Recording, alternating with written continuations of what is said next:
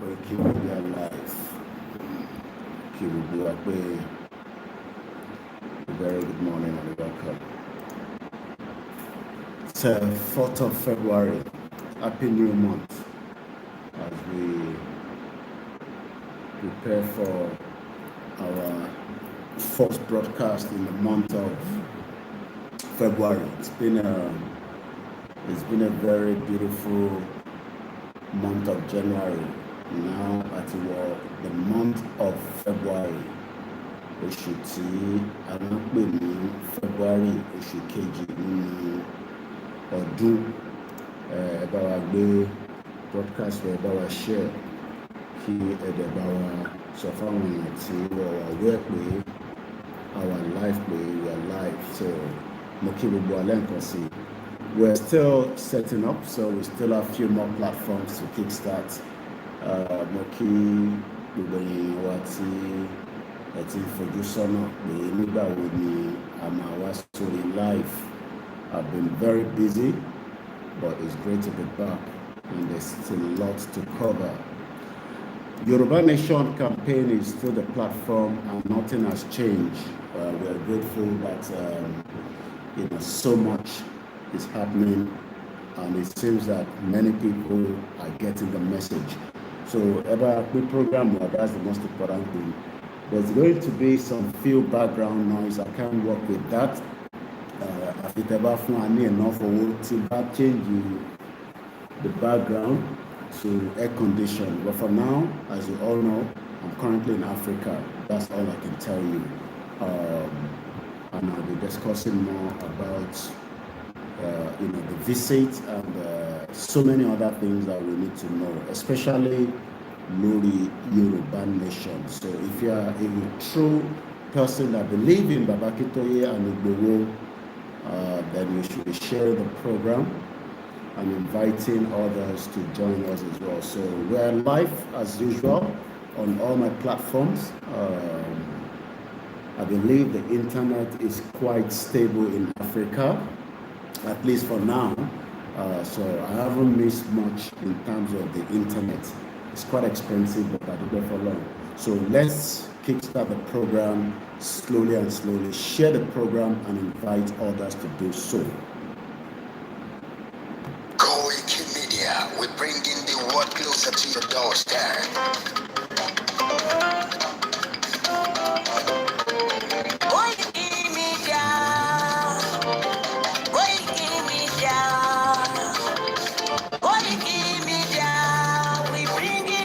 To your doorstep. Koikimedia, Koikimedia, Koikimedia. We bring it one closer to your doorstep. I was a la baida. I was a la satide. Ite de la rugeli le ojua. I was a gani baba. Koikimedia, Koikimedia, Koikimedia. We bring it one closer to your doorstep. They never sabi wetin we carry for her. Until they move closer before they go sabi. I said they never know wetin we carry for body. Until they move closer before they go sabi. Ọ̀kìnlọ́lọ́jà ẹyẹ ìhun ló lájú. Ẹyẹ tó torí kodò bí àná wọn pètè lẹ́nu. Ká ṣiṣẹ́ fún ilẹ̀ bàbá wa. Ká ṣiṣẹ́ fún ìlú bàbá wa. Ká jùmọ̀ sowọ́pọ̀ ká lè gbódúdú wa ká. Òdúdú wa kò bá lè gbé wa. Ọmọ òdúdú wa ṣe kéré. Ẹ dìde fún ẹ̀kọ́ adúláwọ̀. Ká lè jọ jùmọ̀ kékeré ìlérí. Àwa lè gba ògo ilẹ̀ wa. Ká ṣiṣẹ́ ká lè jọ gbàdé. Ká lè gbàdé adé adúláwọ̀. Àwa ni mọ̀dẹ̀ tí ó tàn káàkiri. Pé ọmọ òdúdú wa ni wá. Koikimedia, àwa là ń gbé tó lárugẹ. Ètò tó kójú owó tí wọ́n mọ̀ ní. Kásá. Polówó ọjà wà kájé fún gbá yín jẹ. Ètò tó kójú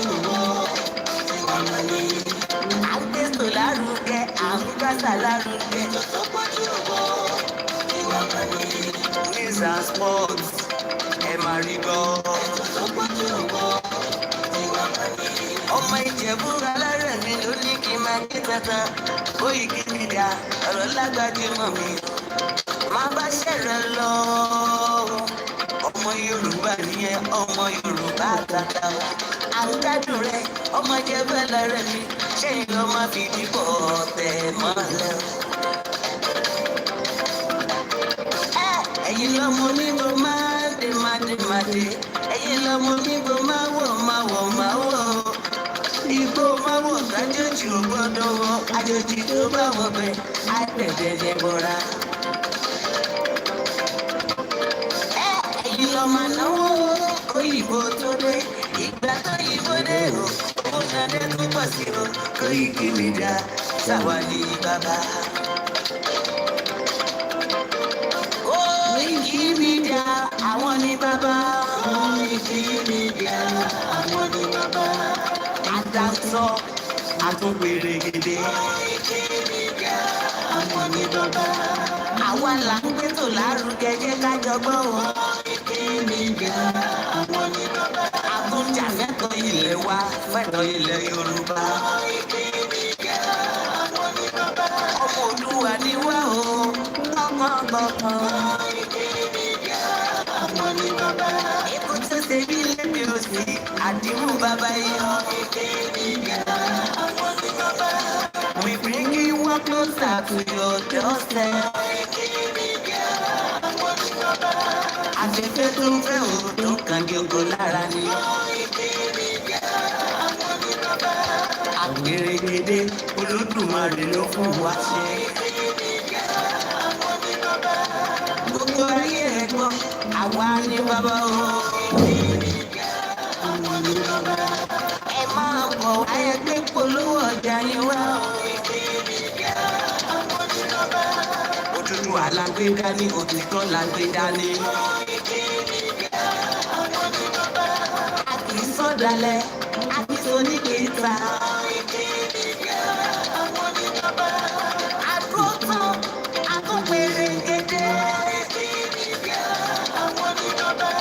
Koikimedia we bring you one closer to your doorstep. Àwọn ní bàbá. Koikimedia is around. To give us the test. Is around o. To give us the test. Ladies and gentlemen, ẹ mú kalẹ̀ sílẹ̀. Ẹ tẹ́tí ẹ gbọ́ ètò tó gbójú owó. Ladies and gentlemen, ẹ mú kalẹ̀ sílẹ̀. Ẹ tẹ́tí ẹ gbọ́ ètò tó gbójú owó. Koikimedia is around. Quite a lot to cover, and we're live on the Koikimedia, so my team refused to let it go. So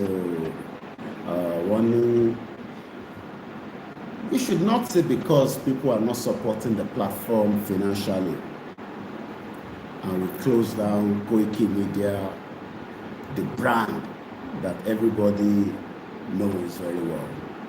So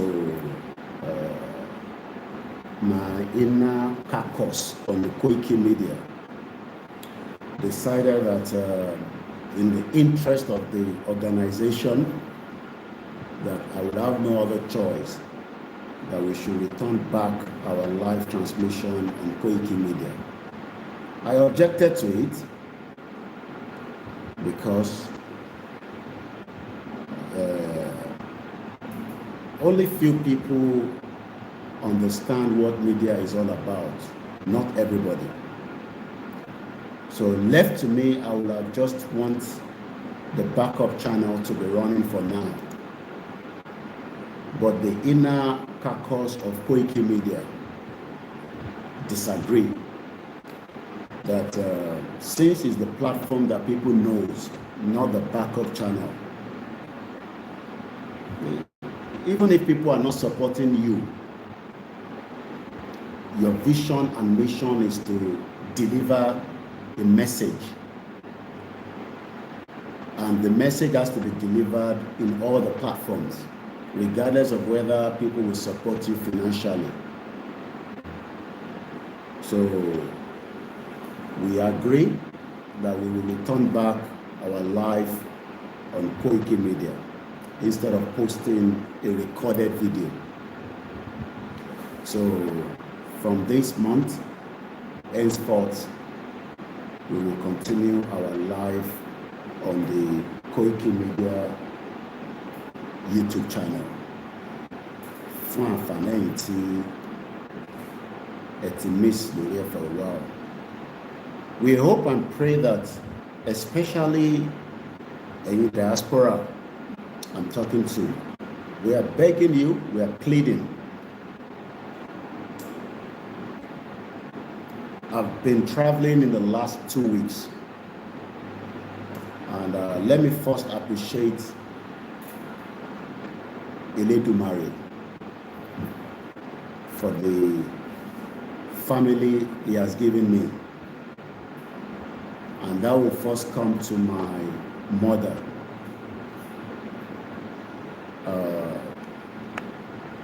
Mo dúpẹ́ fún ìyá tó bí mi. Mo dẹ̀ tara ẹ̀ mo ní o bẹ́ẹ̀ mo dúpẹ́ fún bàbá mi tó ti jáde láyé.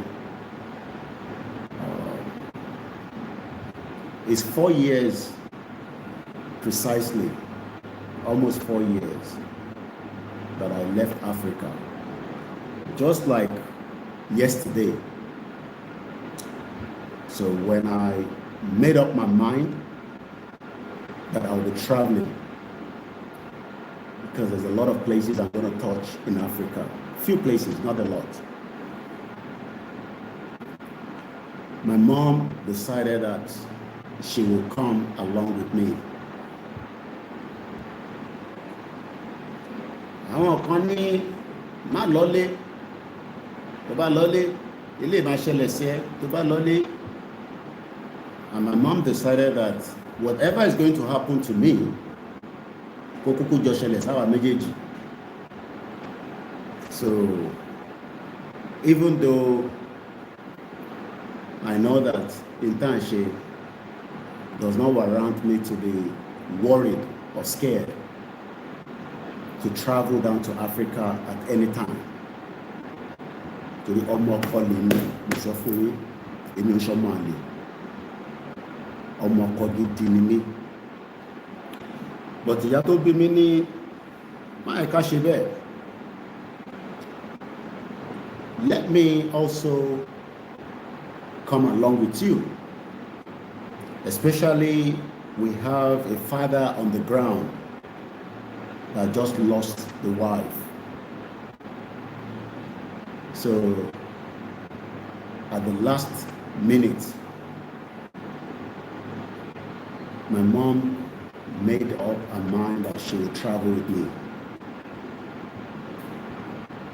And I'm very grateful to her.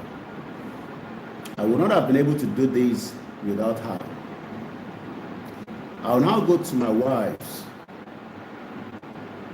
that also understood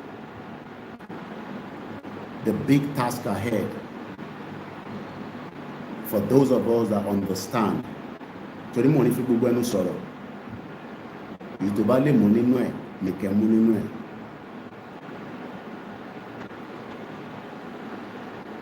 When I told my family that it is time for me to travel,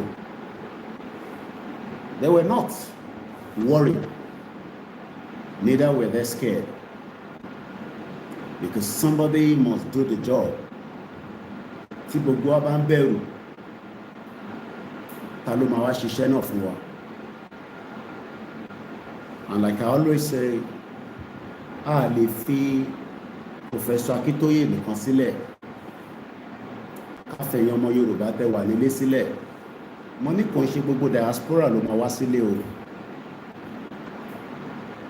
but àwa kan máa wá, kò dẹ̀ ń ṣe mí nìkan.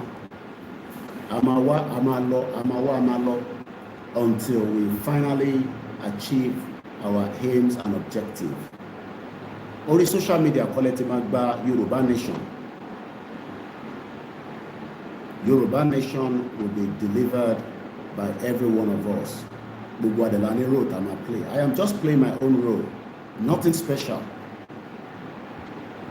But Moki family mi dada. I've missed the children, but they're doing very well.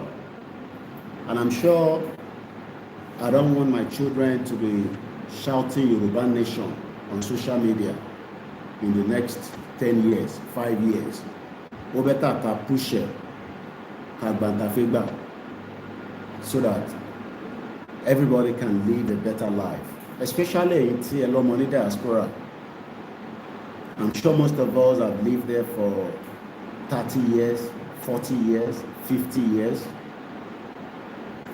So tabani andrope káwọn ọmọ tàbí sí lóyìnbó kọ́ fight pẹ̀lú àwọn Gen Z tó wà nísìn tó jẹ́ pé wọ́n wá bọ́ ṣe fẹ́ ṣèṣe mẹ́kọ̀ọ́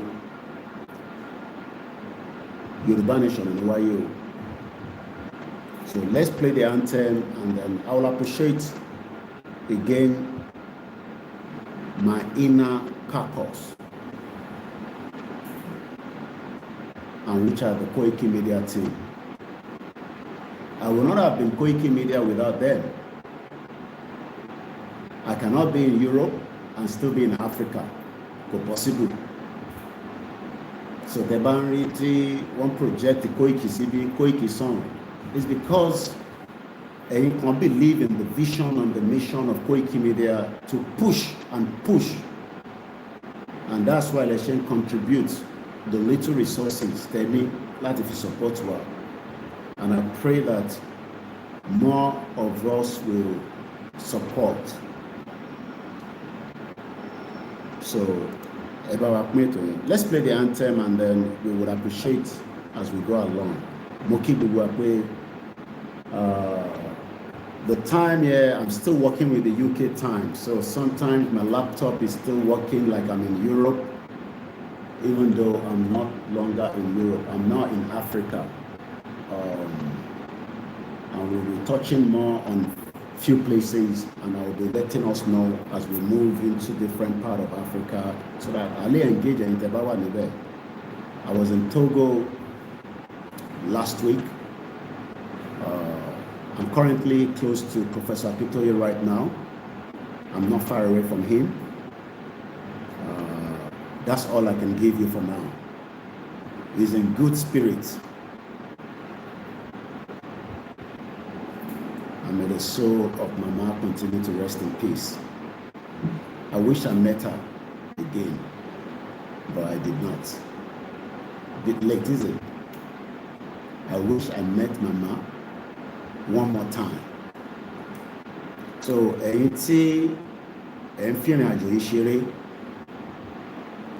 time. We pray for good health, every one of us. We pray for long life. But we have a lower long.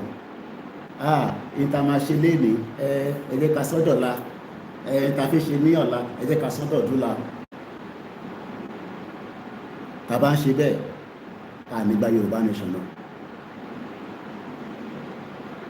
Into a Kashimi or Soin, a face of Dale, a Timoto Lale. Let me play the anthem, and then we can move into the program slowly. This is going to be my first program officially. You've been seeing few videos and there, but this is the first official live coming from Africa. Remember Africa. Abibeko. The weather is beautiful. There is no place like Africa. And Yorubaland is Africa. So Tibani Africa, Yorubaland in Africa, because I want to like Togo, Ghana, Sierra Leone, Liberia, around the empire or your empire, and will be to Tonlo, Titi de Benin Republic, which is our own country anyway. So let's play our anthem, and then let's crack into the program. Let me appreciate Igbo Osha. I will not say much than just to appreciate him. There are a lot of work he has done, sacrifice. And if we continue to knock him, it's fine for some of you. But for some of us, Igboho is our own God. Agbafu yanyan, agbafu tán délẹ̀. Tó bá ní sit, a gbọ́dọ̀ sit. Ẹni tó bá wá ní kí òun ò fẹ́ sit, tí Igboho bá ní kẹ́ sit, then you have the right to push and do whatever you want to do. Mo kí olóyè Igboho, bá mi ò ṣá, Swahili. Program. You see, the problem we have is Amatumawa Mabeni about program. Some of you are too scared just to share program on your timeline. I don't understand. Some of you are in Europe. You are worried that your family that are suffering will be knowing that they follow Yoruba nation.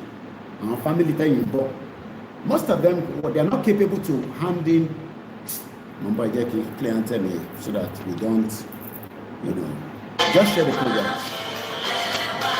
For the lady,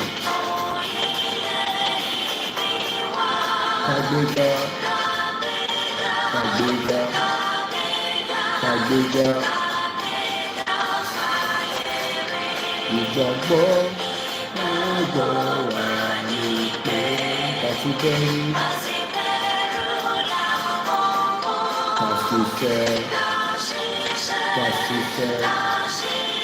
kàṣíbẹ́rù ìṣọ̀kan àti òmìnira ìkẹgbẹ́ ìtẹ̀síwájú ọ̀pọ̀ ire àti ẹ̀yin ọmọ dìde wà ọmọ ọdún wà dìde ó sì ipò ẹ̀tọ́ rẹ̀ ìwọ ni ìmọ́lẹ̀ ògo adúláwọ̀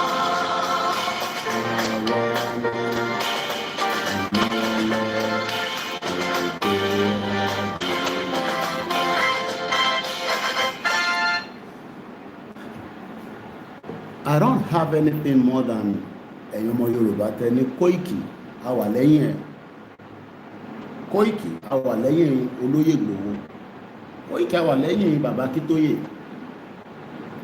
so talawa.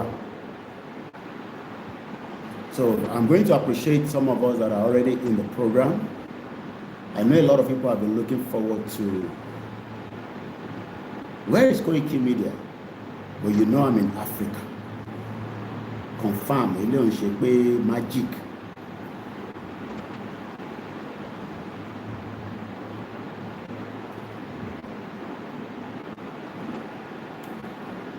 Was the journey planned? Yes. At some point we come back home, because this is our home. Europe ta lọ hustle ni. Kí ni mo sọ? A lọ hustle gidi.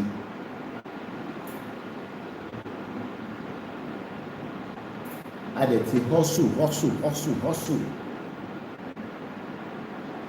And at some point, some of us have become attitude.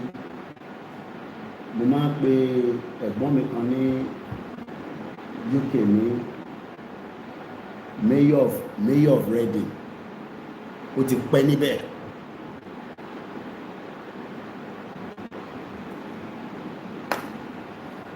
Ẹ má bínú, there's gonna be the background noise.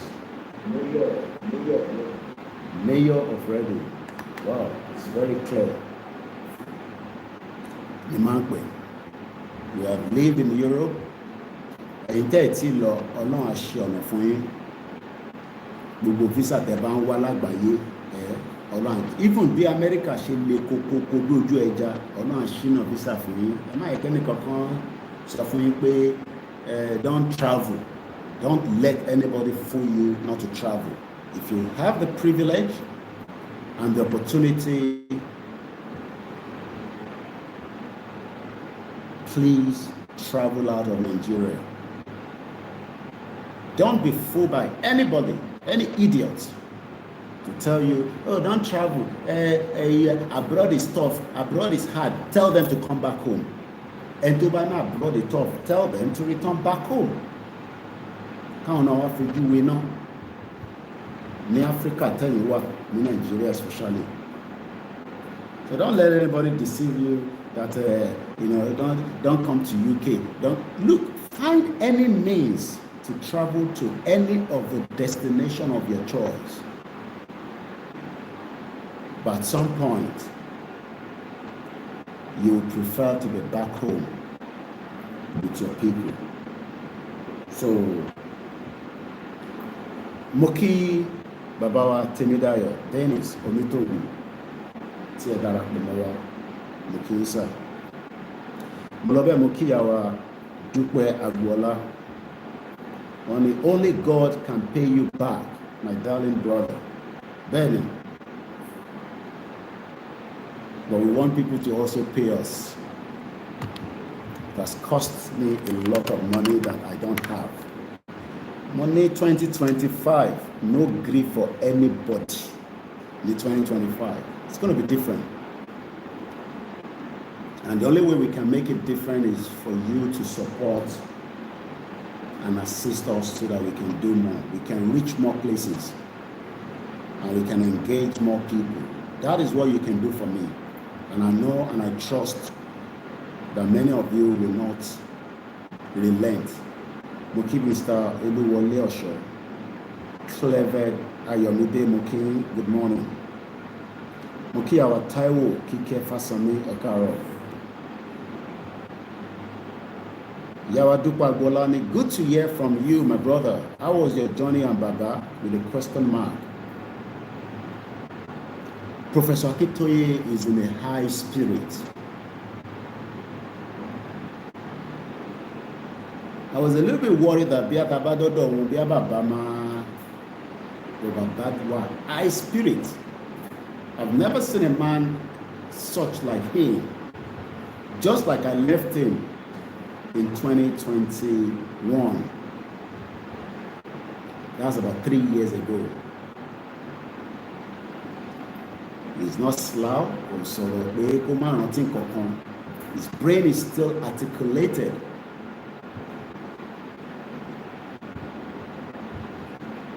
We are grateful to have somebody like him, especially our Odo. Not all these Jaguru Jera politicians and the elites that care less about Yoruba people. So it's a privilege. If you have the means, even if it's just a quick U-turn, come and appreciate this man. I don't think you can appreciate anything more than the fact that he has not shaken. We joke, we laugh. We talked about how people call us only. Imagine.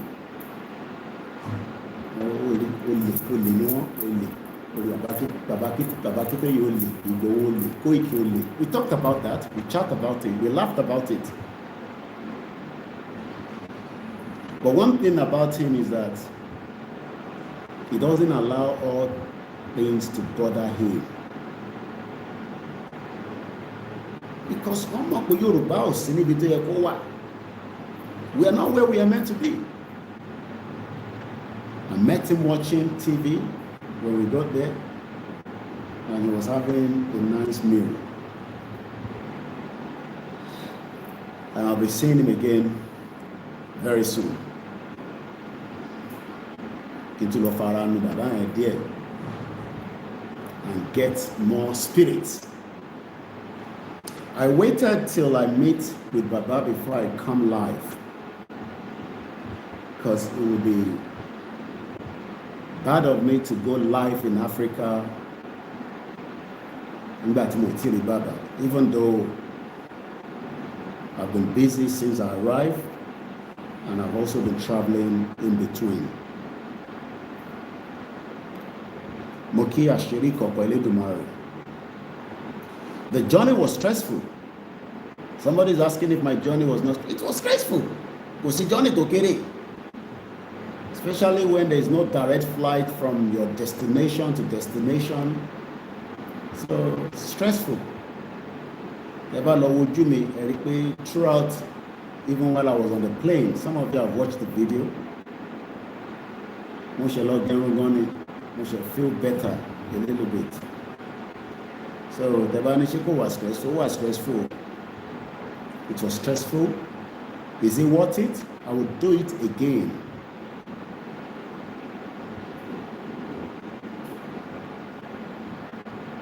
I would do it again and again. A media personnel must not be scared of anything. And to buy media, Danny, must not be scared of anything, especially if you're telling the truth, because only the truth will prevail.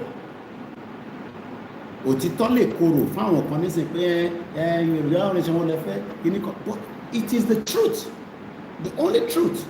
The only way out is to have an independent Yoruba country, nothing less, nothing more.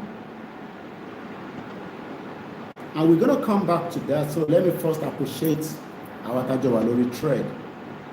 Kojakama Beyin, please share the program. Imagine Ashembe and Wonyowa share the program. Ewanika Wonyowa Africa, turn internet.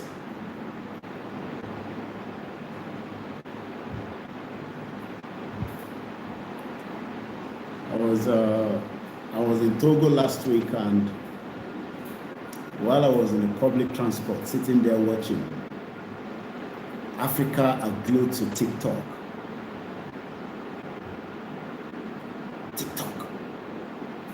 I'm not going to TikTok. I can see that the Africans are using TikTok like mad. One could up on the pillar. I think it's still #1 in Africa so far. Don't expect that one to talk about Yoruba nation or Biafra nation or Arewa nation. He's doing very well for himself. So one of it that be Pella. Do you know that when we have Yoruba country, there will be so much competition that Amamas move a lot of Babalano. Babada Formula on link YouTube kan pé ọmọ mi ó yá lọ wo eléyìí. But boy gbogbo tó ń sọ̀rọ̀ nípa is technology. Mo an wo bàbá yìí pé Professor, how lè tún ṣe àbí tí mo jókòó sí ní tí mo gbogbo tó ń lọ. A Yoruba country will be a tech. Thank you so much. The crew tí mo pàdé lọ́dọ̀ Baba Akintoye. Must be my prayer. Don't call, I'll call you material. So I'm still around. I'm not in a rush to go back to UK. I'm still with my Baba, but I'll be traveling in between places.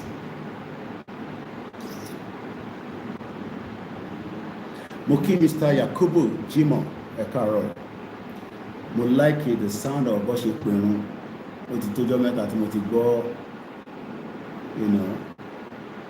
beautiful.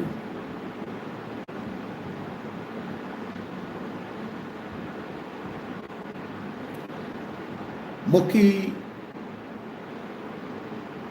President Talon, we can only appreciate you so much for giving our father the privilege to be here for the last how many years now? President Patrick Talon. Thank you very much.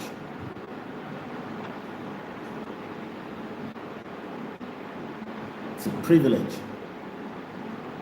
that you've given Professor Akintoye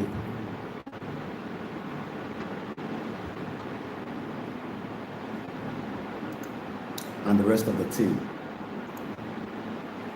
that are with you. Moki from the cook, don't touch you, Baba. Because those are the people that we don't remember. Those that are making the meal that Professor has to eat. because tẹ́yìn bá ń pe professor tẹ́yìn pé wọ́n ní gbogbo gbà ẹ gbọ́dọ̀ rántí pé àwọn chef kan wà tó gbọ́dọ̀ máa keep bàbá making sure that he's eating enough so that he can be having that energy, especially our diaspora. Any small thing, baba, any small thing. I was there with him yesterday, the phone was buzzing all the way through. His phone was never stopped ringing. That is a leader. Mo kí àwọn cook tó ń dáná fún Professor Akintoye. On behalf of myself and àwọn ọmọ Yorùbá dúpẹ́ lọ́wọ́ yín. We will remember you as well. We're still appreciating people. Mo kí Mr. Samson Johnson. Baba hardly use glasses, but our ọ̀dọ́ lo glasses kí la máa ṣe sí báyìí. Mo lọ bẹ́ẹ̀ mo kí Mr. Samson Adekunle on a good morning. Mr. Koiki. Mo kí Arole Oduduwa. I've been watching programs. I've just refused not to comment. So I've seen some of you on different platforms as well. We're live on the Twitter space as well. Moki Mr. Taufik Kodro. Money up Yoruba nation, no going back. Then Awaire SC Iromo Alade, good morning. Moki sister me if I be Meleke. Itojometa Timothy. Brother Miyemi Fatoki. Even while I was en route traveling, this guy was sending money to me. People had to buy coffee in the airport. He's the only one in Nigeria, in Yorubaland, that he will be sending money to say, buy coffee. Use this money to buy coffee. Because I don't want you to be cold. Because it's still cold. Turkey was cold as well. That airport is fantastic. I pray you travel to Turkey airport. Mo rí ìjìnlẹ̀ ó wà nílé kò lè jáde. Mo kí ẹlẹ́ǹkan sí ìyá mi Fágbémilékè. Mo kí Mr. Samson Adekunle. One, you are a real good man. We also see you everywhere. Ọlọ́run ló ń ṣe kò ń ṣe mi. Mo kí Mr. Dario. Mo kí Mr. Abiodun Monday. Mr. Boboye Joseph, good morning. Mr. Defemi, good morning. We're live on Koikimedia, like I said. My team refused to let me not make use of it. Only no, we have to continue live on Koikimedia. Tony Ages, I should be in Belgium before the end of the year, God's willing. We're going on a tour, Koikimedia. Mr. Rahim Abbas, Koiki, the White Lion. Clement, I believe I received your donation just before I traveled. And sometimes this money comes in at a very important time. I keep asking for funding. Then, Ijile Marcos, Eru 2x2. Airport, I'm sure he has watched my video, probably worried that I'm coming into Turkey. I don't have any business inside Turkey for now. Our business is in Africa. Moki Yoruba World Media, Moki Home-Based Media. Mr. Oladele Rotimi, good morning. Aziz Shakiru was worried about me. He says, some of you, when you don't hear from me, start calling me, especially you have my number. Koiki, where are you? I was very busy the last few days before I traveled.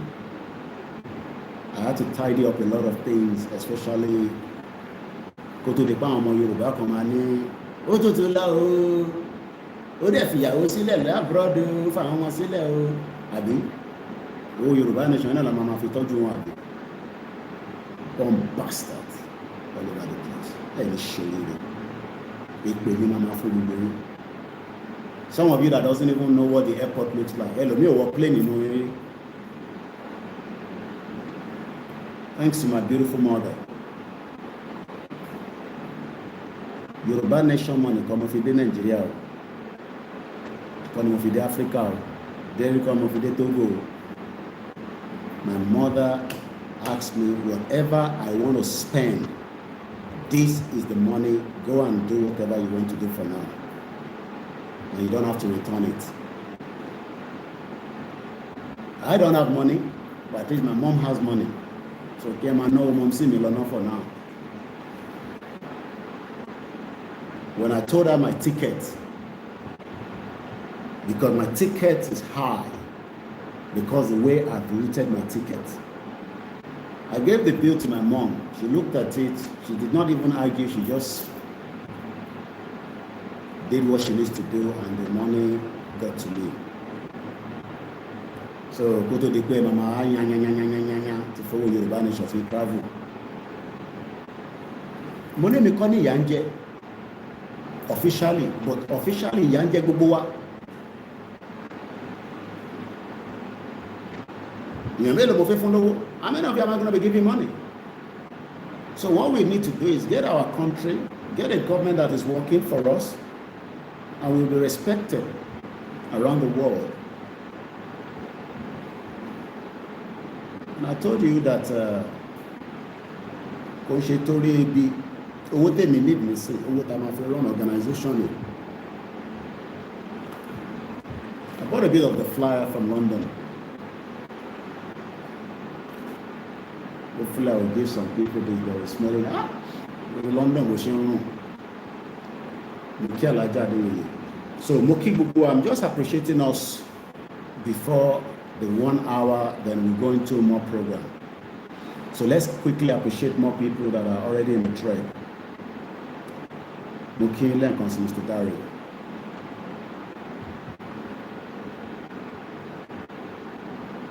Moki Itawa Lori Twitter space. Moki, let us hold firm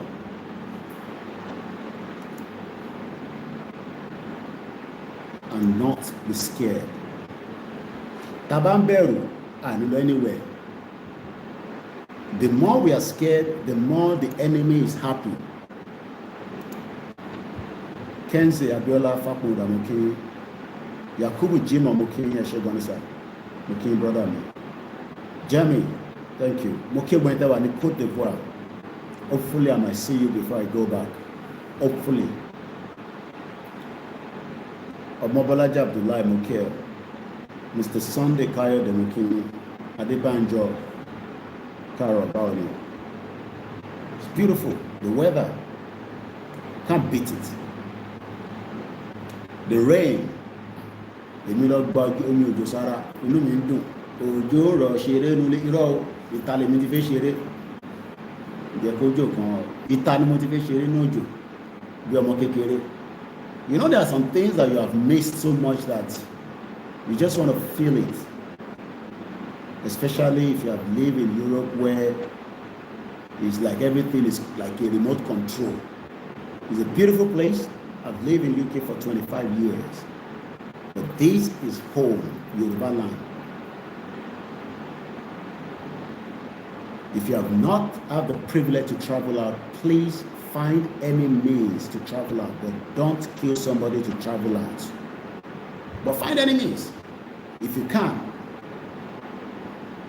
Maybe Europe, I don't care, because I'm not a visa agent. I can advise to bat it down.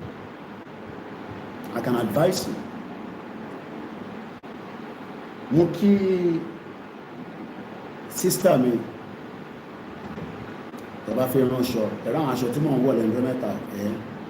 Specially prepared for me. Today. Aṣọ ti lọ rẹ pé wọ́n ní kí n má máa ṣọkàn wá ti bá ń bọ̀ mo ní kí ló dé kí n má tún mú pátá náà dání ni kò ṣe aṣọ tí mo fẹ́ wọ̀ tí ma fi padà ó wà rẹ́dí. So fẹ́yìn tí ẹ bá fẹ́ ránṣọ ẹ kàn sí mi Omita culture abẹ́ gé dáadáa Amẹ́ríkà lẹ́wà ní India lẹ́wà ní Côte d'Ivoire lẹ́wà ní wàá rán fún yín tínú yín máa dùn ẹ̀rí tí mo wò lọ sọ́dọ̀ bàbá lánàá ẹ̀rí pé mi wọ́n ti change ojú mi ti wálẹ̀ wọ́n pè tó fi ń pè láfíríkà nìyẹn kò kò sí fọkànbalẹ̀ ní nàìjíríà ni kò dẹ̀ lè sí fọkànbalẹ̀. The few nugget that Baba was telling me mo kò record bàbá lánàá ni I want him to be relaxed àwọn ọmọ àgbẹ̀ kámẹ́rà síwájú bàbá tí máa ṣeré tí máa a máa rí bàbá yẹn pẹ́pẹ́pẹ́pẹ́. But there were some few nuggets we were discussing yesterday. I was just sitting there looking at him like that. Actually, around Baba Mosha. There is nothing more than sitting in front of Awolowo. Ẹ mọ̀ àwọn tó jókòó pẹ̀lú àwọn Awolowo. Bó ṣe rí náà fẹ́mi náà nìyẹn. It's a privilege. The leader of the Yoruba nation at 89, Baba máa pé 90 nínú oṣù. Wọ́n dìde báyìí kò lo walking stick. Ó fẹ́ dìde lórí chair kò kàn wò pé bàbá yìí máa fún mi ní kúnkún dè tẹ́ ń lo bàbá yìí o.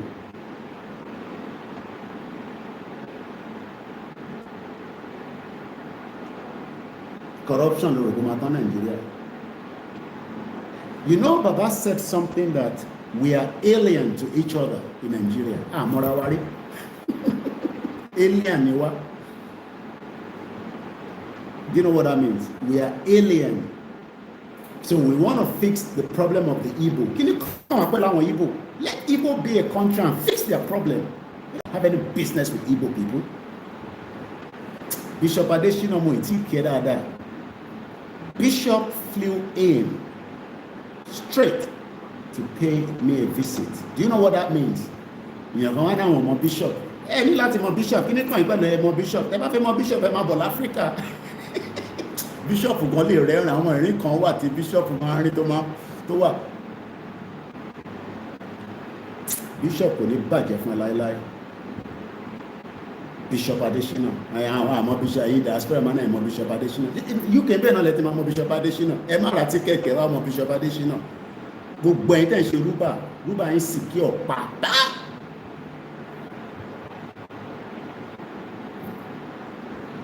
Wọn ò ní rí àwọn ọmọ Yorùbá gbé l'Amẹ́ríkà o bí Trump ṣe ń gbé wọn o. But tó bá mọ̀ pé ò níwèé l'Amẹ́ríkà bí nǹkan ṣe lọ lọ́wọ́lọ́wọ́ ẹ̀ wọ́n ò ní rí yín gbé o. Ẹ tètè mobilize owó yín sí rúbà. A ti pariwo ẹ̀ ní 2 years ago. A lè sọ gbogbo ọ̀rọ̀ kan lé ní. Wallahi. Do you know that people that are being picked in America right now, well, they come over jade. If you are picked up like that, that is it. You are going back to your country, and I'm told there's about 3,000 Nigerians. Out of that 3,000, there will be about maybe 1,500 Yoruba people. I hope we're to move over at least so that you don't lose everything out. I pray we will really. I pray, that is my prayer, but we don't know. To bá sá lọ sí state kan bá to the state lọ, I don't know the situation, but if you have little money that you have put in America, start moving your money now before anything takala. So Bishop flew down. He has to change all his itineraries to travel down to Cotonou so that we can go together to see Baba. Mokinyo Bishop, ojú òní tí ojú òní tí. And that is the book Bishop just wrote. Yoruba Nation máa wáyé. Mo ní ẹni máa kú, ẹni máa yè ló máa yè. Èmi ti sọ yẹn ṣe tá ń bẹ̀rù fún. But ikú kan lójú tiwa báyìí. Don't come back home. Don't come back home. Shut up your mouth. Shut up your mouth. Don't come back home. Shut up your dirty stinking mouth. Mo kí n jàre ìyá mi Ìyábọ̀ gbogbo mi olówọlé ìyá dáadáa. Don't come back home. Tinubu gan nígbà tí Tinubu gan lọ on exile. He came back home in 1999. Màá sọ fún wa pé kẹ́ máa wálé. Ilé wa ń dẹ́rù bàbá ni. Don't come back home. Àwọn ọ̀lẹ́fẹ́ máa sọ pé kẹ́ máa wálé. ọdún yìí 2025 yìí no grief for anybody eléyìí ṣe 2024 but kò ń ṣẹnu lásán àfi gba Yorùbá nation ẹ nídìí owó gidi but I need the intelligent people, strategic people. Àwọn ń ṣe Igbo à ń ṣe Biafra ẹ káwọn Biafra máa ṣe tí wọn lọ ọ̀nà táwa máa gbà tá máa fi gba Yorùbá nation ó wà lọ́wọ́ bàbá Akintoye.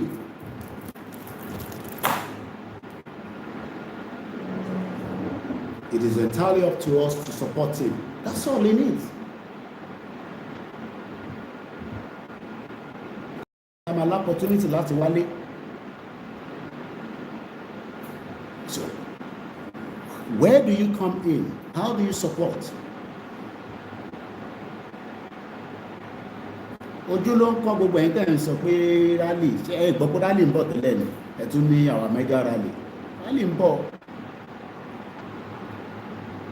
Ìgbòho ní ojú ń kọ́ ìbòjì òun ń bọ̀ níbẹ̀.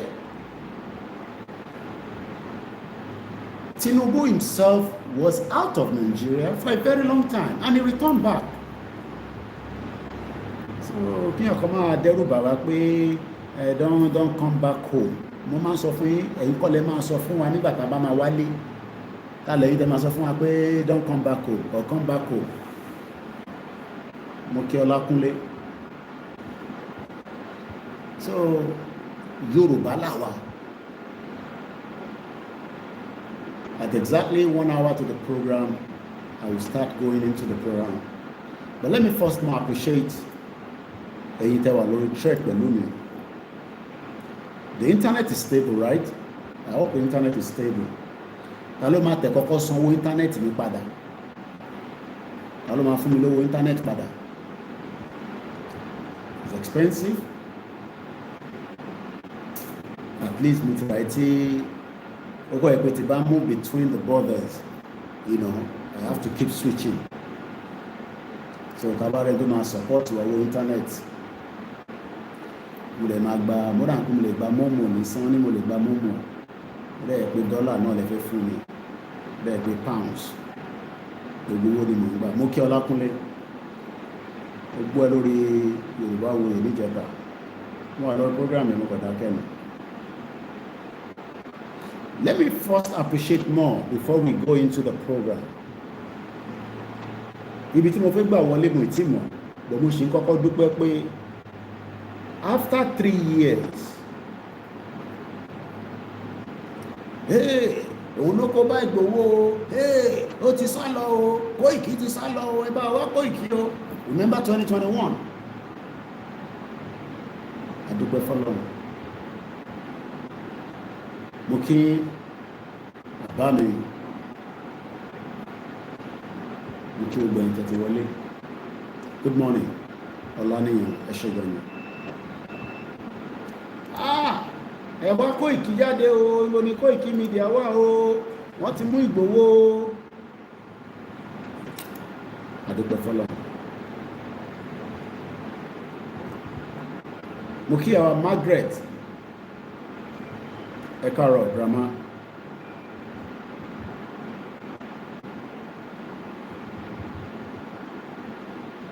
Mo kí Mr. Ayinde Usman. Mo kí Mr. Saheed Balogun.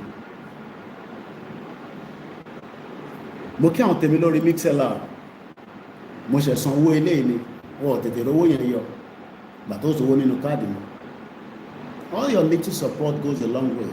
Ṣé wá dáa ká tún dé Africa ká má rí Mixlr lò? Media is a continuous spending, especially if you want a message to be delivered. Àfi tá a bá ń ṣeré. I need the road. We need money. Mo kí Ògúnmọ́lá Abíọ́dún. Mo rẹ̀ kẹ́yìn tí a wà lórí Twitter. Mo kẹ́yìn tí a wà lórí Instagram. We are live on Instagram as well. Ta ló ń disturb, ta ló ń pè Trinity? Níbo ni ẹ ti jáde kẹ̀? Mo rí message yẹn látẹ̀ nǹkan but ṣé èèyàn kan yọ wá lẹ́nu bẹ́ẹ̀ ní ta lóyún? Bọ́dọ̀ ti wá ta lẹ́ni náà.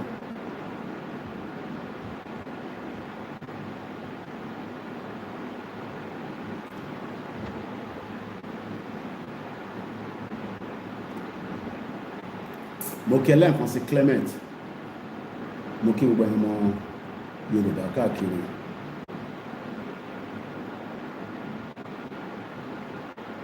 Ok, ẹ máa fílẹ̀ ọmọ Bọ́lájì nítorí ibi tó ti ń sọ̀rọ̀ fílẹ̀. Àwọn ọmọ àlè tó ń gbọ́ràn ní àwọn bomb bastard lórí burúkú. Ẹ má jẹ́ kó disturb yẹn fi sílẹ̀.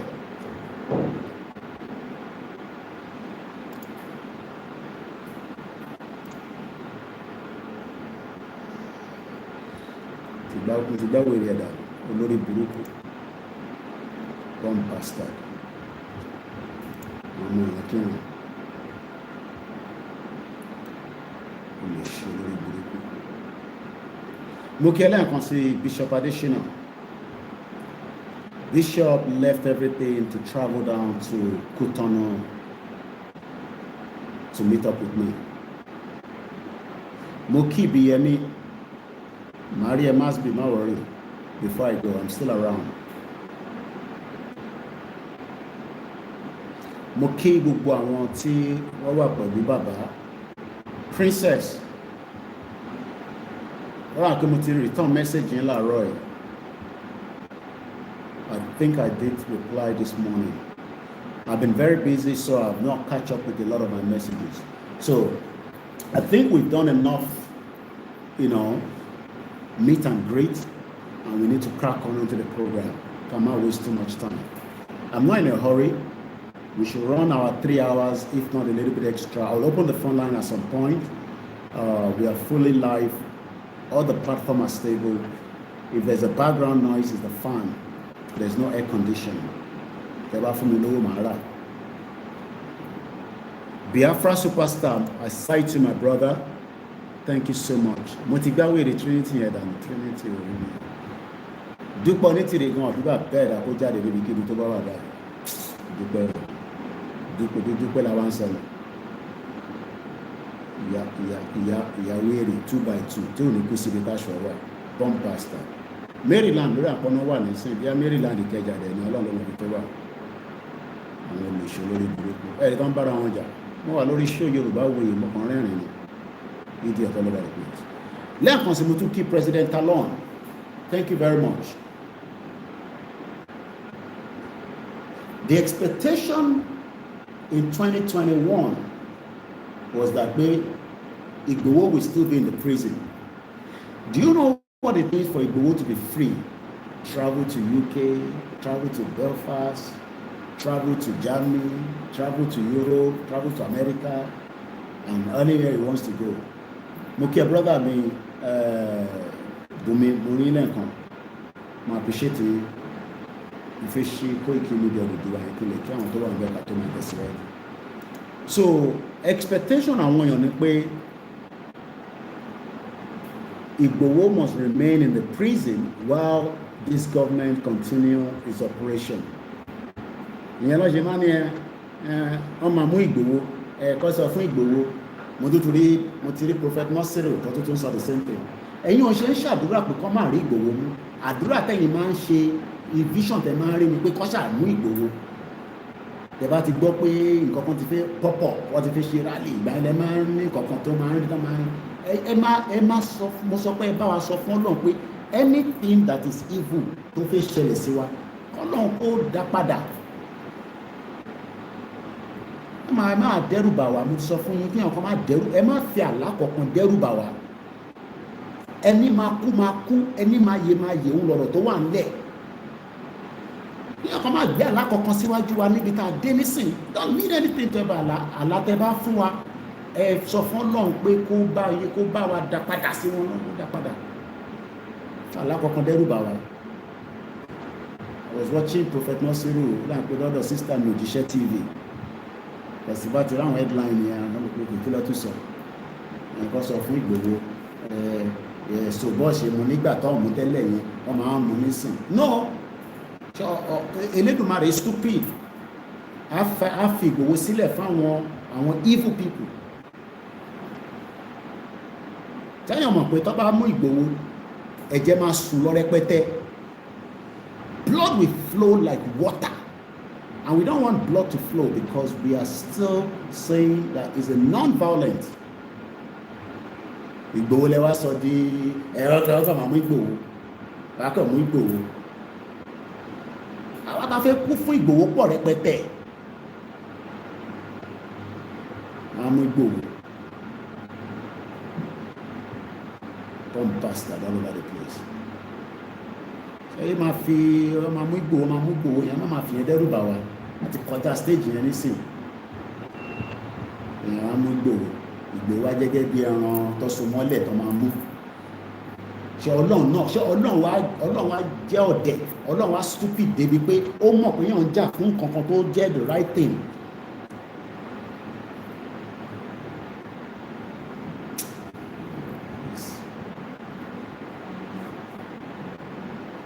Bí bàbá yẹn ṣe sọ̀kan náà ìjọ kan náà nìyẹn tí yàn kan wá pè mí pé kéèmí wá bá bàbá yẹn sí ní mo rí bá wọn sọ. I don't need anybody, I don't need to talk to anybody. So gbẹ̀yìn tẹ máa ń ríran yẹn ẹ mọ̀ bí tẹ fẹ́ ríran yín sí o. Jẹ́ àwa Yorùbá ara ń kan Gaza gidi à ń mánéjẹ ni. Ìyà ń já àwọn èèyàn, ebi ń pa àwọn èèyàn oríṣẹ́. Wọ́n ń deport àwọn èèyàn. Ẹ̀wá ní ríran kí ẹ̀kọ́ máa ríran kankan sí wa o. Ìran tẹ bá ń rí ẹpa ẹ̀sọ́ fọ́lọ̀ tó dá padà. Ìta fẹ́ rí gangan àti ìmọ̀ lọ́dọ̀ bishop. Àwa náà láwọn àfà lọ́wọ́. Mo ti pa àwọn àfà mi, mo ti pa àwọn babaláwo mi, mo ti pa àwọn wòlíì. Oríṣiríṣi làwa náà ní tó ń ṣàdúrà. So kí ẹ̀kan máa fi àdúrà tí kẹ máa fi contradict tára gbé dání. Gbogbo àwọn ọmọ Yorùbá ń ṣàdúrà lójoojúmọ́, multi-faith ń ṣàdúrà lójoojúmọ́. Wọ́n máa lè ríran sí wa. Ní ọ̀kan máa ríran kankan sí wa, mo sọ fún yín. Àdẹ̀fẹ́ disrespect èèyàn Ọlọ́run. Ẹ ti gbọ́ pé ọ̀rọ̀ ti fi jáde rálì ìgbà ẹni ọmọ àmú Ìgbòho, ọmọ àmú Kóìkì o, ọmọ àmú kìíní kan. Tó bá mú mi ẹlòmíì máa tún dìde. Kí nígbà tó mú Simon Ekpa ní sí ṣé Biafra kan. Wọ́n ti mú Simon Ekpa láti November ní sí. Biafra is still ongoing. Kódà Ngozi Eriabueze yẹn tẹ̀ tó wá burú bí wèrè.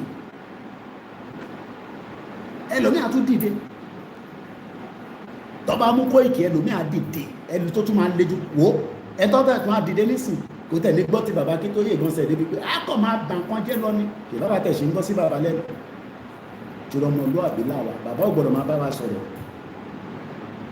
káwa máa sọ pé gbá ẹni tiwa náà tó a gbọ́dọ̀ ní lídà méjì lídà kan náà ni mo kí bàbá mi Simon Adébáyọ̀ so èèyàn kan béèrè pé kí ni solution now kí lẹ́yìn rò pé solution ẹ̀yin tẹ́ béèrè yẹn náà kí lẹ́yìn rò pé kí ni solution ẹni kí ni solution now èmi náà wà ń béèrè pé kí lẹ́yìn rò pé solution okay kí ni solution we should continue with one Nigeria àti wà ní program báyìí nísìnyí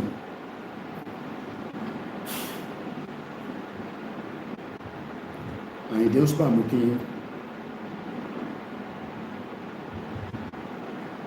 kí ni solution ẹ jẹ́ ń lọ síbi tí bàbá ti fún mi ní ibi tí mo ti fẹ́ mú program yẹn láàárọ̀ ẹ̀ mo fi gbé wa padà lọ sí Soviet Union mo ní ibi ìbà ní international kí ni máa ń pè platform ó yàtọ̀ sáwọn platform tó kù gbogbo platform ló ní strategy tiwa ni pé a máa empower ara wa a máa encourage ara wa Koiki pẹ̀lú àwọn ìyàwó dámọ̀ sí pẹ̀lú ìyàwó mi àtọmọ mọ́ nísìn àbí mo ti wà close by nísìn kí ló tún wá kù mo ní we are not gonna leave you behind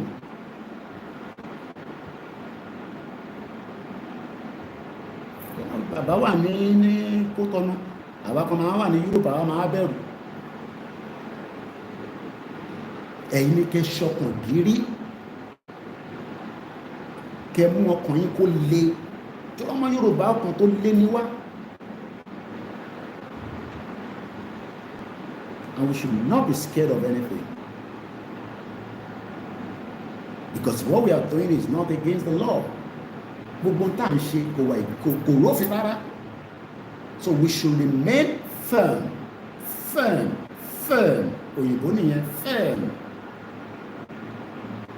and stay focused. Come on. Okay, I am home now. I am home. Koiki, shut up, come back home. I am home. Home ni mo wà. I am home right now.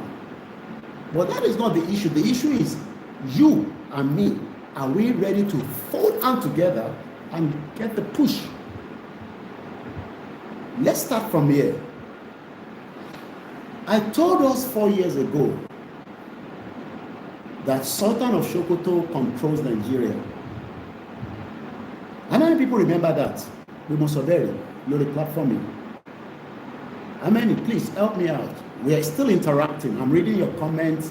So you are with me. I can see my comment. This TV, you know, big like my TV for UK. My wife, the one where she buy now, my wife buy her 65 inch, but this one is moderate. At least I can see myself. How many people remember? Okay, must be Muke. Adam Zolam Alaikum. I'm going to be having a special, Must be is going to host me. So my round special program, come and the Lord must be like way. How many of you remember I said that Sultan of Sokoto is that was even before Tinubu became the president. Okay, so I have witnesses that are here saying, Koiki, even though say your mouth, but you said so. Okay. Now, Eshegoni, Mike to mix again, Emani Koiki, man gbagbe, ṣé Mr. ni àbí Mrs. Olaniyan, ṣé Mr. ni àbí Mrs. Ẹ bá mi rántí again, because orúkọ yín yẹn, orúkọ tó Mrs. We got to collect this time around, because orúkọ yín yẹn nìkan ló máa ń fẹ́ fún mi ní, so ẹ ti di special. Yín tó bá mọ́ mi kọ́ yín síwájú báyìí, kí gbọ́ lọ́wọ́ yín ni o. So my fancy a very good position. I'm rántí nísìn. Okay, mo ti mọ bí ṣe máa rántí yín, because family mi kan jẹ́ orúkọ yẹn náà ni. Orúkọ yẹn dẹ̀ special sí mi gan báyìí. Ẹ ṣe gan ni mọ́ mi, kò ní bàjẹ́ fún yín, màá máa rí yín bá. Now, we are not here to joke. We are now, bàbá mi Ògúndélé, àwọn wòlíì nìyẹn. Àwọn bàbá yìí ti ríran pé Nàìjíríà máa pín kò ń sọ̀rọ̀ 10-20 years ago. He lives in UK, wọ́n fún wọn níwèé. He lives in UK for more than 15 years, wọ́n fún wọn níwèé. Ọlọ́dẹ sọ fún wọn pé your mission here has completed, return back home. Kó wá máa kéde ìyìn rere. We are Christians, we are Muslims, we are traditionalists, and we love ourselves. But we are encircled. Mumba Naira, First Bank, we did ṣiṣẹ́ padà. Everything has been activated.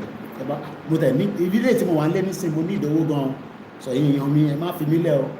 Ẹ kì í máa sá padà lọ sí London o. So ẹ ṣé gan ni mọ́mí. Thank you very much. Mo kẹ́ ẹ̀dá wà lórí Instagram. We are live on OLAYOMI KOIKI, but mo ní spare phone. Mímu. Koiki, but we are good on all the platforms. We are also live on Twitter space. Eshigoni Daddy, John Ogundele, Prophet.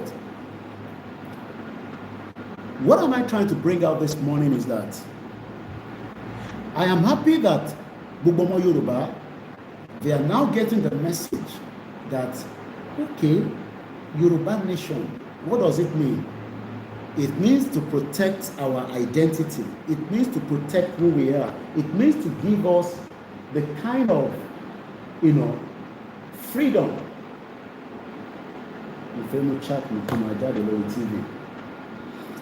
That we are all deserve. So I came with my normal book from UK. So Tabani, we want Yoruba country. The first major thing that you'll be asking is, are we one people? But Koiki, are we one people? Ṣé a ti rí Ìjẹ̀bú àti Èkìtì tó fẹ́ra wọn rí? Ṣé a ti rí Oǹdó àti Ọ̀ṣun tọ́jọ́ ń gbé papọ̀ rí? Ṣé a rí Kírísítẹ́nì Ìlọrin àti Muslim Ìlọrin tó ń gbé ní another state rí tó dẹ̀ ń gbé ìgbé àlàáfíà. All these are possible.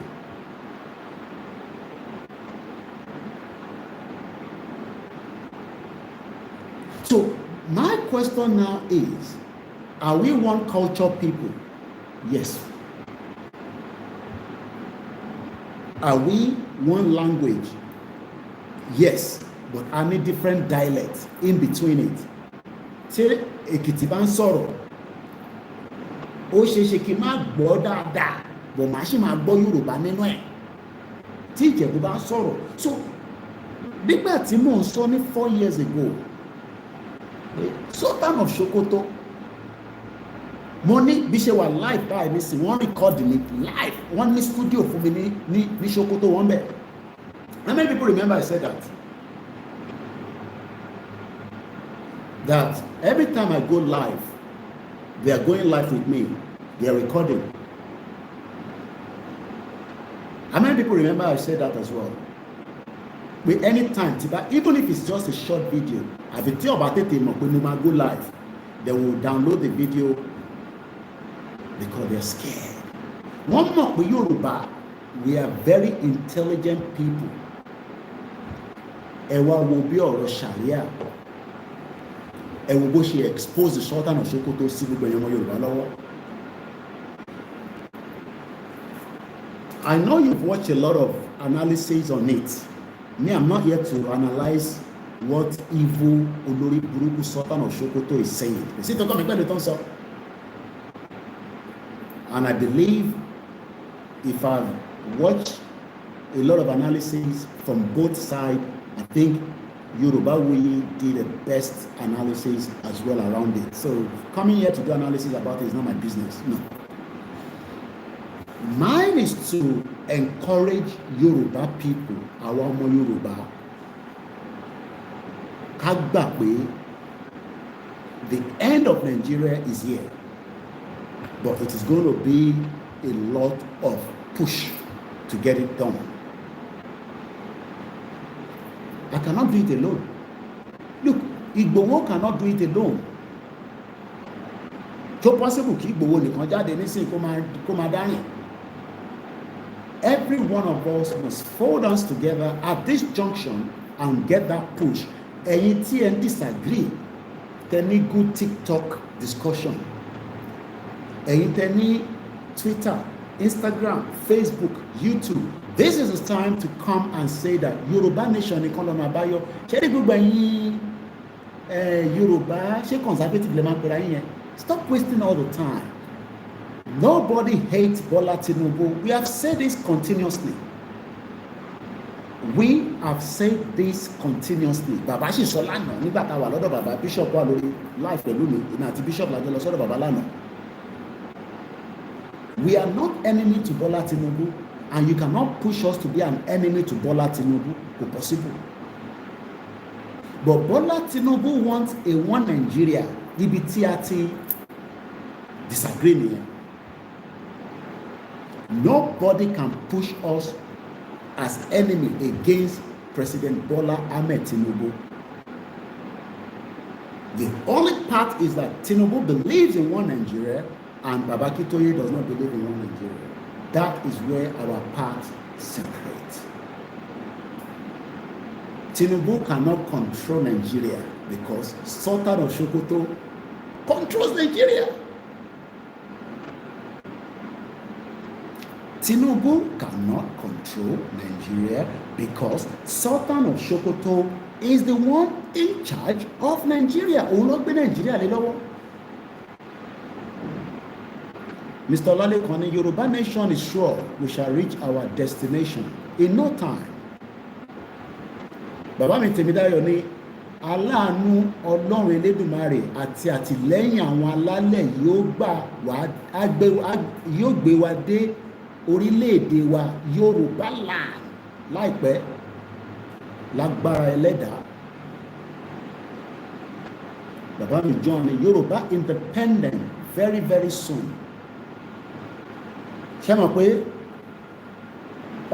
ògiri ògiri tó máa ń ọ̀hún ògiri Áfíríkà yìí ó yàtọ̀ sí ti UK o tàbí ti UK kábí cardboard tó bá gba báyìí ó máa ó lè explode sí the other side. Eléyìí tó bá mú ìṣó tó nǹkan ara ògiri tí kò wọlé dáadáa torí pé ìṣó yẹn ń bend, what are you going to use again? To dẹ̀ fi penetrate ara ògiri yẹn wà lọ mú chisel àbí kò mú àwa máa mú drill wà drill through. We are drilling through to penetrate and achieve our aims to become an independent country. But people like Sultan of Sokoto already knows the game.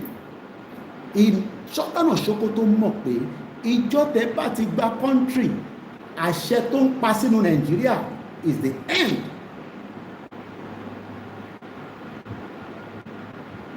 And Sultan of Sokoto doesn't want that. Sultan of Sokoto does not want us to have a Yoruba country so that they can continue to control Nigeria and the Yoruba people inside. Muki Pastor Mo Ekaroma from Africa. And this is why we have no time to play. We have been distracted by Dubonitiri. We have been distracted by all their nonsense. We have been distracted by people that thought that Tinubu has a mission. Omafunwani restructure. Do you know what it means that Sultan of Sokoto is telling people in Yorubaland that ní àṣẹ lórí lẹ́yìn? Mr. Collard, and we think Yoruba first before anything. Sultan of Sokoto is telling us that we have no right on our land because the British told them that the land belongs to them. So you can do and undo and put your own ideology and vision into Yorubaland.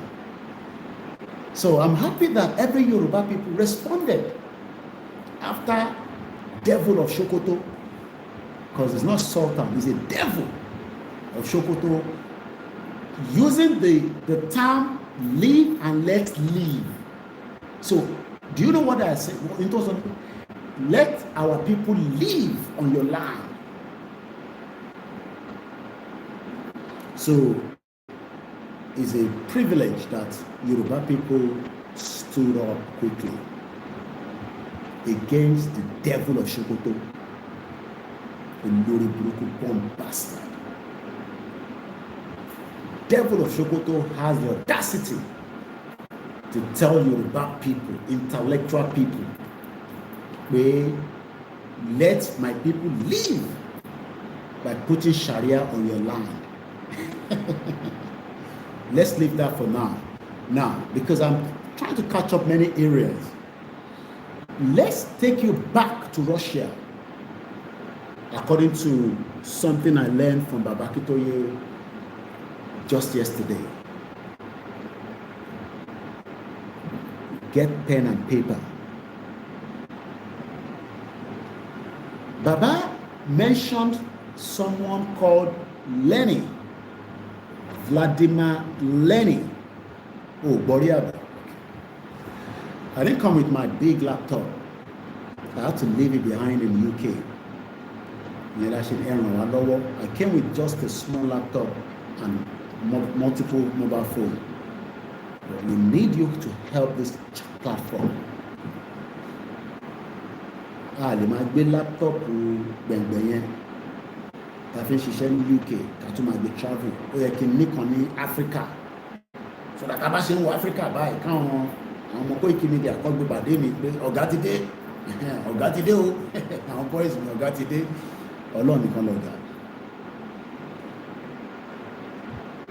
Vladimir Lenin, yes, devil of Sokoto, you're right, Clement. I'm going to come back to him. But before I go to that, let me first give us this, because it is important to put on record that we have a leader. I'm going to take màá ní kó bá mi ṣe picture mi àti bàbá yẹn èyí tí mo yà lánàá, màá ní kó bá mi ṣe ní ńlá. But for now, let me just use this one, you know. Baba responded back to Devil of Sokoto.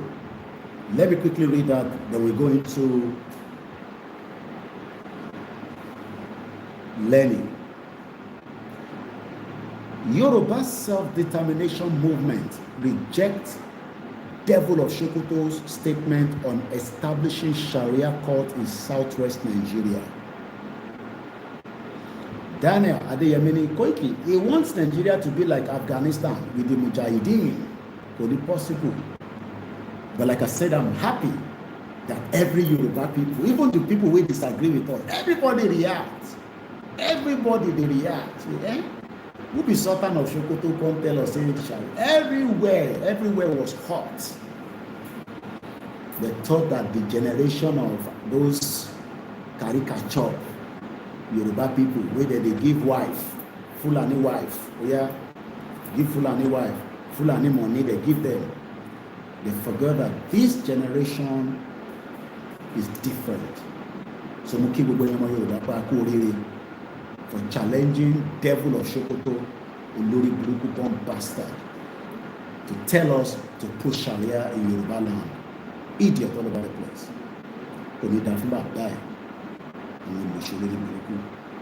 Let's read through quickly. Twitter space. Please, I would still have to be reminding you, share this program for me so that we can reach more people. Especially, I've been on and off for a while. Our last full broadcast was Friday 2 weeks ago. Tebanoti. Friday 2 weeks ago. For a whole week, I was off because I was tidying up, I was preparing. I had to do a lot of things. Yeah, they don't have money, they're using our money. Alcohol money. Me now, if I drink alcohol, the money will go to Sokoto. They don't have problem with that. Idiots. Now, let's read this quickly. The Yoruba, I hope we find here, I hope the noise is not so much at the background. Let me know, but I can't reduce it because in cold weather. So I have one here to blow me so that my body temperature is okay. Then I have two that are running behind as well. So it's okay. All right. Both they were okay. Clear man, she's and I'm sure all my volumes are very high. And I'm sure my voice is coming out clearly. Yoruba nation not going back. That was the mantra from Baba Akintoye yesterday. Yoruba nation, Baba no going back. That for me was like, oh man, I'm happy to be alive. Sharia Eyomo Yoruba, Akitoka, Devil of Sokoto, we should be happy that we are alive to witness something that's going to change our life for the rest of the history that Oyibo people, Oyibo, to lock us so that we can be running to Europe, run to America, and go and learn language before you even start work in Germany. You have to learn French before you can start work. It's only people that live in English country like our own that will be lucky. So, Tobatimo Bode means let it travel. Let us come out together and push and get ourselves out of Nigeria. Because Nigeria is going to collapse.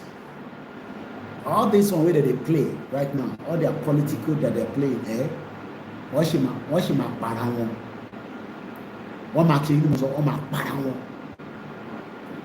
they are not honest people. Evil, they're all. From the Labour Party of Peter Obiodori Buruku to Bola Tinubu to Atiku to every Kwankwaso, all the political party, they're all criminals. None of them have any respect for humanity in that shit old country you call Nigeria. Bomb bastards. The Yoruba Self-Determination Movement, YSDL, has responded to Devil of Sokoto Alhaji Muhammad Sa Abubakar, the devil of Sokoto. It's not a sultan of Sokoto, it's the devil of Sokoto. Over a statement on establishing Sharia court in southwest Yorubaland, Nigeria. Imagine, had the audacity of establish Sharia court in Yorubaland.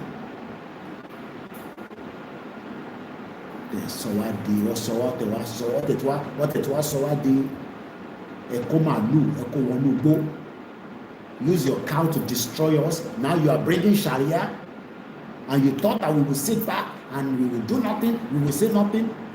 Mokia Comrade George Akinola for traveling swiftly to Ekiti, the land of Ekiti and the rest of them, to say no to Sharia in Ekiti State. When I need the owó for logistics, we ask for car, we don't need it, and to one they don't need it. Enter our Instagram, 1 hour, we come back again, it's just 27 seconds to go.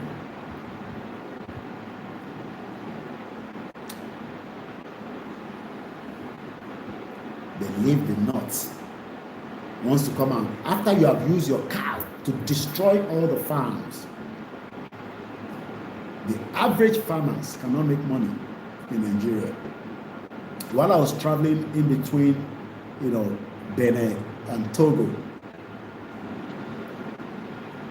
I saw how farmers are moving stuff out. Go cassava. They were moving it out, probably taking them to the market to sell. Our people are now hungry of food. For the negligence on recharging one of the phones. Because of the evil of these criminal Fulanis that have destroyed the lives of our people. Our people are now struggling, seriously struggling to make ends meet.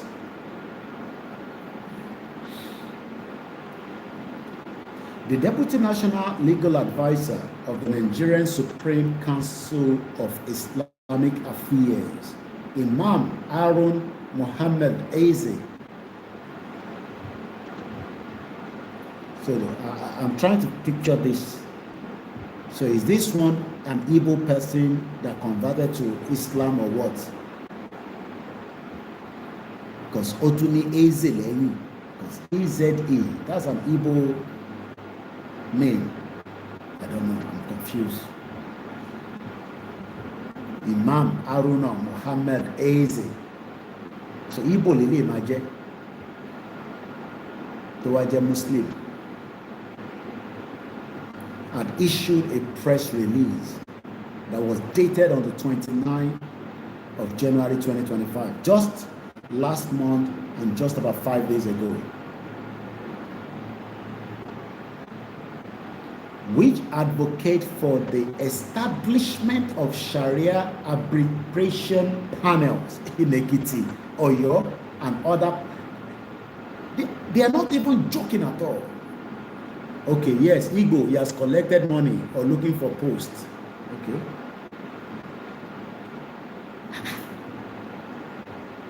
So when we were talking, if Oyo falls to Sharia like Kwara, it is over for the Yoruba people. Clement. Okay. Igbo man here, okay. Because only Eze, Imam Haruna Muhammad Eze.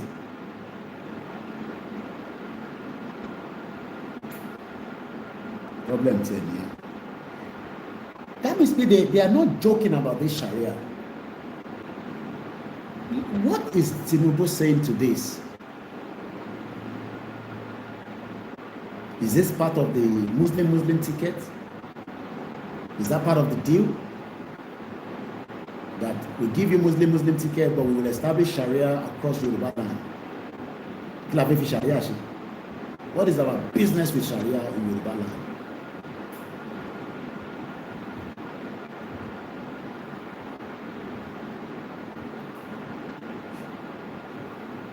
establishment of Sharia arbitration. But a man like a Caroline can say, good morning. You've never listened to me before, please share the program where we discuss the self-determination. No more Vaseline, well, what to keep my lips moisture. So,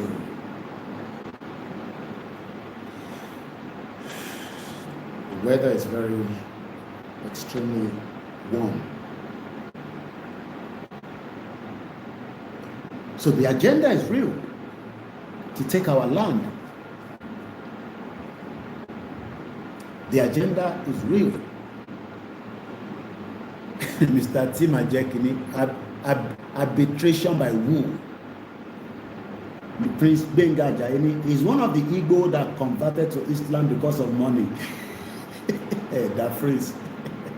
Ashake TV show, Eku Dilemu. I've been watching a lot of every one of you at the Prof. Ashake TV show. Mr. Bamidele, Tinubu have break their backbone.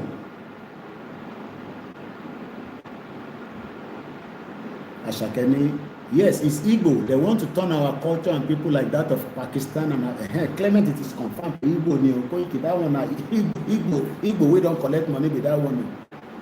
Because Igbo are Catholic, they are Christians. Igbo don't worry, Imam Aruna Muhammad Eze. That one is their Deputy National Legal Advisor. Deputy National Legal Advisor of the Nigerian Supreme Council of it. So that means, I'm doing analysis on this quickly. That means the whole idea of Nigeria joining ICC Islamic Clinic Company Babangida Gbo in 1980. That means those agenda has been coming gradually until Tinubu says he wanted to be the president, and I'm sure they've told Tinubu, well, you will be president, but with options on the table. Wọ́n fẹ́ fi Sharia pa gbogbo ará ìlú ni o. Ẹ ṣé gan-an ìyá mi Mrs. Ọláníyàn Oyèrónkẹ́ tí mo fi tọ̀wọ̀tọ̀wọ̀ dárúkọ. Igbo ni o, Yèyédára said it okay on our program last night. Ìyàn kan ti send owó mi máa ń like kí n máa rí alert. Àwọn ọmọ Ìjẹ̀bú mo ti rí alert. Ẹ ṣé gan-an ni. Thank you so much. We're grateful. Ẹ jẹ́ ká lọ wo meaning arbitration. English is let's go and look at the meaning of arbitration.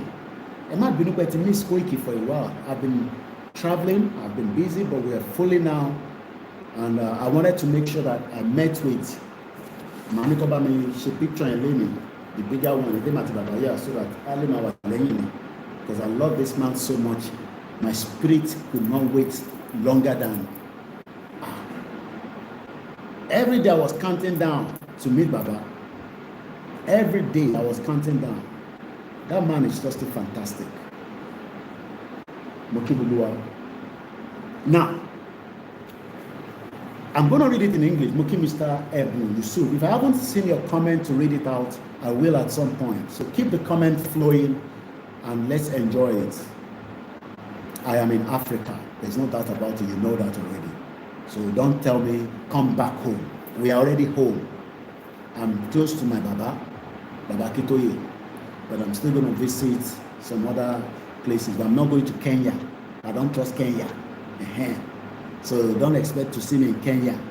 Because Kenya is the one that kidnapped Nnamdi Kanu. I don't want anybody to kidnap me. You get me? They come to Kenya. No, I'm not coming to Kenya. Kenya has no rule of law.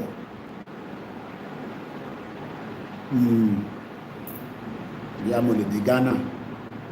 And the Ghana, our king in Ghana. We had some meetings I had to do with the Koikimedia we're trying to push things around as well. Lórí Yoruba nation. Arbitration is a formal process of resolving dispute. Dispute with who? That you want to push Sharia. Dispute with who? Wife and mother, wife and husband, children.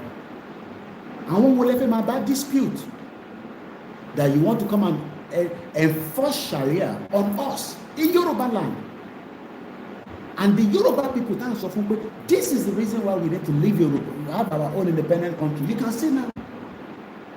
Ṣẹ̀rí pé Ọlọ́run gbé ó ń gbèjà wa jà bí àṣà àwọn èèyàn ní Koiki. Ìgbà sọ fún ẹ pé Ọlọ́run máa gbèjà yín. Ọlọ́run gbọ́dọ̀ gbèjà wa, because if not, how will devil of Sokoto will tell us to allow Sharia in Ekiti, in Oyo, in Lagos, in Osun, in Ondo, in Ogun State, Kogi State. So let's move swiftly.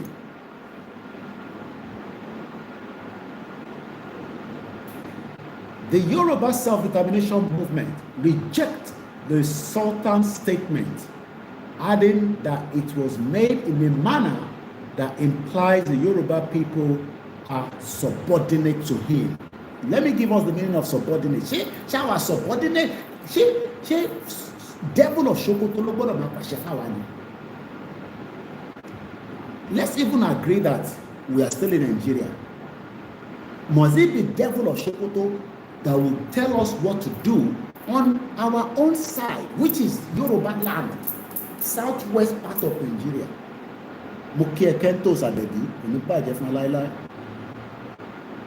Àwọn irúmọlẹ̀ nìyẹn. Ẹ̀mí ẹ̀ yí bí Akintoye tẹ̀rí yẹn. Àdẹ̀kú palẹ̀mọ́. Mama's wife will be buried this month.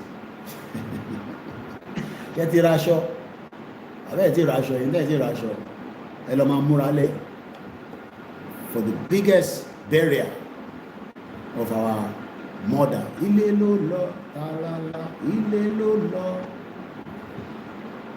Mo kí Akintoye, ìfẹ́ ló dùn àpapọ̀. Mo kí gbogbo àwọn Ìgbòho Iron Lady from their president. Mo ń bọ̀ àti gbogbo ẹ̀yìn groups like that. I'm focused lórí the devil of Sokoto, lórí burúkú tó pè rẹ̀ ní Sultan of Sokoto, bomb bastard, Mr. Johnson mo kí mi. Gbogbo ẹ̀yìn tèmi ní UK. Kútọ́nù, èmi ní gbádùn Kútọ́nù, ti lọ rí bàbá mi lánàá. Èmi àti my heart, ó yẹ kí n fi gbèsè ní báyìí. Mo nífẹ̀ẹ́ bàbá yẹn tó pọ̀ jù. Professor, I don't joke with him at all. He's the only man that will call me at 6:45. Sunni, mo ní mẹ́sẹ̀gì tí mo fẹ́ ní kó bá mi deliver mẹ́sẹ̀gì fún ẹ. Ìgbàdí ẹ̀kẹ́ máa sun. I met him having his lunch yesterday, but right there he was also communicating, with all his staff there. The computer was there, paperwork, and you say this man is not working. Hey, I mean, he wasn't wearing his hat yesterday, he was relaxed. You can see the picture. And Baba Akintoye is not doing anything. He's just sitting down there. He's not doing anything. The pile of paperwork that I met there yesterday in his office. Right there is a TV. And some of you will say, Alafia Momsewa.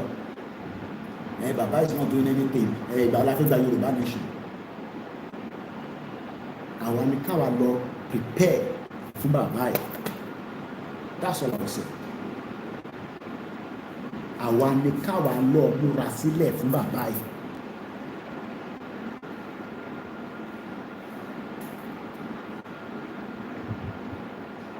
Akintoye ní Sultan of Sokoto statement is inciting war. Àmọ́ ṣe ń bọ̀ níbẹ̀. Mo gbọ́ bàbá wa kan máa ń follow program wọn bàbá yẹn fi kóòdù sọ̀rọ̀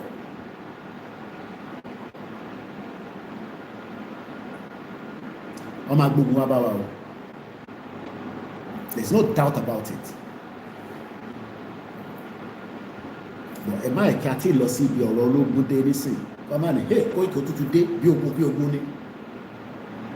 I'm not here to come and scare anybody. My job here is to educate myself and you and prepare our mind to exit Nigeria and prepare for any eventualities. Mo dẹ̀ dúpẹ́ pé kò ṣe mi nìkan ni mo ti ń sọ pé nǹkan kan ní lọ ṣẹlẹ̀. It is called takia, when a nation forces a nation into Islam and then they say they want forgiveness. Ẹ jẹ́ ká padà sórí tí devil of Sokoto yìí sọ. Ẹ bá mi gbọ́ wọlé share button. Ó ti tọ́jọ́ mẹ́ta kẹ́lẹ̀ bá mi thumbs up. Ẹ sáré lọ share kó padà wá.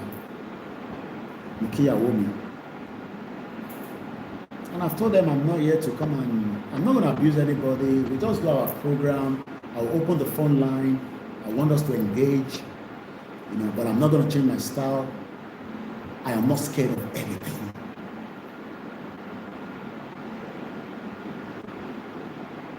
Mo lè dúró dáadáa. Lórí movement mo ní mo dúró fún gbogbo èèyàn ọmọ Yorùbá. And I delivered your message to Professor Akintoye. Lẹ́tà ogun ni Sharia yìí o because devil of Sokoto think is like olden days. Ẹ ṣe gan-an. So let's continue. Ẹ̀yin diaspora, ẹ̀yin ní data tó pọ̀, ẹ̀yin tí Amẹ́ríkà, ẹ máa tún wò, ẹ bá jí. Mo kí Aziz, brother mi, mo kí gbogbo ilé ẹ̀kan sí. Ọlọ́run jẹ́ ká jọra wa lójú.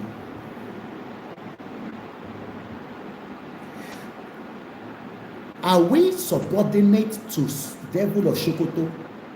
Is the question. Kí ló ń pè ní subordinate? Ẹ jẹ́ ká lọ wo English dictionary. Àti wo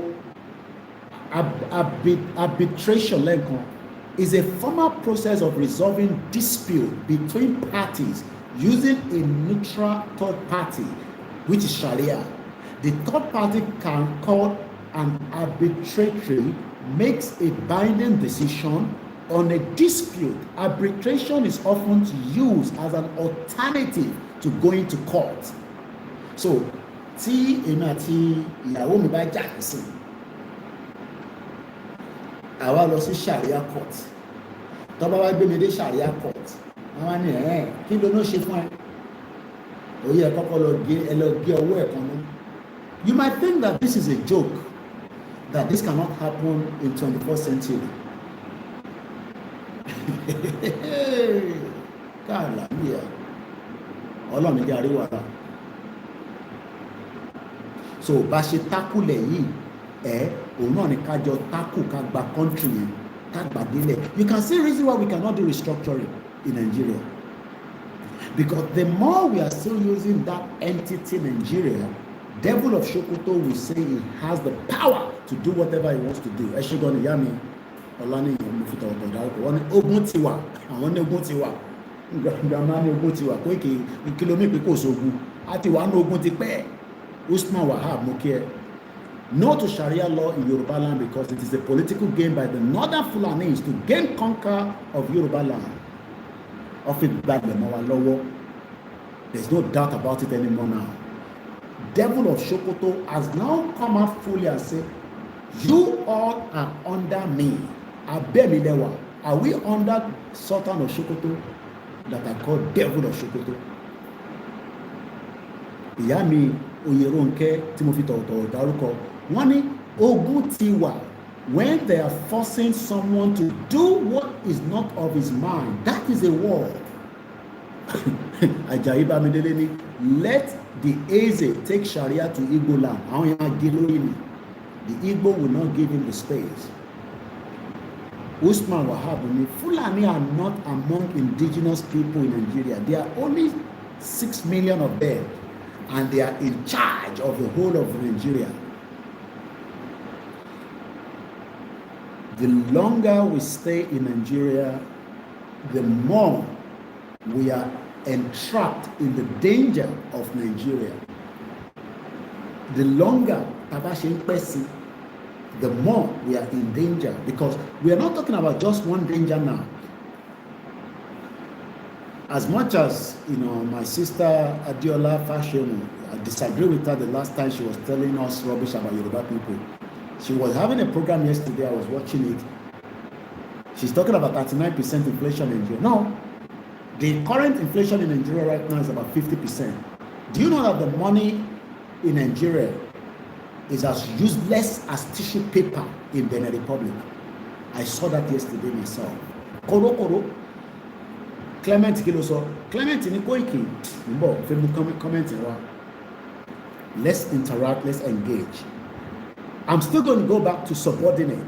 Can you mean subordinate? Are we subordinate to Sultan of Sokoto? Abel, I know one. Sultan of Sokoto. Shaitan of Sokoto. Devil of Sokoto. I call it devil of Sokoto. The Lord Burúkú bastard. Telling us, live and let's live. I want to live. We don't want to live with you. We want to use our borders like Trump is doing right now and chop everybody out that doesn't respect the value of Yoruba people and disrespect Yoruba people of their land. Clementine, if you restructuring will expire and will not be respected.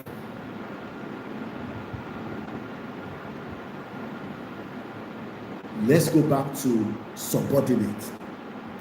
To get the meaning of arbitration is a dispute resolution process in which a Sharia court is established in Yorubaland by devil of Sokoto. So that means he is the one engineering it. Sultan of Sokoto is the one that was engineering the Sharia court process across Yorubaland. He's the one. So he wants to sit in Sokoto and determine what happened in Ekiti. So làwọn bá ti wá wà. Ado of Ekiti, Ọọ̀ni of Ifẹ̀, mo ṣí fìlà fún bàbá mi o, kábíyèsí o, Awùjalẹ̀, tìjẹ̀bú òde lọ́hùn, mo kí Ajagun. So subordinate, what is the meaning of the word more? Gbádùn Orlando lánìjọ́ mẹ́ta yìí. It's good to be home. Mo kàn ń gbọ́ àwọn Orlando kan ní mo ń gbọ́ láti bàtí mi ti dé. Are we subordinate? S-U-B-O-R-D-I-N-T-E. Are we subordinate to Sultan of Sokoto? What is the meaning of subordinate? So are we now also under the caliphate? And if we are under the caliphate, what do? So we accept everything that the caliphate is saying. Already, they cheated us on cut-off mark. Say cut-off mark, somebody in the north, they will get 10. 1, 2, 3, 4, 5, 6, 7, 8, 9, 10. In WAEC. No, in JAM. Eshegoni, Alagbuara, traditional medicine. Eshegoni Moki Mommy. I believe it's a woman behind it. So I'm going to go program. Are we? Kí ni meaning subordinate ní èdè Yorùbá? Ẹ bá mi ṣe comment jáde kí lè sọ ní Yorùbá. Torí English ẹ̀lẹ̀ mi ń lò nísìn. Kí ló ń pè ní subordinate? The meaning of subordinate is treat or regard as of lesser importance than something else. What do you mean by subordinate? A person who has a less important position than you in an organization. Are we subordinate to Sultan of Sokoto? From what possible, from where to where? I decide I don't want to go to Sokoto. I am now in Ekiti. And now I still have to be subordinate to Sokoto. How? Láti possible. Abele. Okay. Only Abele. Okay. I hope I pronounce it very well. bí a Yorùbá yà á tún tidy up díẹ̀ tí méjì àti bàbá Akintoye tá a bá ń sọ̀rọ̀ lójoojúmọ́ tí a lè sọ English síra wa. From Kwara di one of your warriors, okay, wàá ṣeré kò ní bàjẹ́ fún ẹ. Ẹ ṣáà máa tù wálẹ̀ gbogbo ọmọ Yorùbá. Ẹ má ẹ̀ka tù wálẹ̀. Lower in rank, abẹ́lẹ̀. So we are now lower in rank. That he sit down in his own palace. It's not like it's not the message coming from Ile-Ife say, Koiki o, we are having Osun Osogbo and everything is going in accordance, everything is fine o. So somebody in Sokoto is making a decision. Fífi ara wa sílẹ̀ sábẹ́ Sokoto láti bọ̀ sí. From where to where? But I'm happy that every Yoruba tí kò bá respond á jẹ́ pé Mr. Bamidele Ali ìkílẹ̀ sọ wọ́n ní Mr. Koiki, don't blame them. We blame our kings and some of our leaders who are selling themselves to sultan of devil and make problem in Yorubaland. But it has to stop. How do we stop this? That's the next question I'm going to ask. The average Yoruba man that doesn't want an independent Yoruba country. Báwo lẹ ṣe fẹ́ kí ọ̀rọ̀ yẹn kó níyànjú? Because the devil of Sokoto is not yet satisfied.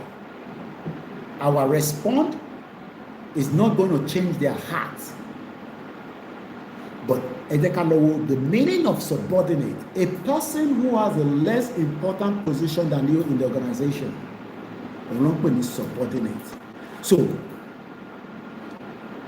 the YSDM has rejected the Sultan statement. She Afenifere to release statement lórí ọ̀rọ̀ Sultan of Sokoto. Only kankan tí mo fẹ́ mú jáde ńbẹ̀. Did anybody, because I've been very busy, I've not catch up with all the news, especially when you're traveling, I'm just settling down gradually. As Afenifere responded to Sultan of Sokoto, she statement kankan ti jáde lórí ẹ̀. To respond back to Sultan of Sokoto, I have not seen any response. OLAKUNLE, Mr. Bamidele Ali, no. Àwọn méjì péré. Johnson, I'm not sure about Afenifere. So, is Afenifere excited that Sultan of Sokoto is sending a message from the Caliphate? Okay, we are in a hurry. Sultan of Sokoto released their statement on the 29th. How many days?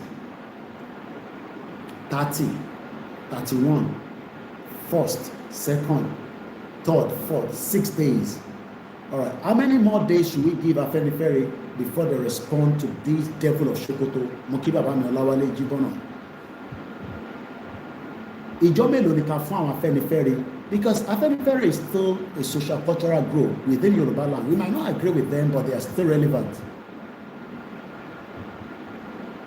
Bàbá mi John Omudele ní Afenifere tí wọ́n ti gbowó lọ́wọ́ Sokoto. Àìrọ́ mo disagree. Ẹ má bínú dádì. Mo kò disagree ní kò wọ́n tó bẹ́ẹ̀. Wọ́n tó bẹ́ẹ̀ kò gbowó lọ́wọ́ Sokoto. How many more days should we give them? 4 more days. Somebody suggests 4 days more. Kó pé 10. After 10 days, if Afenifere does not come out and release a statement to dispute this devil of Sokoto, we will then know what to do. I still have a bit of respect for them. But tó bá response, á jẹ́ pé àjọmọ̀ Afenifere àti Tinubu àti Sultan of Sokoto ní gbogbo tí Sharia yìí bọ̀. Á jẹ́ pé àwọn Afenifere náà ti wà. Wọ́n ti wà ní ẹ̀yìn Sultan of Sokoto nìyẹn. Because I expect them to have released a statement by now. They should have released a statement to say no to Sharia in Yorubaland as our leaders, or elders rather. Well, they're not our leaders, they're elders. Okay, somebody said they are not relevant. But ẹ jẹ́ ká ṣe fún wọn ní respect. ẹ mọ̀ ọmọlúàbí but ṣẹlẹ̀ ọmọlúàbí yẹn àwa kan ti yọ kúrò nísàlẹ̀ òkè nìkan la kọ̀ọ̀rọ̀ gbé sí níta bá fẹsẹ̀ gba chair yẹn gbogbo wọn máa ṣubú pátápátá. Bomb bastard. How can Sultan of Sokoto release a statement and by now Afenifere is still dragging their feet? Ṣé wọ́n ní secretary ni to release a press statement and counter this nonsense coming from Sokoto State? He sit down in his palace there in Sokoto. He's going to tell us what to do in Ekiti State, in my own Ogun State. Tó máa yàrá máa ní ká máa ṣe ọdún Agẹmọ àbí kí la máa ń ṣe níjẹ̀bú. Ọdún wọlé yìí náà máa ń ṣe nílùú yín. Gbogbo ẹ̀ ló máa stop. Let's read more from the statement. Mo fẹ́ sọ pé àwọn bàbá òfò. Torí ti bá náà bàbá òfò nísìn, ìyẹn tèmi ló máa mú dání. Bọ̀dẹ̀ yìí lọ sọ pé bàbá òfò ni wọ́n. Kò ní bàjẹ́ fún ọlá ní pẹ̀lú káàárọ̀ brother mi. How can Afenifere not have responded to this nonsense coming from Devil of Sokoto, telling us that, oh, yeah, shut up, we are bringing Sharia to your land? Kí Sultan of Sokoto tó tún fún wọn níyàwó ni, tó ti fún wọn ní Fúlàní ni. Irọ́ reach mi irọ́ ló pa máa pàrọ̀ wọn, tó bá reach mi gbogbo fóònù wà lọ́wọ́ mi, kò sí fóònù tó bá pè máa gbé. Fóònù méjèèjì tó bá pè máa gbé, kò reach mi, bí ara Koiki mi lò reach. Bí àwọn staff mi àlàáfíà mú wa. Bẹ́ẹ̀ni ìyá mi, by now every organization in Yorubaland, whether you agree with Yoruba nation or not, is not what we are discussing now. We are talking about people that are moving with an agenda to bring Sharia. Mo kí ẹ, you innovate. Ìyàwó àtọmọ́ńkọ́. Africa is beautiful. There's no place like home. Let's move swiftly because mo fẹ́ padà lọ sórí learning adẹ̀ ti lo almost 1 hour lórí Devil of Sokoto yìí. Gbogbo ṣe tí a máa sọ kán níjọ́ kan. 4 more days la fún àwọn Afenifere to release a press statement, even if it's just to give us fubu. Because tógun bá ṣẹlẹ̀ nílẹ̀ Yorùbá, a máa mú àwọn Afenifere for allowing Sharia to bring their rubbish. Ẹ má máa sọ̀rọ̀ olúwo ìṣọba ìfọwọ́ fọba ẹ sílẹ̀ ìṣọba olúwo ọba bá ń sọba àwọn ọba bàbá ń sọ bàbá ń ṣe program ẹ má máa tó mọ̀ báwọn kan máa ń ṣe àwọn àròlé 10-10 àwọn ní time lórí platform wọn á máa dárúkọ bàbá olúwo o.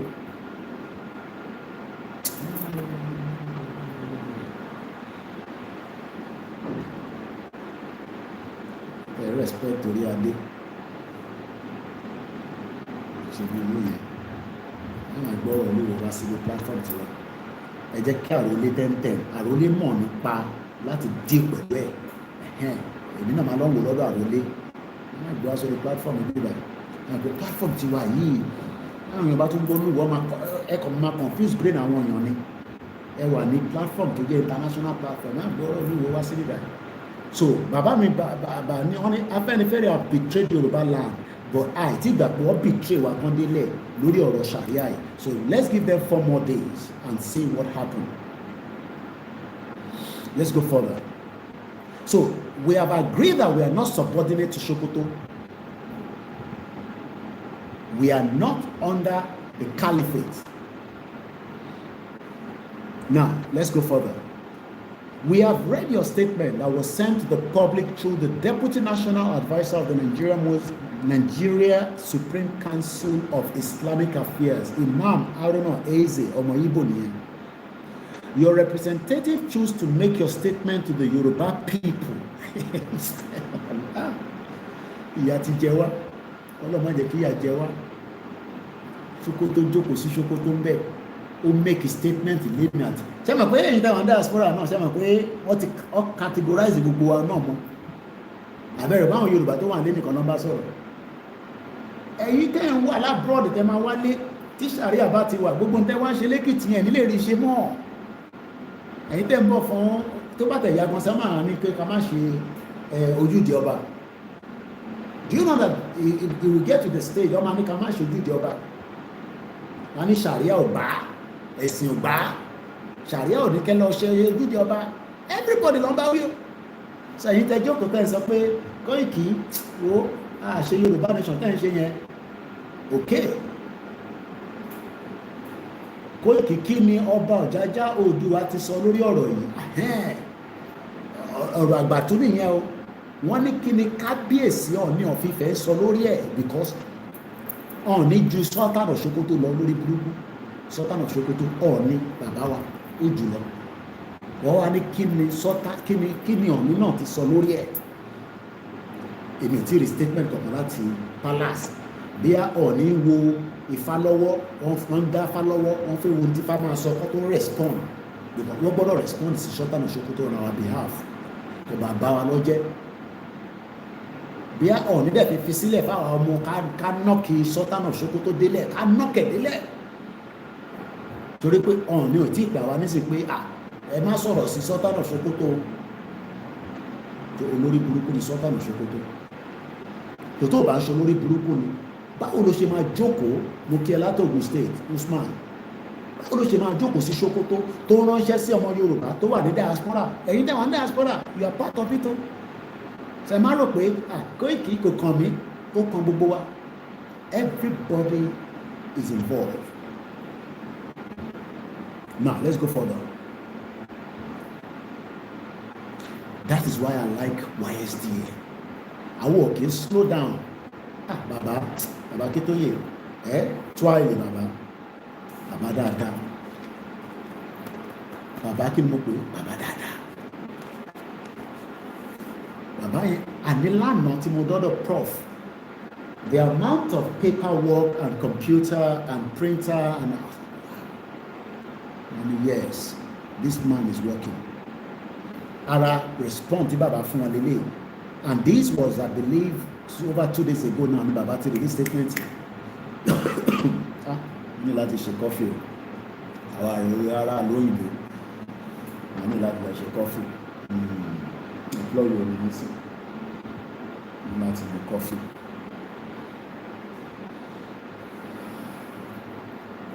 Àbójú kan yín ojú òkan ní o tó jẹ́ mẹ́ta. Àwọn tó wà ní diaspora understand the game. It's just that wọ́n fẹ́ support Yorùbá nation. Wọ́n nítorí àwọn ọmọ bíi tí à ń gbé àwọn lọ. Okay, let me ask this question. Between Yoruba nation and Sharia, which one are you going to prefer? Very quick question yẹn ó ṣe díẹ̀. Mo kí ẹ Mr. Sunday ṣe gan ni. Between Yoruba nation and Sharia, which one do you prefer? You can see that Yoruba nation means peace. More like a Muslim to Jomo Yoruba. Wọ́n ní Koiki, fẹ́ Sharia, no Sharia in Yoruba land. Imagine the Yoruba Muslim that say no Sharia in Yoruba land. That for me is a peace of mind. It shows that we are one united people, but because people are still playing politics, people are still playing this, pranky, everybody mock me, independent Yoruba country lọ́nà àbáyọ. Kódà ó ti sọ àwọn olóṣèlú kan wọ́n lè sọ síta bí. They are tired. Some of them are frustrated that this way where this country they go, may we just divide. They are fed up. Because if Tinubu complete his tenure, Yoruba independent Toma Daya Yala Ọba Ilẹ̀ Ifẹ̀ sọ̀rọ̀.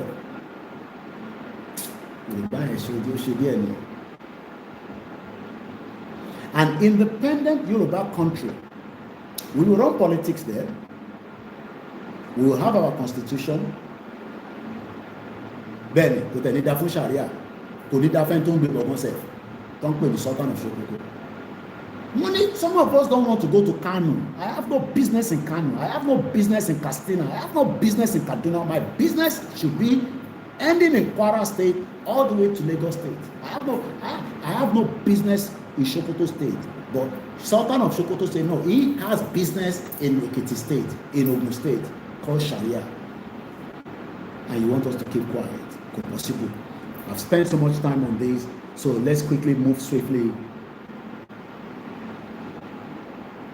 The organization rejected the notion that the Sultan is the leader of Muslims in Yorubaland. Talofi Sultan is the Muslim leader of Yorubaland. When did we agree that Sultan of Sokoto is the leader of the Yorubaland Muslim? When did we agree that? The people that doesn't Baba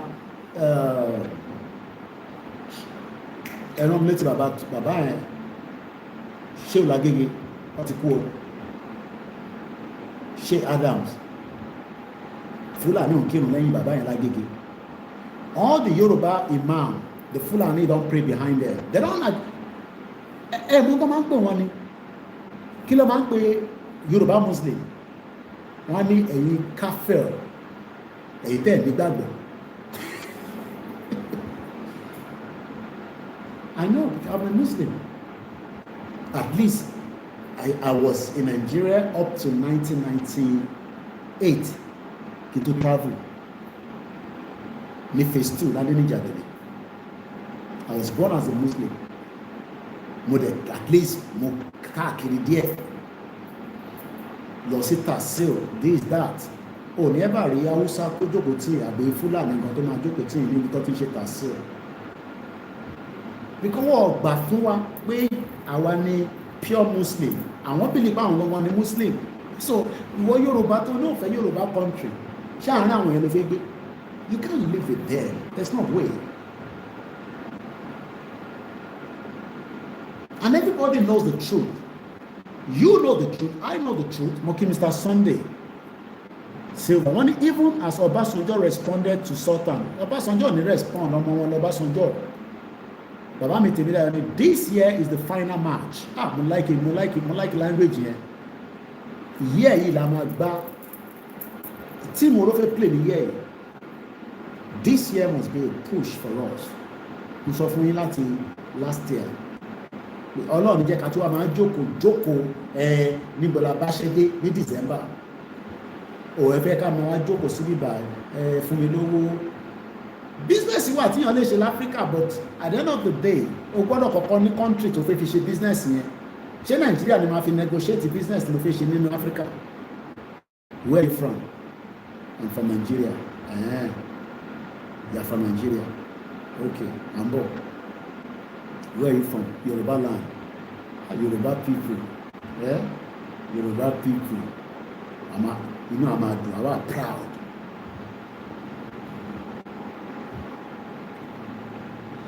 Moki ẹ̀gbọ́n mi ọmọ Gbọ́láhàn Ọba. One even Mr. Dele Farotimi has spoken about it by Rufai Oseni on Sunday morning too. Okay? One Mr. Dele Farotimi. He said Dele Farotimi is an independent individual now. Abi is Dele Farotimi part of Afenifere now? I don't know. Okay, when Afenifere has been responded by Arise TV on Sunday program with Ruben Abati, lambasted who are those people behind this nonsense agenda. Okay, mo ka comment okay, Mr. Gbọ́láhàn, wọ́n ní Afenifere has responded by Arise TV on Sunday program with Ruben Abati, lambasted who are those behind this nonsense agenda of Sharia. So, Emma bin Mushari comment here. So we have been told that Afenifere has responded. Moki brother, me, Mr. Femi, and then I'll send the way send them on. I'm going to Africa. The mama need the world of Jumo. Africa, mama know me. Okay, one day Afenifere responded through Dele Farotimi. So is Dele Farotimi now the spokesperson for Afenifere? I'm confused. I've been offline for a while.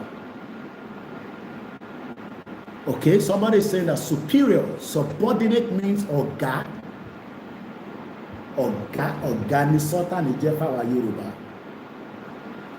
Yoruba versus Nigeria 10 to 2. Iwaloye, Eshegoni.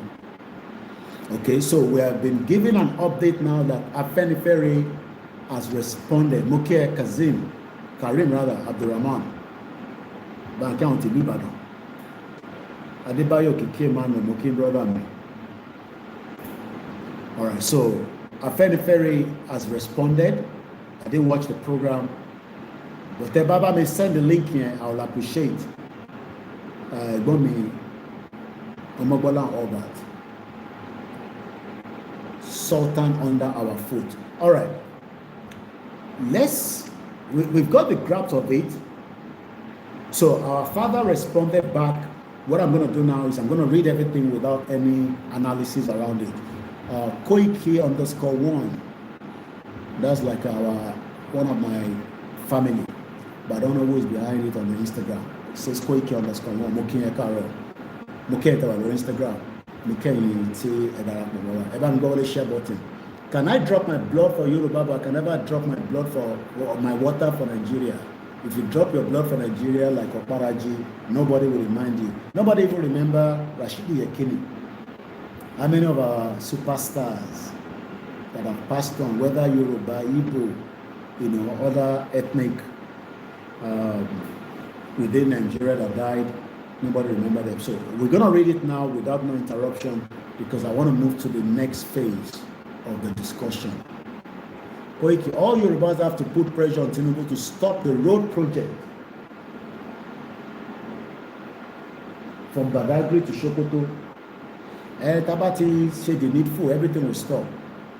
And they're putting my details out there. We're not finishing the program. Support Koikimedia is voluntary donation. And remember to continue to pray for us. If you see any vision for me and Igbowo or Akintoye or any one of us, pray against it so that vision doesn't come to pass. I'm going to kidnap Koikimedia. Pray so that I don't get kidnapped. If I get kidnapped, another person will stand up. The only thing is, you will miss Koikimedia for some time. So rather than allow that to happen, pray. Okay? So let's read this quickly so that we go straight into the proper record that we did a program on it. I think I saw Mayegun did a big program on it as well. Somebody shared that with me. I mean Mayegun General. So Devil of Sokoto, this is your statement from the YSDM.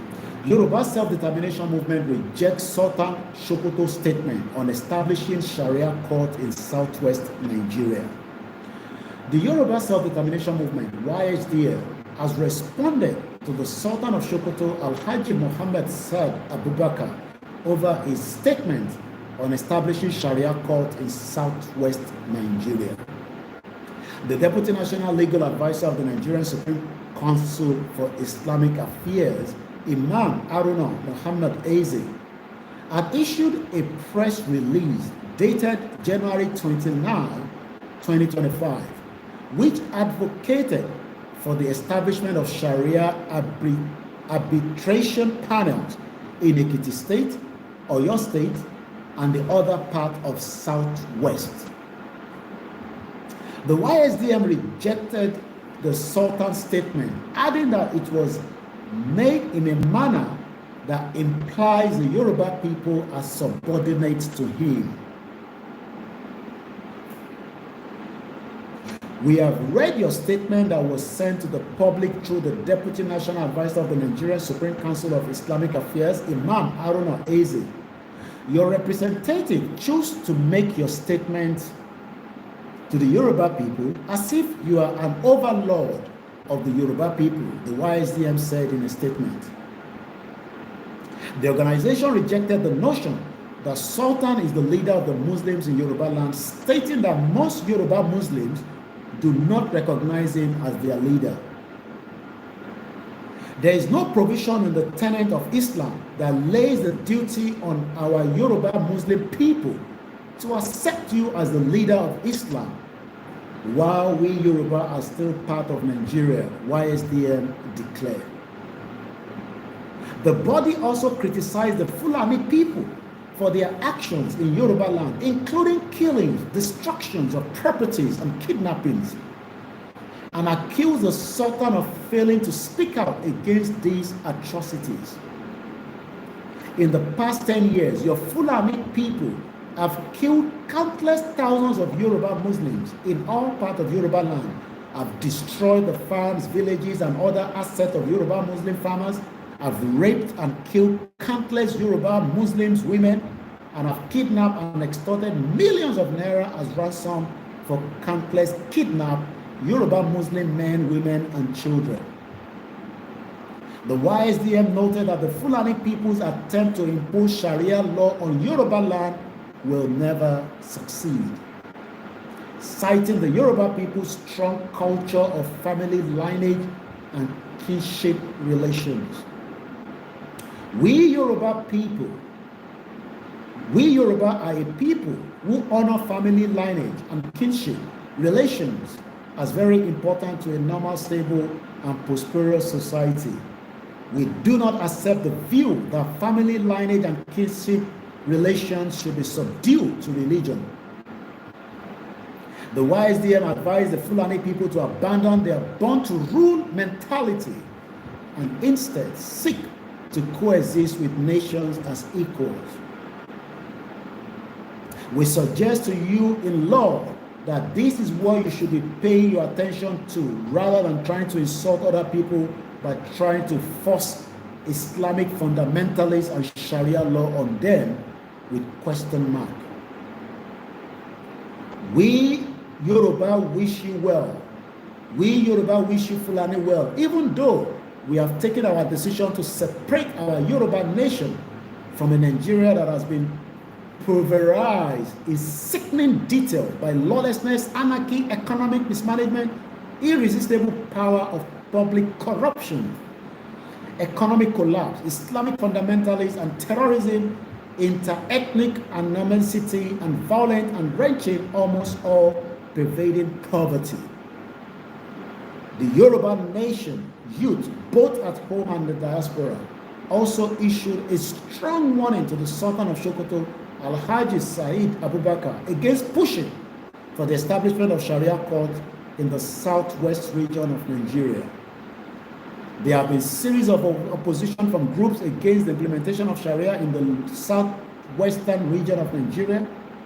In January, a Yoruba group held a street awareness in the ancient town of Oyo and a press conference rejecting the introduction of Sharia in the region. Another round of awareness and press conference was held in Ekiti State last Tuesday.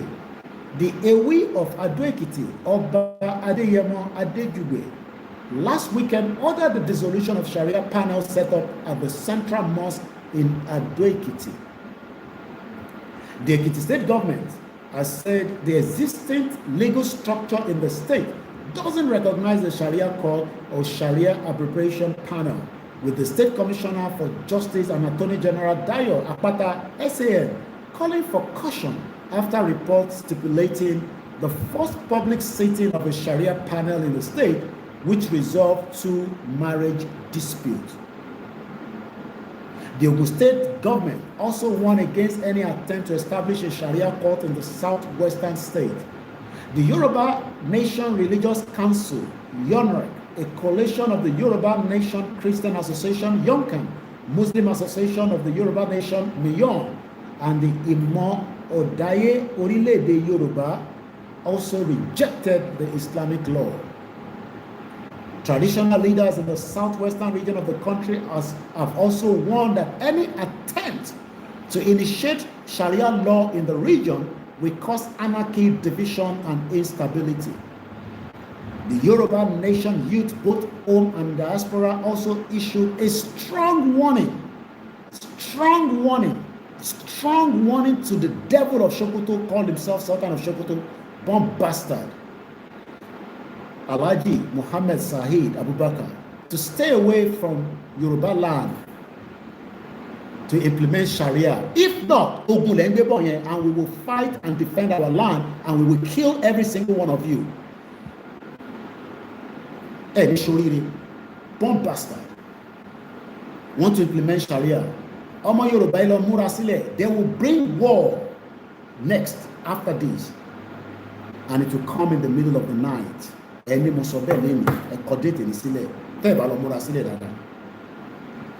is not yet over for them. They are planning, but we are also looking and preparing. I will not say more than that. I will not give you all the information that we have so far. Kama derubai. Bẹ́ sọ fún Sultan pé ilẹ̀ Yorùbá tó tó yìí kò ṣe ilẹ̀ Hausa.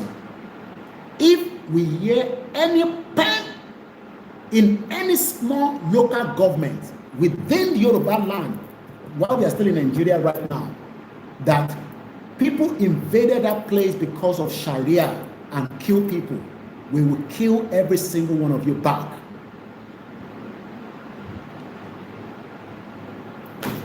And that's the Don't try to make that effort. Then they go listen. Àwọn tí mo bá sọ̀rọ̀ ó ti yé wọn ní north.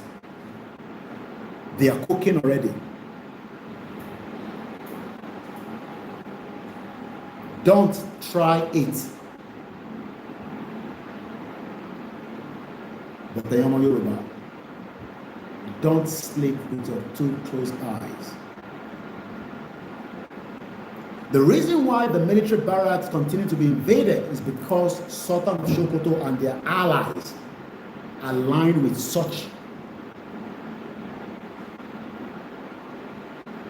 The reason to invade more of the Yoruba barracks is because it is still not room for them to do so. What if I want not? The terrorists can invade military barracks anytime they like. Even Comrade OLAYOMI, remember he said so while Buhari was in power, that every Friday they open the barracks for terrorists to come and sleep in there. And you can see, we have been reading the news. That they are invading military barracks. How can the military barracks? Do you know what they call military barracks? I don't think you understand what they call military barracks. Some people will just enter military barracks for 2 hours and operate and they will go. It's because Sultan of Sokoto and the devil of Sokoto has given them the room for all that. Moke Mighty 23. Tẹ́ bá pa ọmọ Yorùbá kan sílẹ̀ Yorùbá lórí ọ̀rọ̀ Sharia a máa pè yín náà kò sẹ́ tó máa sọ pé ká má pa yín, a máa pa yín ni. Tẹ́ bá pa ọmọ Yorùbá kan lórí ọ pé ẹ̀ ń gbé Sharia tí a stop yìí tá à ń pariwo yìí, tẹ́ bá fi Sharia wa pa wá sílẹ̀ Yorùbá a máa pa yín náà ni. Kò sẹ́ṣẹ̀ nù yẹn eléyìí sọ̀rọ̀ United Nations no, you kill us we will kill you. A kì í ṣàpàyàn but tẹ́ bá pa wá a máa pa yín. It's as simple as that. Àwọn tó kò bá sọ yẹn wọ́n máa lè sọ lórí sóyún ọ̀ṣun gbogbo à ń pẹ́ ní sọ yẹn. Fact nìyẹn. You kill us on this Sharia, then plan. They are planning something, but I will not go into all the details. I'll leave that within the cycle of those that needs to know. But they are preparing for something. How soon is what we don't know, but they are preparing. So we are fighting multiple forces. Ìyẹn la ṣe sọ fún yín pé ẹ prepare ká múra sílẹ̀ ká ariwo làwa lè pa ká dẹ̀ ju flag sókè Koiki ó yá come on a ti wà ní home nísìn idiots all over the place.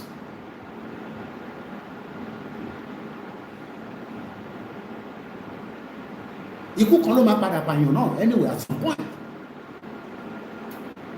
Eléyìí ṣe wọ́n táwọn tó kùn sọ́tọ̀ yẹn tó bá ti pa wá pé ẹgbẹ́ Sharia then prepare because they are preparing something now. How soon is what we don't know. Because wọ́n ti rí pé nígbà they know that the Yoruba people are not going to agree.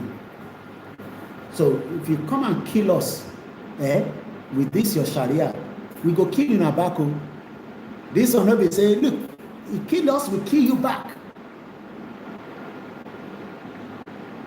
When Trump came in, he said he doesn't want alien in their land. Colombia said, no, we are not going to accept it. He said, put 50% tariff on their men and ban every one of them from coming to America.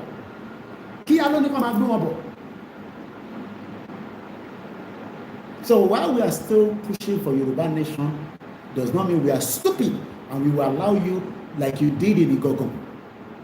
You remember that Igogon? Cannot Igogon? Cannot DJ Terry? Don't pay. Koiki. I was boiling and boiling that day. We were boiling on that day. How many people remember Igogo where people were massacred? They about try nonsense here this time around. I'm no doubt about it. There's no doubt about it. And I don't want anybody to cut this video and put any stupid headline on it. I'll flag that show down. And no video. Don't use stupid headline because we're not talking cheap here. Use my video, but don't play around with stupid headline. Because we're responding to something. Am I Koiki? Is it Africa? I'll flag your show down. Doesn't matter how close you are to me. I will flag that show down. Because I'm not joking. Because the people that are killing you must be killed because the government is not doing anything. So I don't low video. It doesn't matter who you are. But no video minimum. I will flag that show down. I will use every means of my power within the social media to bring your page down. Don't use any stupid headline with me because this is my first live video. Use exactly what I have said because they are preparing for us. It is not the end, but I am not allowed to go more than the intelligence to give out now.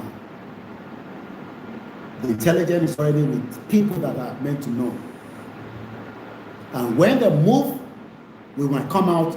That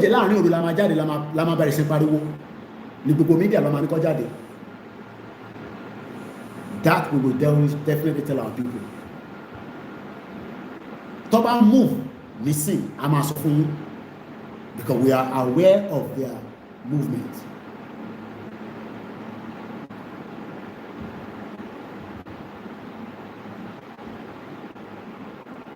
And they are moving. But we don't know how soon. But they are cooking something already.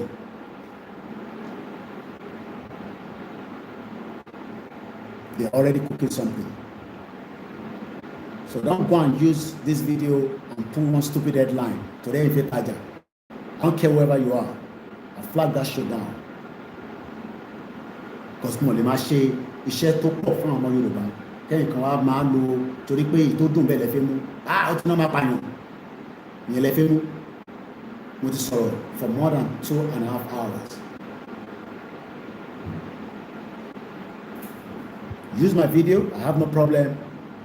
But don't make any stupid headline with it. And I monitor every social media that comes to me. I have the technology on my laptop. If you use the smallest part of my video on TikTok, technology might go about me. So be very conscious. If people that are killing you, America accept that you kill them back. Because enemies are meant to be killed. You don't leave your enemy, they'll come back and kill you one day.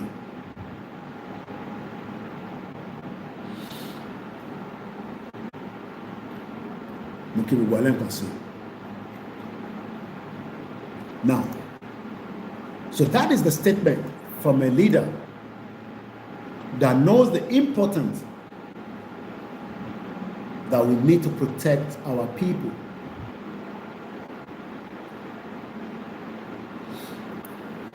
The rally will come when it's going to come. There's a barrier this month, and I'm sure you don't want the rally to be on when the barrier is also on. So you can so Omasiku, Yawani, Nimonti. I'm sure some of you are already preparing for that. All the burial will happen in Ekiti State from the information that we have already. 27, 28, I believe, is when the burial will happen. Let me double check.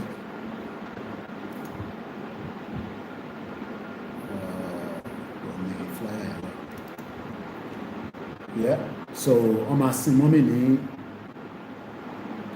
celebration of life, save the date. Ankara Tiwa.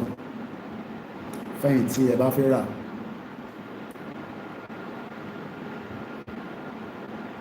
Mrs. Julia Olubusola Akintoye that died. It's a privilege I had to sign the condolence book yesterday. I wish it was never like that. But who are we? I wish it was the other way around. But Mama Tilo and Baba is strong.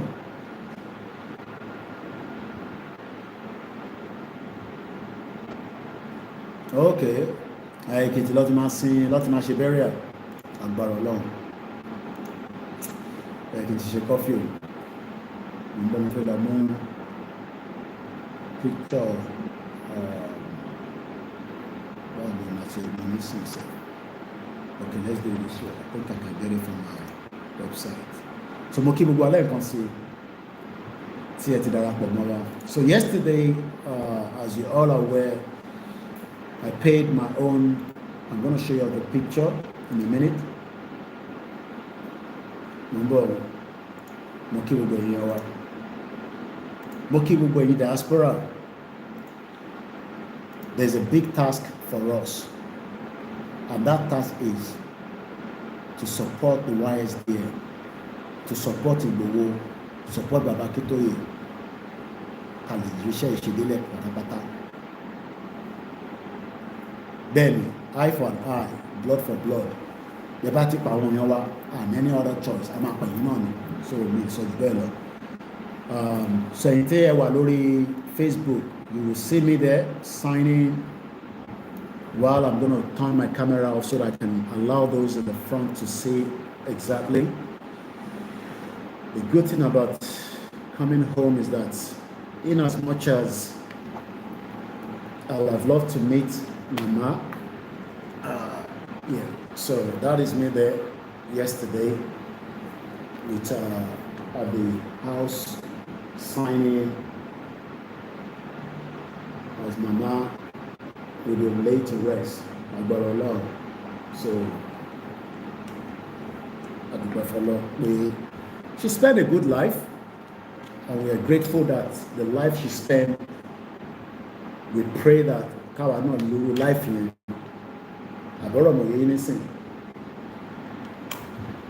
sure most of us wants to live up to 88, which is the year she died.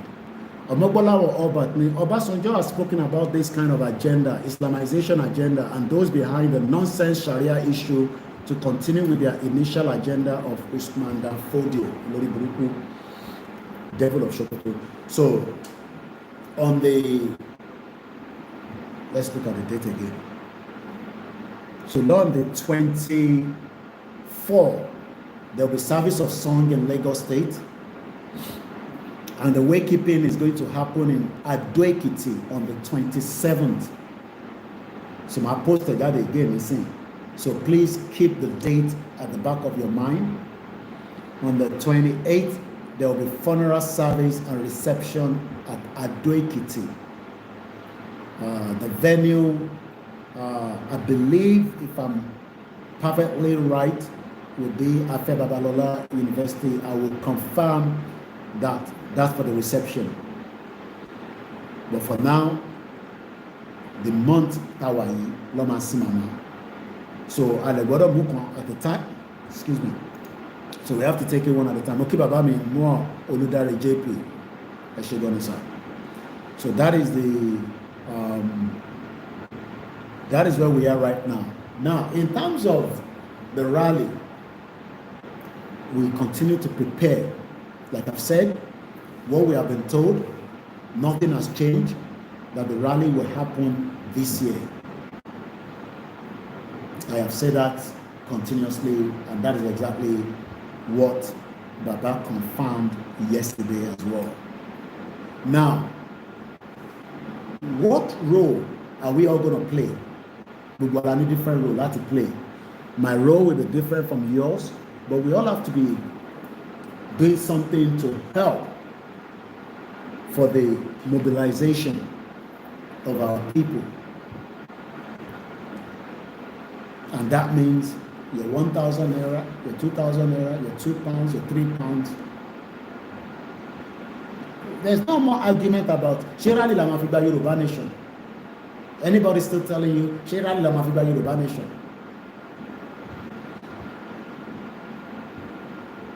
I'm not talking about people that have said that they got a country. I don't know about that.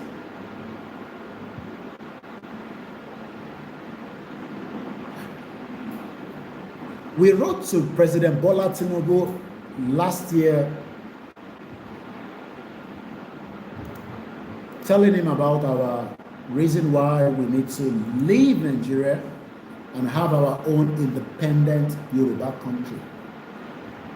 Did he reply to us? No. He did not. Is there a reason why President Tinubu refused to reply us? I don't know. Do we sit back and then wait till Tinubu complete his first tenure before we react to our quest? No. What do we do to engage? Or what do we do to continue to say to President Tinubu, our Yoruba, we are ready to leave Nigeria? Now, let me take us to what I wanted to say earlier.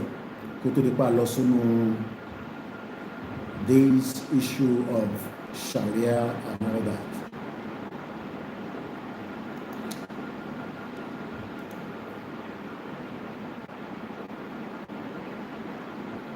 Vladimir Lenin. Who is he? And why are we going to talk about it?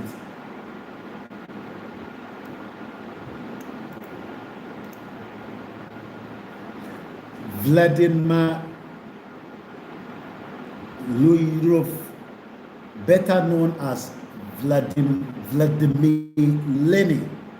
Lenin spelled as a Lenin, was a Russian revolutionary, a politician, and a political theorist who was the founder and the first head of the government of the Soviet Russia from 1917 until his death in 1924. He was only 53 years old.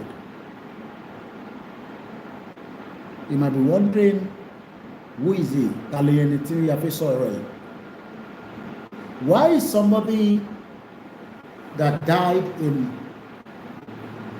1924 still part of a discussion in 21st century after many years here? Can somebody help me out with Moki Just Reason? Moki, Mr. Sampson, and most of you that came into the program along the line as well while we were running the program. Moki Tawalori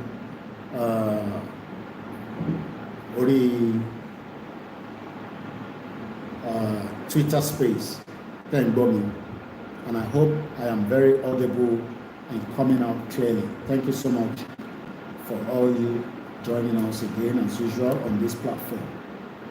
We can't do it without you, so I forgive you.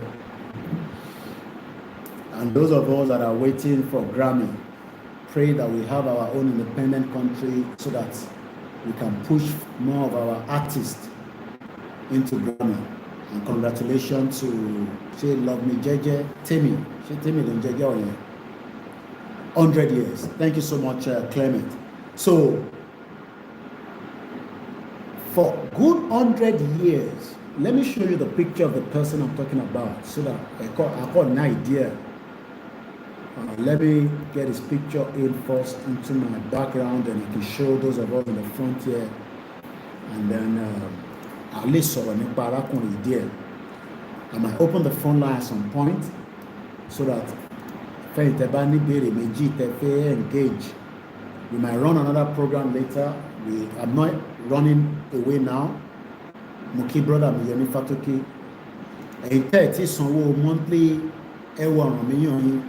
please do not forget. One year last year it is on 120. But that's homeland. 30 naira. Diaspora 10 Kutonu 10. Ghana ni 10, Sierra Leone, Côte d'Ivoire.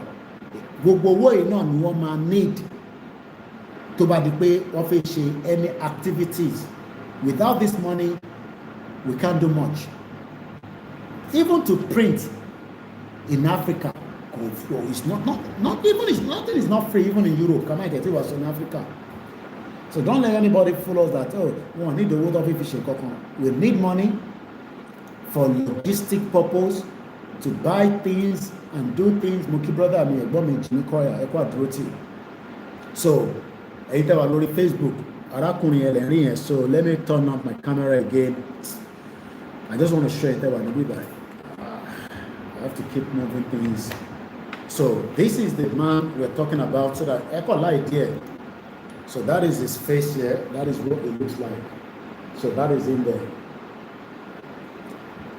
And you can imagine that even after, according to what we know now, 100 years, this man is still relevant. Do you also want to be relevant after 100 years? Has Nigeria be relevant after 100 years? Nigeria expired in 2014. Everybody knows that. Jonathan said it. Nobody can doubt it. I'm going to connect to internet together so that we're not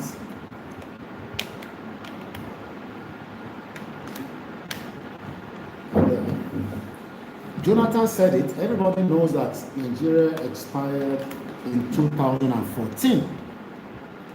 But what people expect is that a miracle must come down for us to finally achieve a Yoruba country of our choice.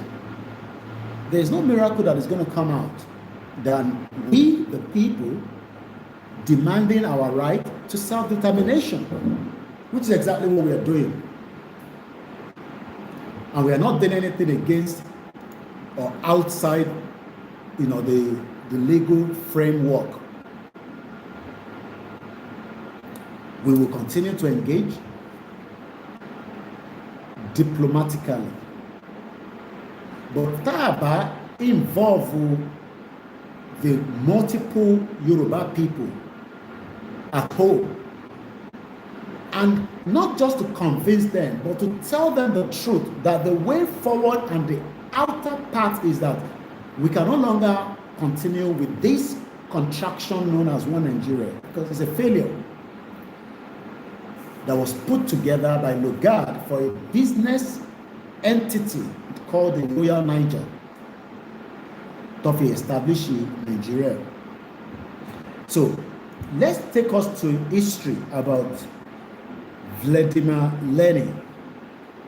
Some of you must have probably come across him before, while some of us will probably be hearing it for the first time.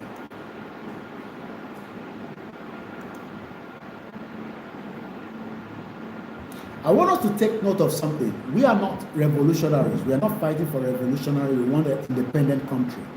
But there is something that you need to understand, that if you are fearful of something,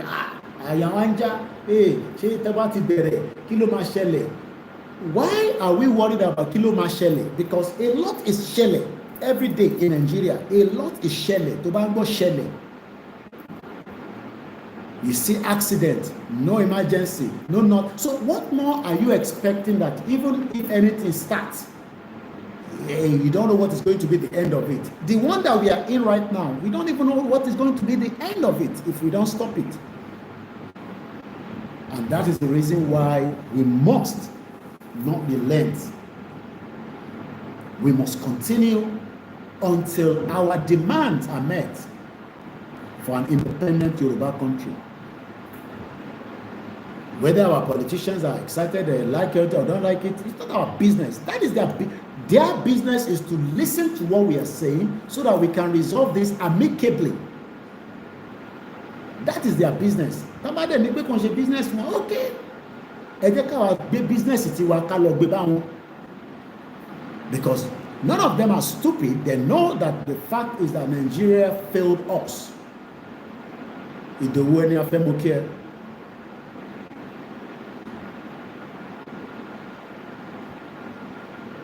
We must now take our business to them through an open outdoor rally as part of the next engagement. And if care is taken, everything goes smoothly. Our demands are met and we are all happy. And if care is not taken, that means Tinubu and his government would have to answer the queries of the international communities of why things are going the other way around. Because the day till Obati Bay beam light sorry Nigeria lórí pé right now they're not putting a beam light on Nigeria because we are asking for self-determination. They are putting a beam light on Nigeria on other issues. Terrorism, economic, inflation, this, that. But the day táwa náà bá ti gbé tiwa síta pé in tó ń ṣàwa náà lélẹ́yìí àìsàn tó ń ṣe wá lélẹ́yìí. Ẹ gbà wá o. Àìsàn tó ń ṣe wá yẹn òun náà máa fi wá tírìtì in tó ń ṣe wá pẹ̀lú àti gọ́ọ̀mẹ̀ntì.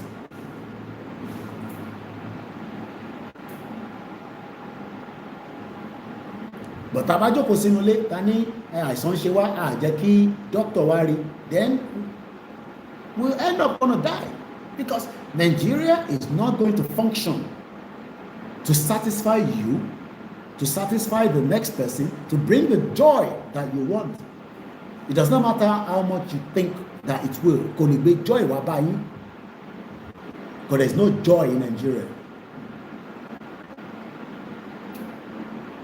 And you all know that. So that is the reason why, we're going to read about this man and I'll do some bit of analysis around it and see what we from it and how we should prepare our mind. By 1917,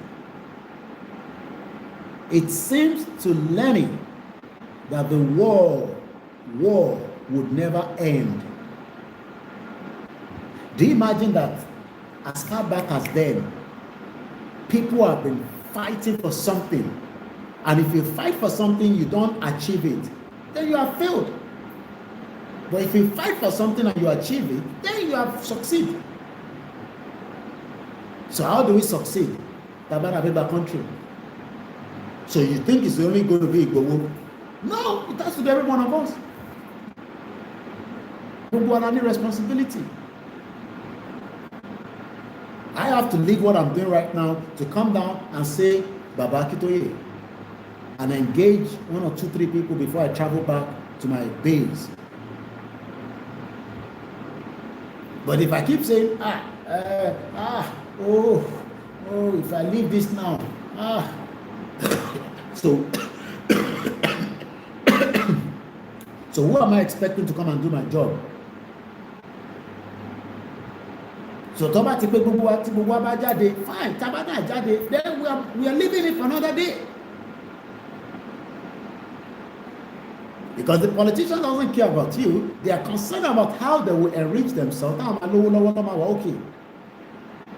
They are not worried about the independence of Yorubaland, to be free from the monsters that are surrounding us. We have too many enemies.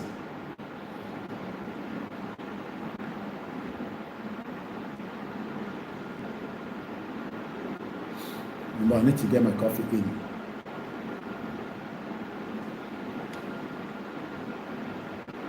So I'm going to put something in now while I go and sort that out.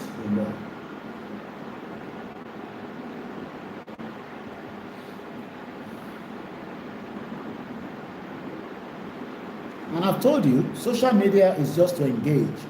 The real deal is on the ground.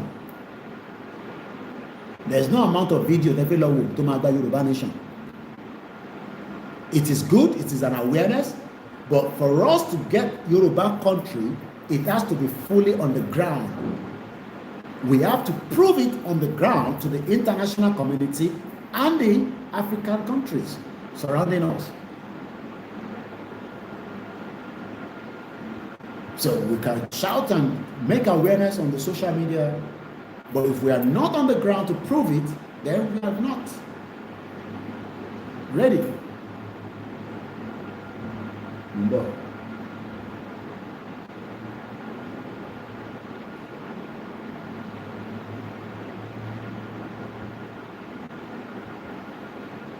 Okay, we will let them see.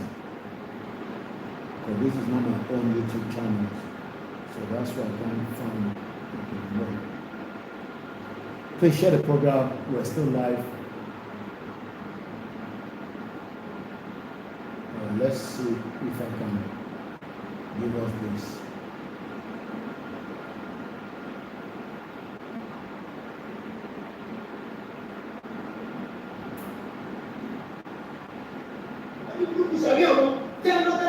Listen to this.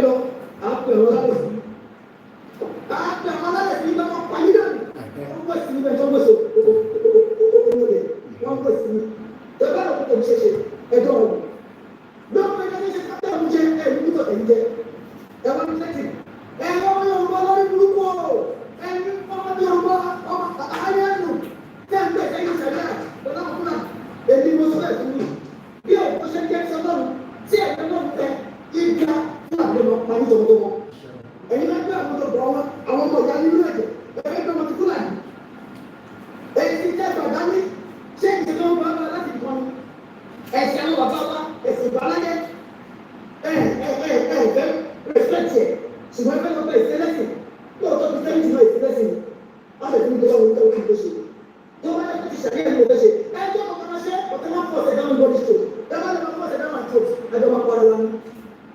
ẹgbẹ́ tí mo sọ dábàá láàbí tẹ̀ ìjọba àgbà a máa gbé ẹ̀jẹ̀ ẹni tó máa kú ní á kú àwọn ọmọ ṣùgbọ́n máa kú ọmọ wa. You see what I said?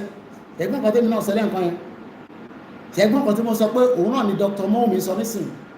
Ṣẹ̀gbọ́n kan tí mo sọ lẹ́ǹkan pé ẹni máa kú ló máa kú, ẹni máa yè ló máa yè.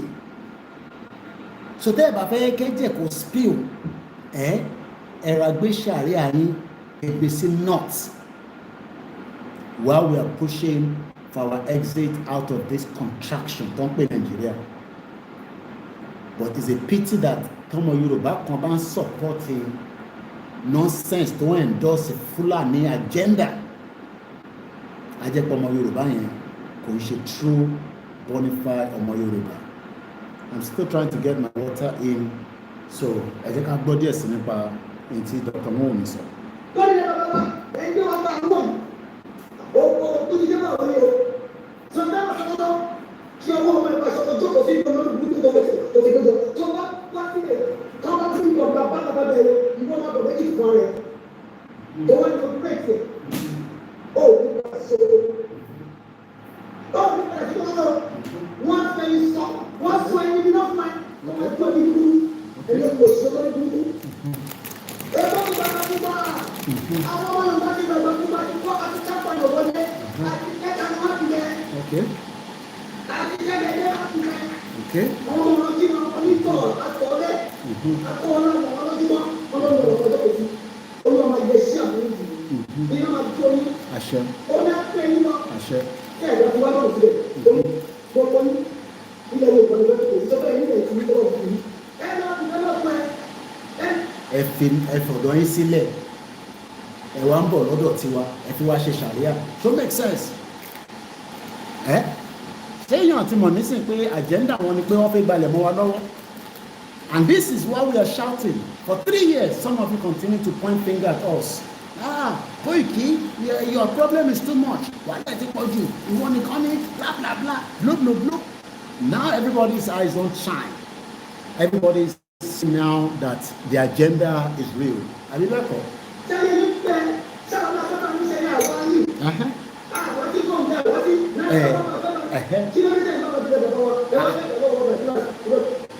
Dodo yin, we have not gone to Sokoto, to Kano, to Katsina, to Borno. You are coming to our land and you want to dictate on our land. And he's releasing a statement, stupid statement, that we should live and let other people live. Change the car and live in Yorubaland. How many of you are farmers? You can't get to your farm because AK-47 is waiting for you by the Fulani terrorists. How many of you? How many of you listen? How can a farmer not be rich? It's only happening inside Yorubaland. Remember?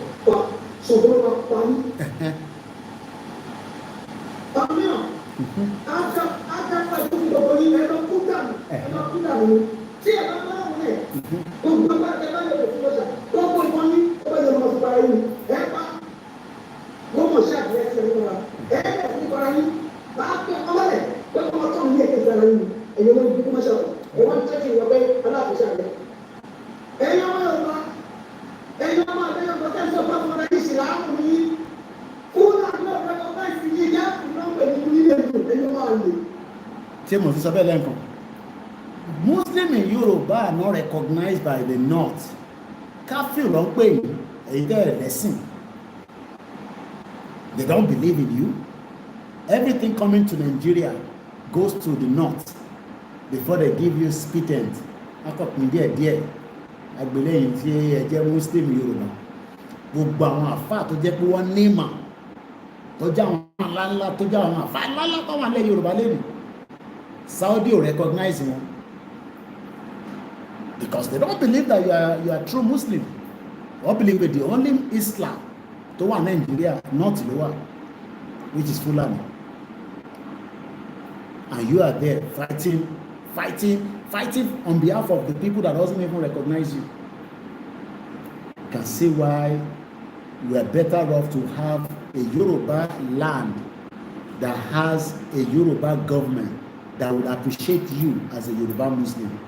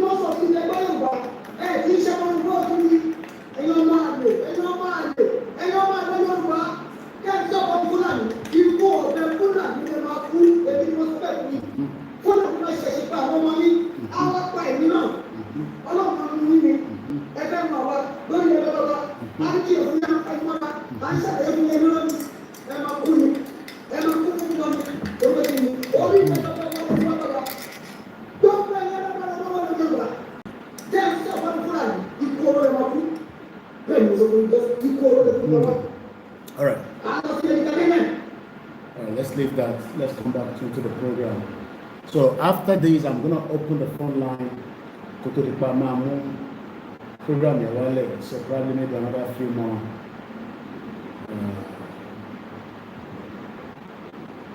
All right.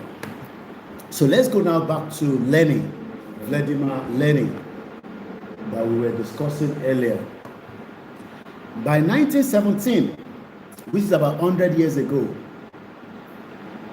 it seems to Lenin that the war Ogun would never end. Koiki, okay, nobody's calling for war. Nobody is calling for war, but we must prepare because war is already inside embedded Nigeria. Terrorists are moving around every day, either on the road, on the side road, economic terrorism, welfare terrorism, healthcare. Everything in Nigeria right now is terrorized. An average Yoruba man opens an OP account asking for 2,000 naira, asking for 3,000 naira, average of $1. So nobody is calling for war, but I'm going to show you.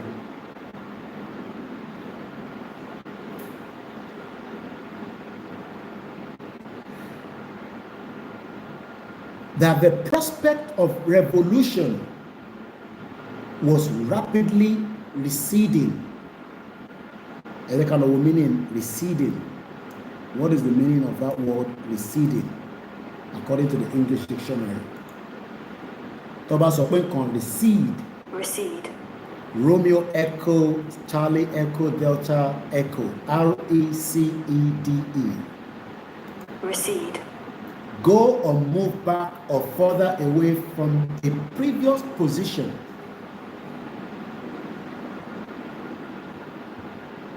Academics. Auto.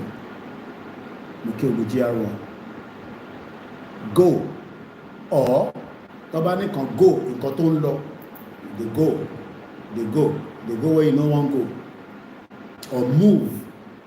If I move this thing now, I can move it from. If I don't move this thing into one if I go back to UK and nobody is doing anything to this, I expect to meet it back anytime I come here.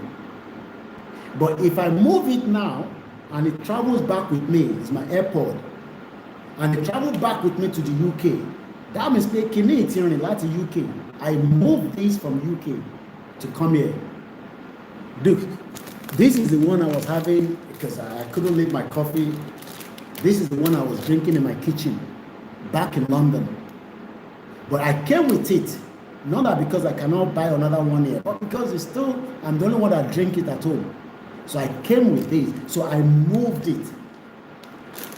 Now, ìbéèrè tí mo fẹ́ bi wá nísìnyí pé if we do not make any effort, if we do not make any impact, are we going to move out of Nigeria?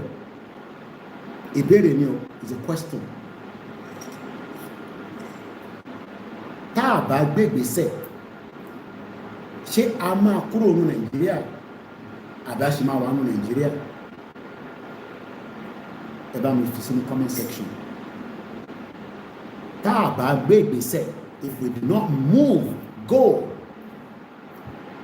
Because recede is saying that go or move back further away from the previous position.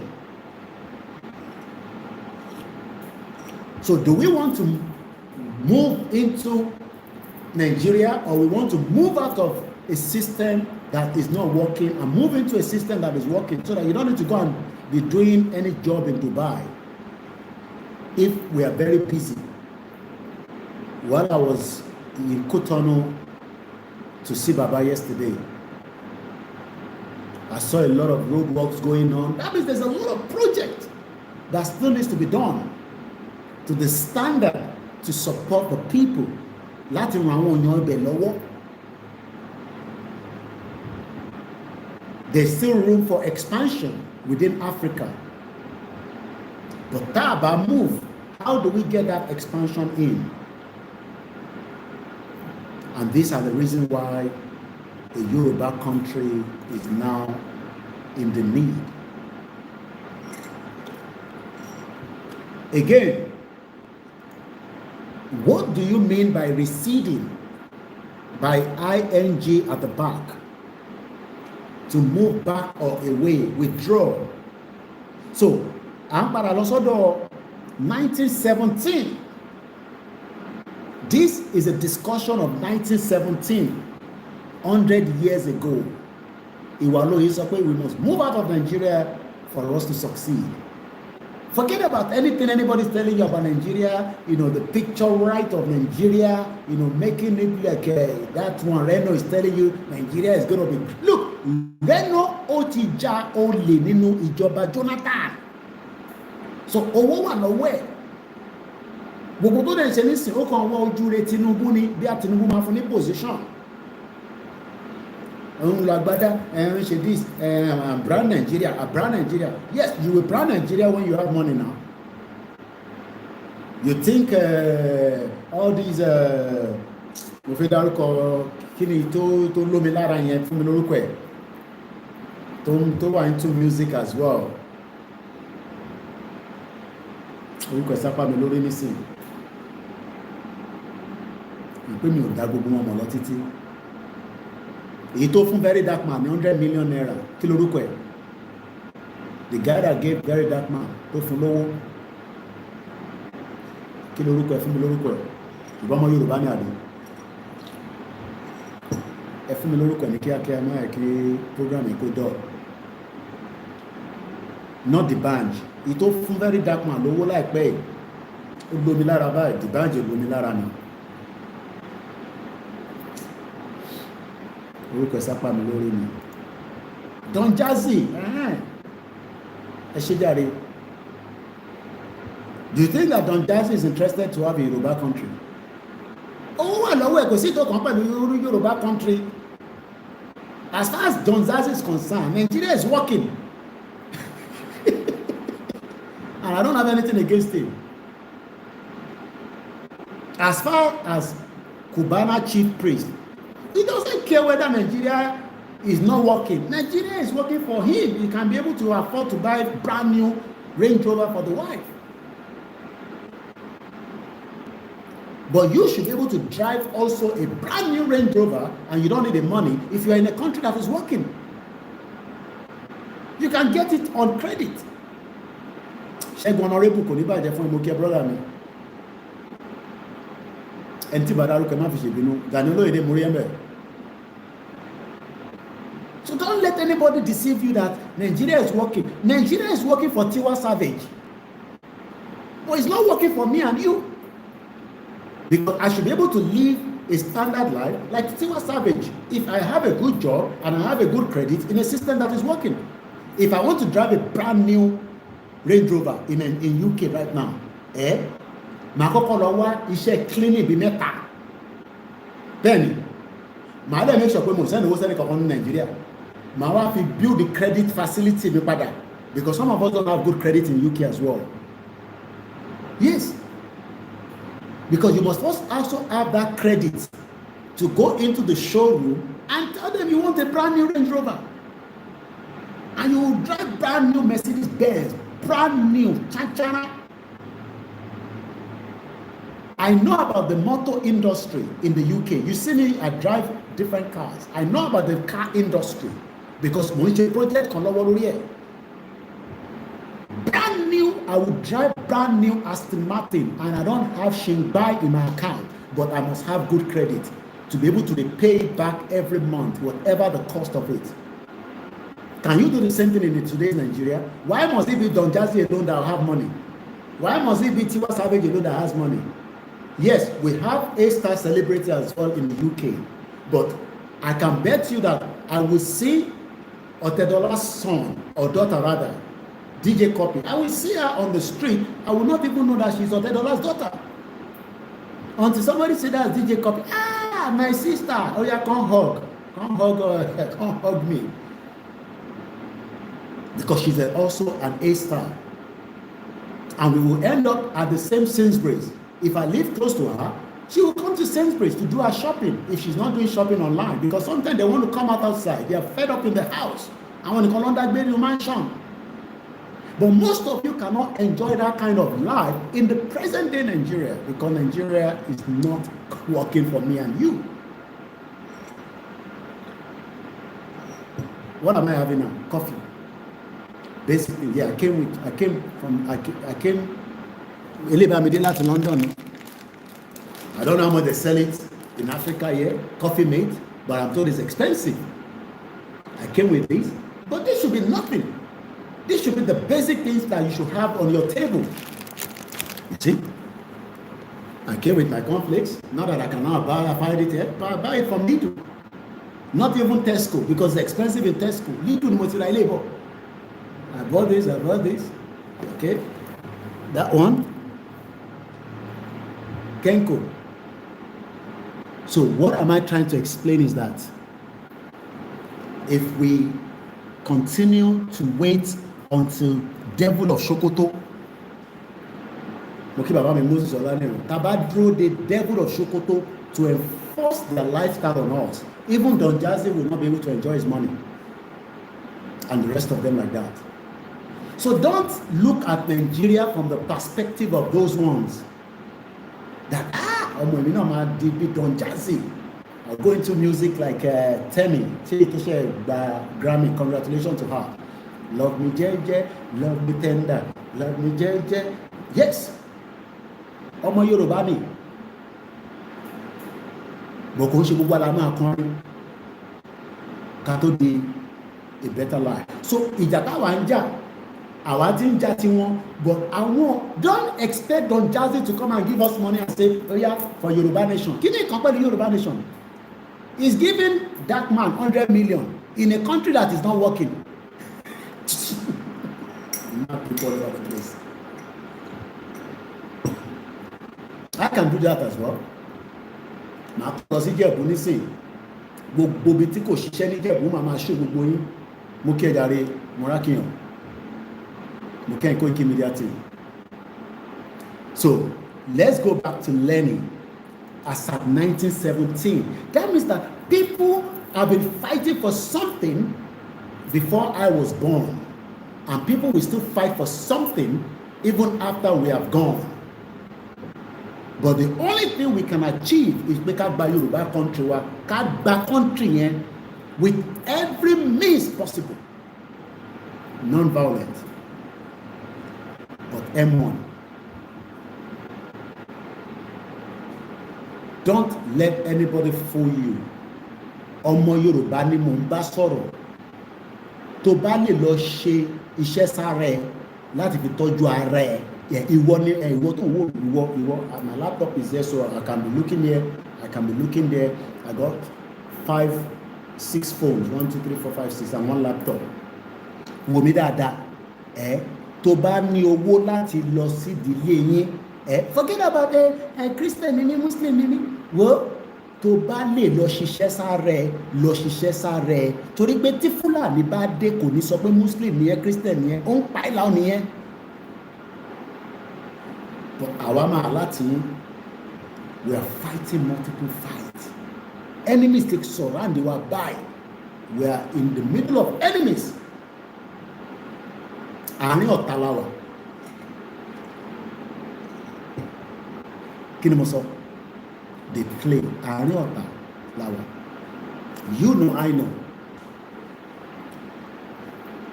But we are not here to scare you. We are just telling you, don't be stupid. But tá bá pọ̀ in one force, ọ̀tá ò lè rí wa mú. But tó bá ti di pé èèyàn kan fẹ́ tà wá láàrin wa torí tóun fi jẹ nísìn, ó yá lọ sáàrin wọn. Ọ̀rọ̀ àgbà tí ń gbọ́ wiriwiri lọ sáàrin wọn. Bàbá Koiki mo la bá ṣẹ́ dé, mo la tún fi bá ṣẹ́ dé, iṣẹ́ náà là ń ṣe lọ́wọ́ yìí. Come home. Okay, I'm home now. Orú mú mi báyìí, I'm home. So don't sell your people for peanuts. Àwọn tó support mi sìn, it's okay. Tábà gba country gbogbo àwọn alájọ máa ní. Even if you have disagree with it, you will realize that the transformation, bàbá ń sọ fún mi lánàá pé transformation yẹn within 1 year, you'll be feeling that so etí Koiki sọ yìí ló ṣe rí báyìí. Imagine if we have our country this year and within sometime end of next year, the impact of that country, the respect of that country. Maybe more Kenya video tó ń lọ viral. We just like to viral something, viral. The girl was asking that, and it on video not also, is it because I have yes, because of your Nigerian passport. Your Nigerian passport doesn't have no value in Kenya. Kenya to Gina and the Kanu see Nigeria. Cheti Kenya ba je lo to da. So ye ko allow Nigeria Gina and the Kanu was Kenya see Nigeria rather. It's because of your passport. What more are you talking about? So let's go back again. So we have got the message of receding. So something was playing out in 1917, which is 3 years after our own amalgamation. Something was brewing in the Soviet Union of that era. So this year as well, something is brewing, and something has been brewing as far back as 3 years ago, lórí ọ̀rọ̀ Yorùbá nation. Some disagree, some did not understand it, some are asking questions, some are disputing it, until Devil of Sokoto now say, I am the owner of Yorubaland. How many right? You must be crazy, Sultan of Sokoto. How can you be the owner of Yorubaland? Yorubaland is not now. You see what Koiki has been talking about? You now understand that is their plan.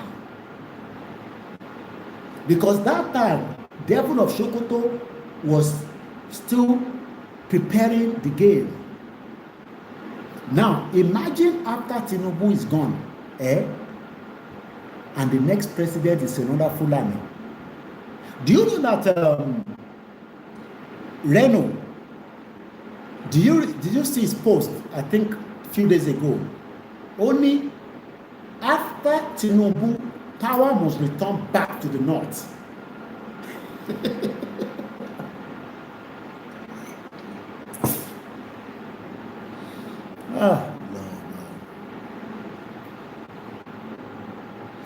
Are you praying for such that after Tinubu, power should return back to the north? How many of you are praying for such? Èèyàn mélòó ló ń gbàdúrà pé tí Tinubu bá parí ìjọba ẹ̀ kí power tó padà lọ sí north? every goddamn thing that President Bola Tinubu has put in place for the betterment of Nigeria will be destroyed within 24 hours. Especially the Sharia law will come back on a full scale.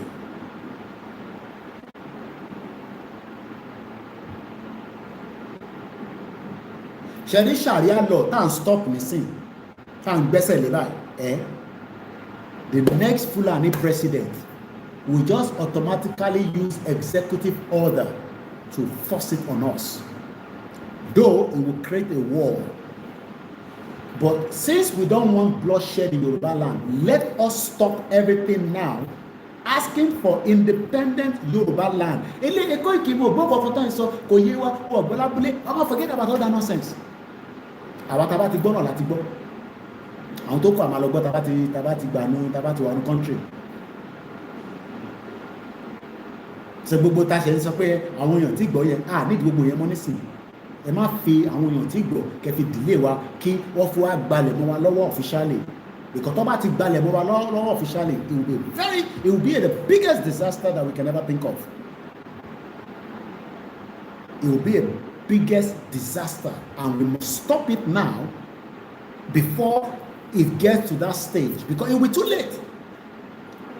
Tinubu himself is not sure whether he will win the next election as things is going right now in Nigeria. So why do we need to wait for Tinubu to complete his own tenure? Let's go back to 1917. But in the week of March 8 to 15, the starving, freezing, war-weary workers and soldiers of Petrograd until 1914 St. Petersburg succeeded in disposing the Tassa. Disposing. Disposing. Let's go and look at the English dictionary again. Dispose. Depose. Depose, rather. Depose. Remove from office suddenly or forcefully. We don't want to do that. That's why we are not calling it revolution. Showore is calling for revolution because he wants to force something out of the office. We want to take what belongs to us. That's the difference between us and revolution. I want to teach a revolution. We are not revolutionaries. Because we are not forcing Tinubu out of office. Because Tinubu is the owner of Nigeria. We are saying that Yorubaland is Yorubaland. It's not Nigeria. Forget about whatever the international community are saying. It does not belong to them. Have you heard South Africa president respond back to Donald Trump that South Africa land is different from America? So Donald Trump should shut up and keep himself there. You want me to go and read it for you? Have you not heard about it? That the South Africa president is responding back to Donald Trump because Donald Trump is saying to South Africa that no, South Africa president has responded back to Donald Trump and Trump. BBC 17 hours ago. This is your international platform that will link things together to my yin. So when we are thinking that, oh, Tababere, hey, what is America going to say? Kini ko America pẹ̀lú Kini ko UK that I lived for 25 years, that David Lamy is telling me that I should wait another 50 years before Nigeria will be better. Nigeria will be better. By 2075, I'll be my 90. By my 90, I want to have seen innovation across the whole of Yorubaland. 24 hours innovation. Tí bá máa fi pé 90 years old. Ó dé pé bí orí mú ni máa ti máa wò sálẹ̀. Wọlé Yorùbá bó ṣe ń dùn báyìí. Let all these 419 white people tell us lies that Nigeria will be better. Which Nigeria will be better? Nigeria will go better for. Nigeria will be better by 2075. David Lamy. All these 419 politicians. So see yàtọ̀ láàrin wọn àti àwọn Africa. You think there's different? There's no yàtọ̀ díẹ̀ ló wà láàrin. All different, they're all the same. Ìwọ tó gbé ní UK, èmi tẹ́mi gbé ní UK tí mo mọ bí a ṣe ń jẹ wá nínú UK lóòótọ́ we are comfortable there, we are okay there, but I would rather be in my own land, in Yorubaland, than be in UK. So you expect a politician in Europe to come and tell you that Nigeria will be better. The same politicians that sat down in Berlin 1880 something and divide the whole of Africa that they never visited. They don't even know what it looks like. They just partition it, partition, and put alien and tell us to go and live together. And you expect that to work. And you expect me to tell you that, oh, it is going to work.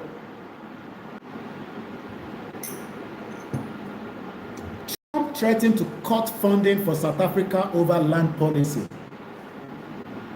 Donald Trump threatened to cut funding for South Africa. South Africa will get money that the white people sat on it for many years, kept Mandela in the prison for many years, destroyed the whole Africa through their stupidity. Called Mandela terrorists until they now put Mandela statue opposite Westminster in London. You understand what I'm talking about? So you are there now expecting a white man, a white woman to come and tell you that, oh, Nigeria will be a great place, the most populous black nation. How has that put food on your table this morning? You remember Barack Obama? The most populous black nation is Nigeria. How did that put food on your table this morning? How did that pay your school fees? How has that paid your house rent? How has that changed your life? Rather, your life is miserable, including my life, because we are also part of the system. The only miserable that we have is that we have too many food in the house at home in UK. We don't find anybody to help us to eat it, but we are bored. People go to work, they are not happy. On the train, nobody greets you. Local bus that I enter go Togo. People they call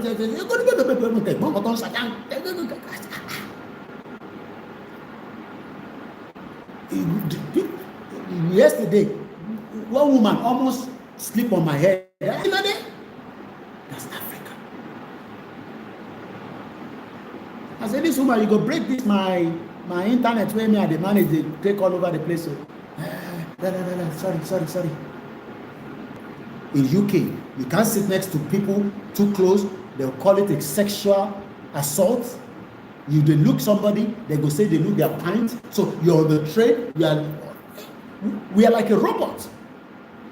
But we are grateful that we are there to support our family because we have no choice.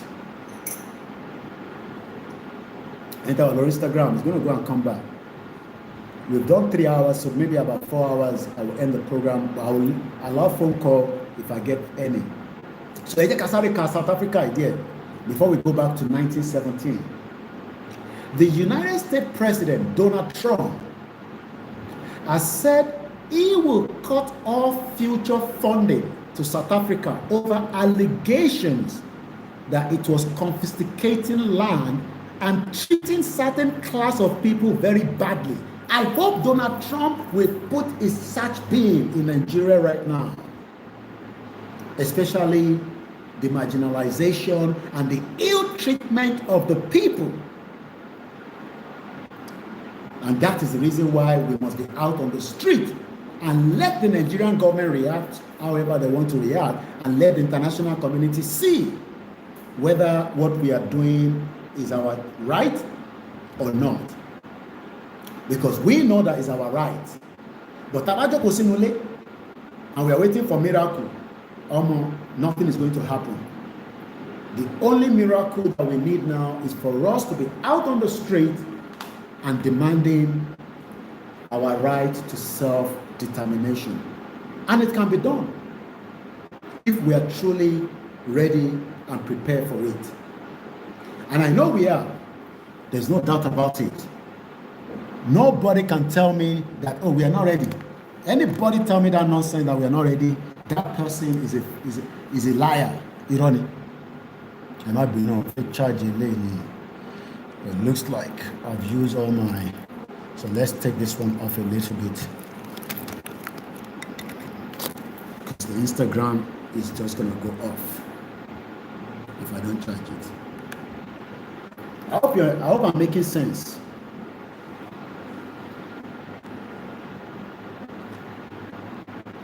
Land ownership has long been a contentious issue in Nigeria, in Yorubaland. Our land now, they want to take it away from us. And we are saying, no, we can't allow you to take our land. It's our land. It's not yours. The land doesn't belong to you. The land belongs to us. The land was given to us by our forefathers. But some people came today, they want to take the land. And you want us to sit back and allow that land to go so that we can satisfy certain set of people, like the current government. No. We will not accept such.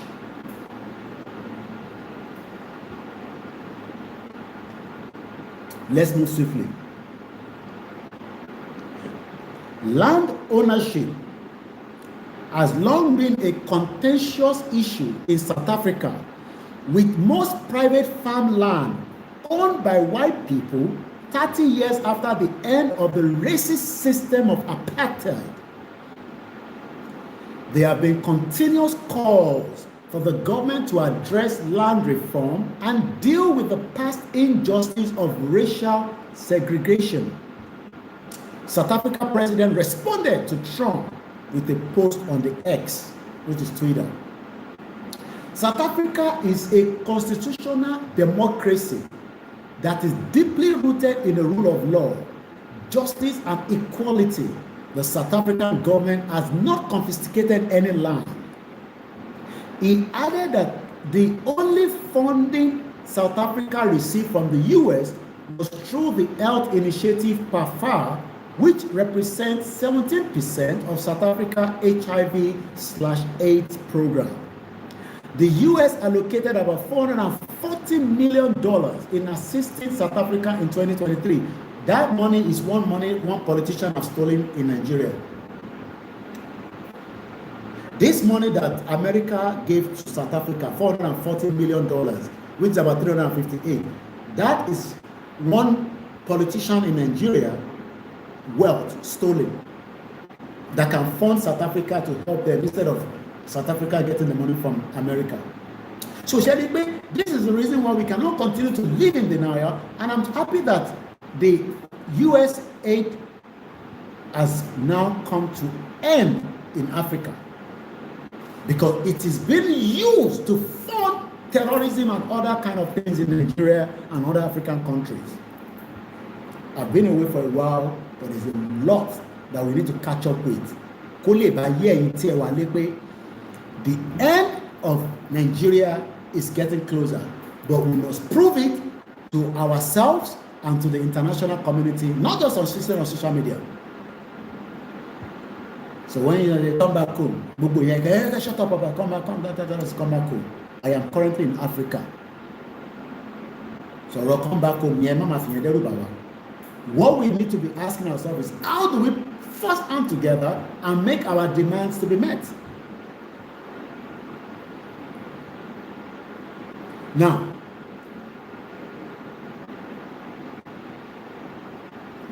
let's go back to learning, because Ibelashiwa.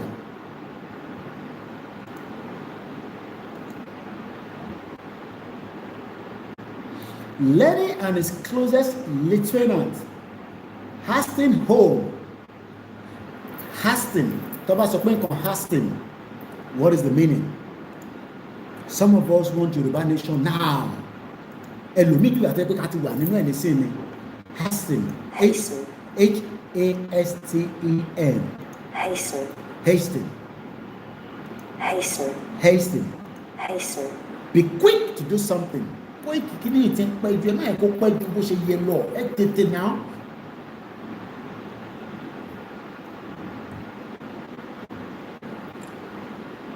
What does the word hasten mean? To encourage to move or act quickly. If we do not act quickly, hasten, we are all in deep shit because this government is taking us there right now. Otuko was no problem because he cannot fix everything that you're expecting him to fix. And why, like Baba Akintoye was saying yesterday, why should we worry about how Fulani wants to feed themselves, how the Igbos, the Hausas? We should worry about how the Yoruba needs to survive. Our main concern should be how should we survive. Anybody that wants to survive should not survive. But how are you going to be the survivor of the fittest?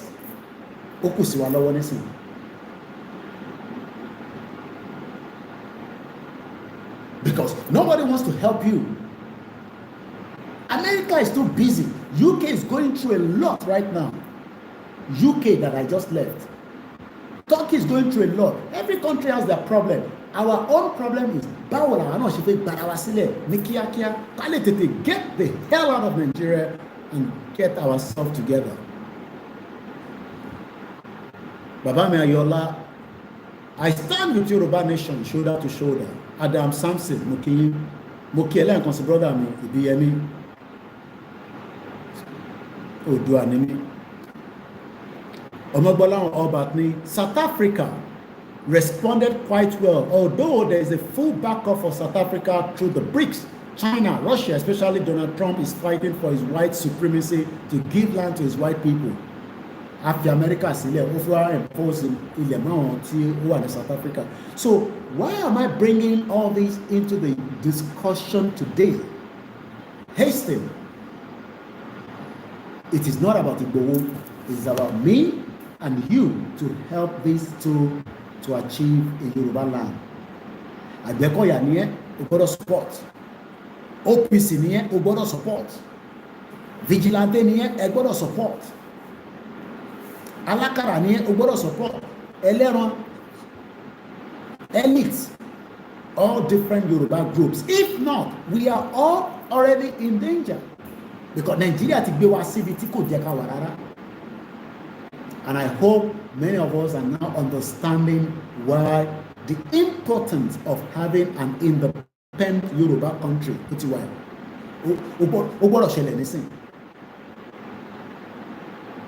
So the word hasten was used in 1917. Ojo kọ́ wọn pé káwọn tètè padà. Àwọn wà ní Germany as at the time. Lenin was in Germany. But he was in a hurry to return back home to go and help his people, to liberate them from the nonsense that is going on there. How many of us are ready to help liberate our people from the shackles of the 1914 fraudulent amalgamation? And there's different roles that everybody can play. But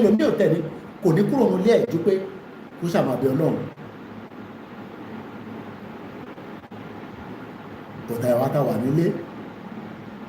need the biggest task. The diaspora, UK to Nigeria is about 6,000 miles. I think about 3,000. I can't remember now. Forget. So don't expect the over 2 million Yoruba people, or I don't know how many of us that were in the UK, will come back home.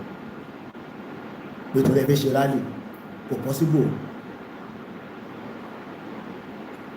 Anything on the ground, the bulk of the people that we are talking to, that Nigeria, the bulk of us are currently inside the Yorubaland.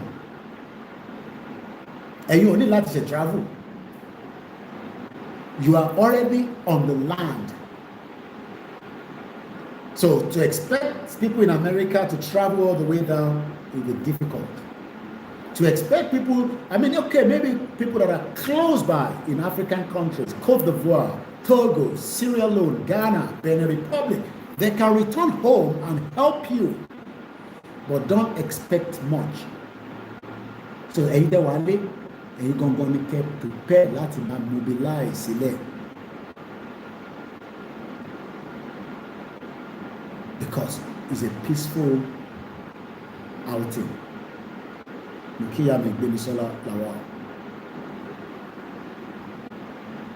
And I hope my message is very, very clear. You are not going to hasten, hurry into America. Into America, would escape the poverty to some extent. And it one in Europe, oti hasten, oti escape the pain of Nigeria. You are talking about frequently. So, I have given us the meaning of hasten. Katu will need English dictionary. Let me see. Hasten. As in Hasten. How quick do we want Yorubaland to be free from Sharia, to be free from the shackles of enemies? We are surrounded by enemies. Automatic for Jew. We are living with enemies on a daily basis.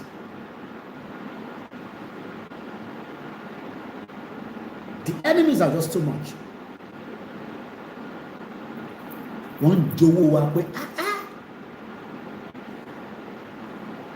when Igboho came to London last month and we were at the Heathrow airport, bàbá kan ní tó bá jẹ́ pé àwọn Fúlàní ló ní ilẹ̀ Yorùbá wá ti lé gbogbo wa dànù. How many people agree to that? That if tó bá jẹ́ pé àwọn Fúlàní 6 million ló ní ibi táwa wà yẹn nísìn, àwa wá ń gbé pẹ̀lú wọn máa ti lé gbogbo wa dànù. They are jealous of our waterways, that they cannot meet up with it.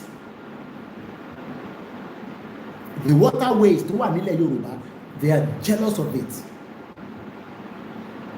They are jealous of our airspace. Didn't you see when I was in the aircraft? That's why I sit next to the window.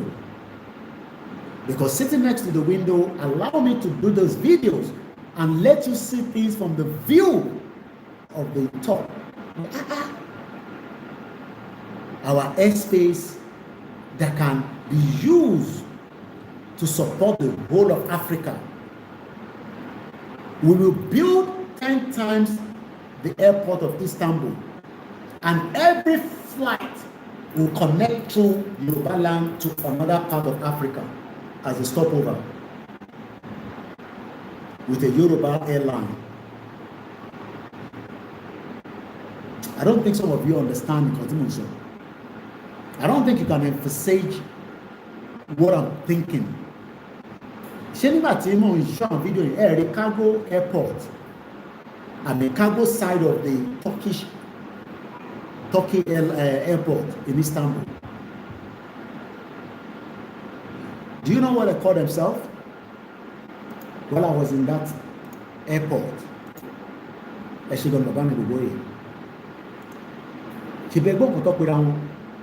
let me give us more.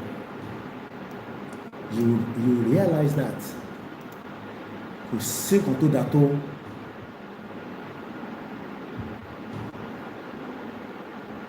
on my background, fẹ́ntẹ́ wo mi lórí Facebook, you'll be seeing that airport. And I want us to just continue to ask ourselves, can we deliver Yoruba people to that standard? Yes, we can. If we hasten about 30. Ẹ̀yin tẹ́ wà nílé, role tẹ́yin fẹ́ play, ó fẹ́ pọ̀ ju role táwa gan táwa ní diaspora fi wá play. Bí ẹ̀ ń rò pé bí a diaspora ló máa wá take over ilẹ̀ Yorùbá mọ́ yín lọ́wọ́. No. The future is going to be brighter for every one of us. Not just one person, not just 3 persons. Excuse me. Istanbul airport is where the brands take off. All this will start happening within a year. Somebody communicated with me. I won't give too much intel. The network that this guy has in the country to work, the network to ní lọ́wọ́lọ́wọ́ tó ní lọ́wọ́lọ́wọ́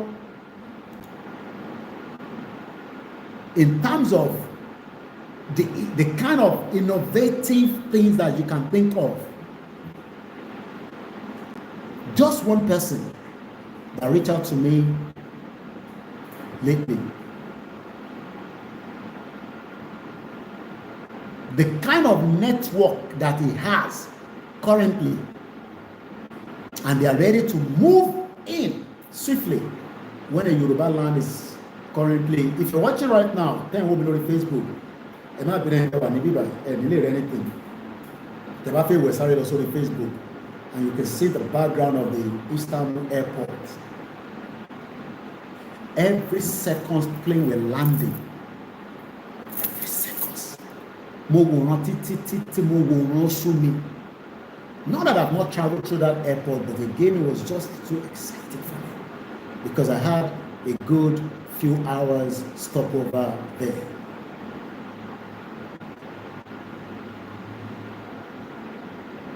So if we do not hasten to push now, then remember that people have done the same push in 1917 when Vladimir Lenin decided to leave Germany and return back home to help his people.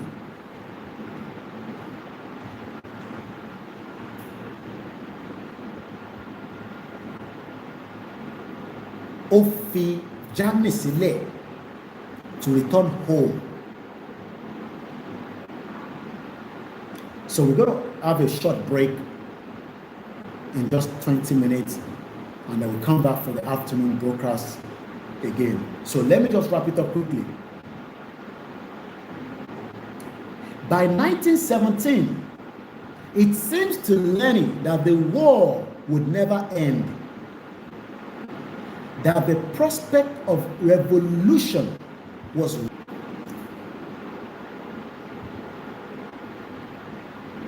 receding. I have given us the meaning of all these words. But in the week of March 8 to 15, the starving, the freezing, Otutu, the war-weary workers and soldiers of Petrograd, until 1914, St. Petersburg succeeded in disposing the TASS, TSAR. Just like we pray that the Fulani will not dispose us. Because the TASS was disposed during the 1905 revolution. So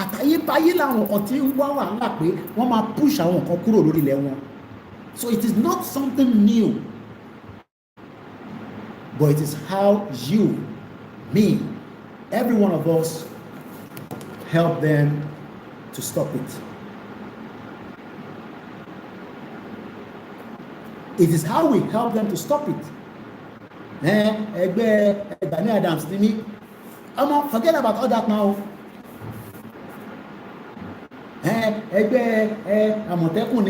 Forget gbogbo yẹn.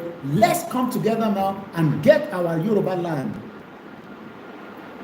Ó tóbi, ó tó gbogbo wa jẹ́. Kí ni mo sọ? Ilẹ̀ Yorùbá tóbi, ó tó gbogbo wa jẹ́. Àwa ọmọ Yorùbá lákọ̀ọ́kọ́ ká tó máa lọ máa wá bẹ́kùbẹ́kù ẹlòmíì. Our government must be ready to pay you even if you are not working. Just like people are being paid in UK. They call it job seekers allowance. Until you get a job. People get paid for their house rent. We will have a welfare government. So why are we not hastening? Why are we not in a hurry? We can't take that country. The reason why the politicians are making Nigeria look like it's poor is because they are one abo owó tó yẹ kó lò síta, coffee share project, coffee share this, coffee share that. They keep keeping it in their pocket. They are stealing what they cannot spend for the next. That's if anybody dies and comes back. That's the reason why you are poor. And all this is deliberately so that we can continue to believe that there's no money in the system. There's bastard money in the system, but the money has been harbored. And I look forward to Dezani's case this year in London. The same Dezani, America just released another $30 million of some money in America. All this money are meant to use for your own lifestyle to live a better life in that country if there was ever a country called Nigeria. But rather, you also just want to sit back and then wait for miracle to happen. No, miracle doesn't happen. People are the miracle that must push and demand the right. Wherever we end this program, when I come back in the afternoon, we will continue on it again. But for now,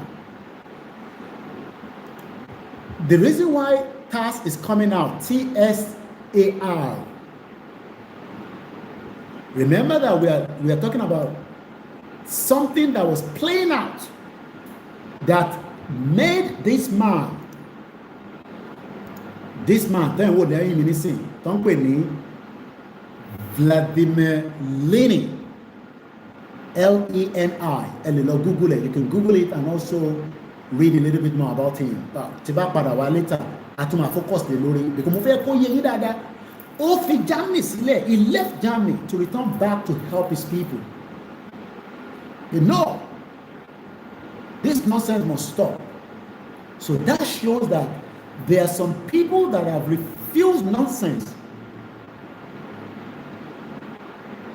and sacrificed themselves so that some of us today can enjoy. This man died about 101 years ago. We are still talking about him. So where do you want to be in the history of the Yoruba land? Because it will happen in my lifetime. It must happen in my own life. I don't know about you because you are still in doubt. It will happen in my lifetime that a Yoruba country, I must witness it. They must declare Yoruba country in my own lifetime.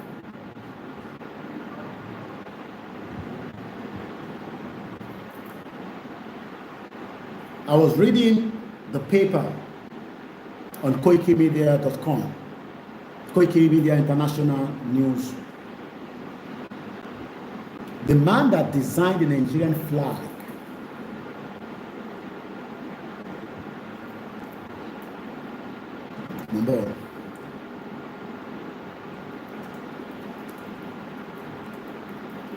I just want to make sure I get the right figure because I don't ever with this platform we don't say things and then Michael Taiwo Akintoye designed the Nigerian flag, green, white, green. It was a Nigerian civil servant who died 2 years ago, August 29, 2023, at the age of 87. I'm sure he never got any medical treatment. So you where you never even reach anywhere, where people don't know you. The man who designed the Nigerian flag, the flag where they take kill people for Lekki, NSAS. That same flag that you cannot pull out at the airport, that they will even be slapping you for Muritala. Take this stupid flag away. The flag that is not flying in some country. Because if you go and look at the one in some country, you'll be asking, why is it not flying? Because the wind is not blowing it anymore. It's dead. The man who designed the flag, he died 2 years ago. But that is not where I'm going.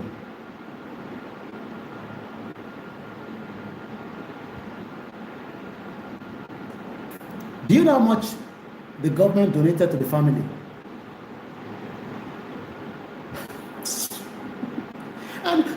I'm a proud Nigerian. I will die as a Nigerian. I die now. Die as a Nigerian. Who will do not to die as a Nigerian? Bomb bastard. If you die as a Nigerian, who does that help? Oloshi. Oniya. And I say I don't want to abuse any one of you. I'm proud Nigeria. You cannot be proud Nigerian than a man that designed Nigerian flag. Oh, day. You way nobody know your papa until your papa just died because of malaria. Your papa just died because you couldn't afford to go to hospital. Okay, I'm a great solution to okay, South Africa. A man about being to your money though. I need cash all the time.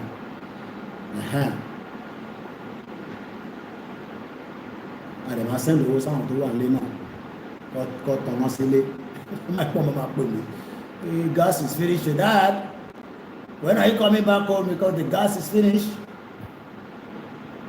Do you know how much the man that, imagine the man that designed Nigerian flag. I'm talking about Nigerian flag. Oloshi. You way nobody know your father. Nobody know your mother. We are now saying let's hasten. Ká gbára sílẹ̀, ká ṣe gbogbo tó kù, ká support bàbá Akintoye àti Ìgbòho Òòṣà. Kọ́ lè ráṣeyọrí ṣe. Owó dẹ̀ lọ́ máa fi rí ṣe àti intellectual wa, strategy wa. Kò ń ṣe pé kó wá sínú meeting, kó da meeting rú. Ẹlòmíì nínú wa tí ẹni pé tó bá ti pè meeting nísìn, kò ní tètè dé. Tó bá tún dé, ó máa da meeting yẹn rú. And we are going to move out in the meeting. That's why I don't attend any meeting anymore.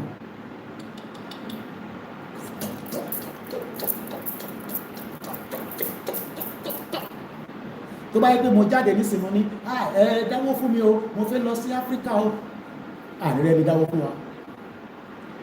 So when I told my mom that I want to go to Africa, okay, you won't go alone. I will go with you.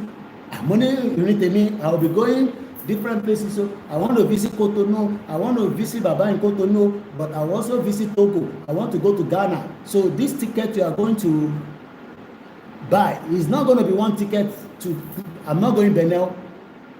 I'm only going Benin to see Baba. After a few days, my mom say, tell your sister all your itinerary.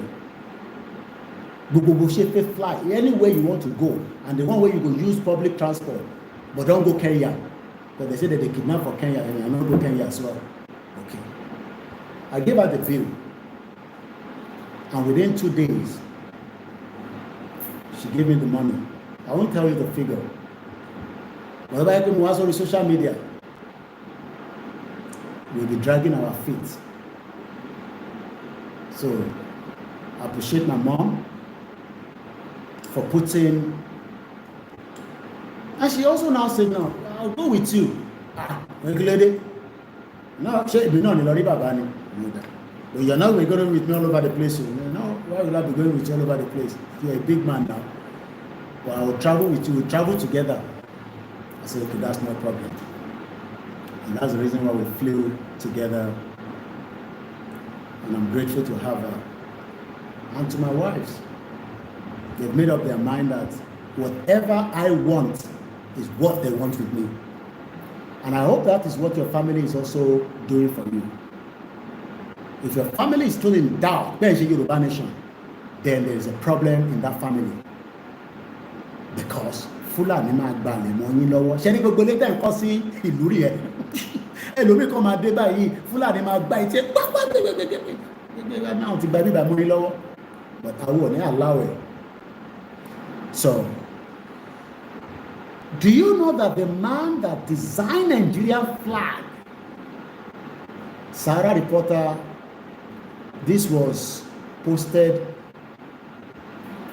30th of January. Let me give you the picture of the man. I'm going to upload the video where because I need to buy things here, and especially I'm not using one internet because Togo internet is different from the Republic internet. I don't know what is going to happen when I arrive in Côte d'Ivoire in the next few days. So I need to have enough cash. So support me. Let's look at the picture of the man that designed the Nigerian flag, and you will cry for Nigeria. That this is the Nigeria of your dream. And this is where we're going to end the program. I'll open the phone line though. It's 4 hours already, so enter our Instagram. I'm gonna end it because I need that line to be open in case people wants to give me money they have advice. And don't tell me not to come home. We're already home, okay? That one is out. What I need now is how to support this Koikimedia, how to support Yoruba Nation, how to pray for Yoruba Nation, or whatever advice. Don't tell me, oh, don't do I'm 40 years old, okay? We're not scared of anything, but we're careful. That's all I can say. Now, picture Baba and Lewo. That is our father, because he's our father, but he has already died 2 years ago. May so rest in peace. I pray for the family. That is the man that designed Nigerian flag. No, I have to show you this again here. Okay, let me take it from here. Because I'm using the Ethernet, you know, to make sure that my laptop is stable. And I've been walking around the clock since I arrived. Brother, me, voltage, Shalafia. You know, since I arrived, I've been walking non-stop. So this is the picture of the man that designed Nigerian flag. Look at him, a great man, right? Great man. You will expect that this great man will have lived and died in the same Nigeria with the respect that you can never give a president. But they don't respect anybody in Nigeria. Even the living, they don't respect. How are you going to respect the dead?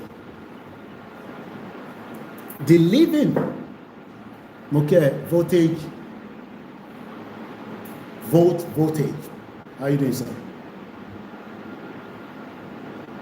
I don't know the cause of his death, but I would just believe that it's got to do with some maybe health implication that they couldn't get help from Nigeria. If this man could not get help from Nigeria before he died, you would think that they will still help after he has died. That's the expectation that you would think. The man that designed a flag after 2 years of his death, how much do you think that we should give the family? And let us be fair, because Nigeria doesn't have money. Nigeria is broke. But help me in the comment section, and then we'll open the phone line, and then we'll end the program. Oh no, Momberi, I know, how much do you think we should give the family? At least, now that their papa don't die, may so rest in peace. Me, the man that designed Nigerian flag. How much do you think is worth to give him? I just want to read the comments. Mr. Moses Olani Ramokin, Mr. Dewumati Mokin, Ibiyemi Mokin. Elo le fi we can form family. Bye-bye. Roughly. How much? Just make up a price. There's no price you can give the dead because it's gone. But the family needs money now because the dead is gone. How much do you think is worth to give the family? 20 billion. Okay. That's about almost what they say they should give Igboho for the damage of his house that Fulani don't want to give. Tinubu has not opened Igboho's account. President Bola Tinubu has, all these Igbo people that say Igboho is free, Igboho is free. Igboho is not free because Igboho cannot come back home. And Tinubu has not opened his account. Okay, 10 million. Then you saw, okay. From 20 billion, they drop it down to 10 million. So this Baba is worth 10 million. Wow. Talotu Wambe. Talotu Feba comment. Tato Malo. There's no price you can give the dead because it's gone. But the fact. I want to see the program. What is so happy? All right, èmi náà ti ń lọ, ẹ má worry. Èmi náà ti ń lọ, ní tẹ̀ lọ anywhere kí n lọ sùn. Ẹ pé kí n relax ni. Another 10 seconds. How much do you think we should give Baba? Mo kí Mr. Ayọ̀délé. Mo kí brother mi o. Bàbá mi ẹ̀gbọ́n mi Owólabí. Kò ní bàjẹ́ fún yín. Àlò mílíọ̀nù. Ẹ kó máa wọlé fẹ̀yìn ni.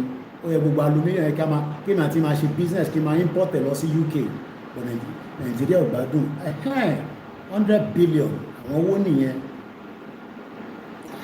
nígbà tá a gbé 20 billion lẹ́yìn tí wàá mú 10 wá ẹ̀yin gan dáṣá Mr. Gani Olóyèdè ká fún bàbá yìí ní 10 million ó kéré mo kí Mr. John T. Emmanuel Prince Adekola mo kí yín o mo fojú pa rẹ wọ́n ní if Afẹ́nifẹ́re fail to talk wọ́n tẹ̀ wọ́n sọ̀rọ̀ níjọ́ Sunday you need my number studio number mi náà ni àti 979 number mi ò change na send ẹ̀ sí ní sí Ìlọrin people should be wise now and stop supporting Fulani in our land ọlọ́run jẹ́ kó gbọ́ o brother mi olúwa ṣẹ́gun má bínú pé mo ṣe ń ka kọ́mẹ́ǹtì ni o mo kí gbogbo ilé ẹ̀kan sí alright eye tí wọ́n ná fún bàbá ẹ̀ let me read it out.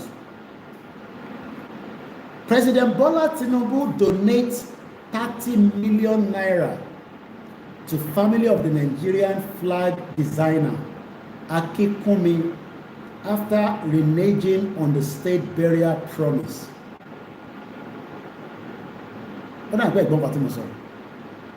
President Bola Tinubu gave the family 30 million. Ṣówó kan fi ra adìyẹ ní torí kò gbọdọ̀ ra màálù. Owó lèèyàn lè ra màálù. Is the 30 million àbí bóyá wọ́n kọ̀ sọ yẹn bóyá owó tó gbé fún wọn tún jù bẹ́ẹ̀ lọ. So clear nísìn. Kò clear. Mo kí ẹlẹ́ǹkan sí Ògúnmọ́lá ní 50 million naira. Mo kí Aki Games. And Ògúnmọ́lá Abíọ́dún wá ní and the family should be put on the royalties kọ́ máa sanwó fún wọn lọ́dọọdún. Mr. Sunday Wálé mo kí yín. Ṣẹ̀rí pé Nàìjíríà yóò dára. Ẹni tó design Nigerian flag ó kú ní 2 years ago.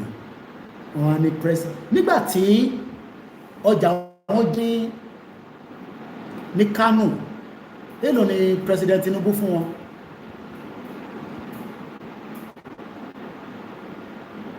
Vote, that is the worth of Nigeria. Not sure. Gani Olóyèdè, what is the difference between 10 and 30? I knew those thieves can never give large money. Gani Olóyèdè ti mọ̀ wọ́n dáadáa. Ó ní orí Koiki, bàbá lóyìnbó. Yóò pọ̀ máa gbówó ńlá kan fún wọn. Ebi ìwé náà smart ní Koiki. Ibi wọn ni lecturer wa. Ṣé ìwọ expect pé owó tí Yàyà Bello jí tó yẹ kó gbé fún bàbá rẹ̀? Yàyà Bello jí owó kó tó 50 million. Azeez Shakiro dàgbẹ́ ti lọ tajà ẹ jẹ́ tètè ra pure water kẹ́mu 30 million lọ fún bàbá yẹn àwọn family ẹ̀. Òun á bèrè pé ṣówó àgbàdo àbówó ẹ̀wà torí ta bá ní kọ́ lọ ra gàrí bí 5 kọ́ ra ẹ̀wà 5 tó máa pín fáwọn family àwọn mọ̀lẹ́bí kò lè tó gbogbo wọn owó màálù gan yọnú ẹ̀. How can the president give the family 30 million? Not 30 billion, 30 million naira. Bàbá mi Ọláyínká jọ ní Koiki gbó bíbá ìjàre wọ́n ní nígbà tó ọjà jó ní Kánò 60 million ní Tinubu gbélé wọn lọ́wọ́.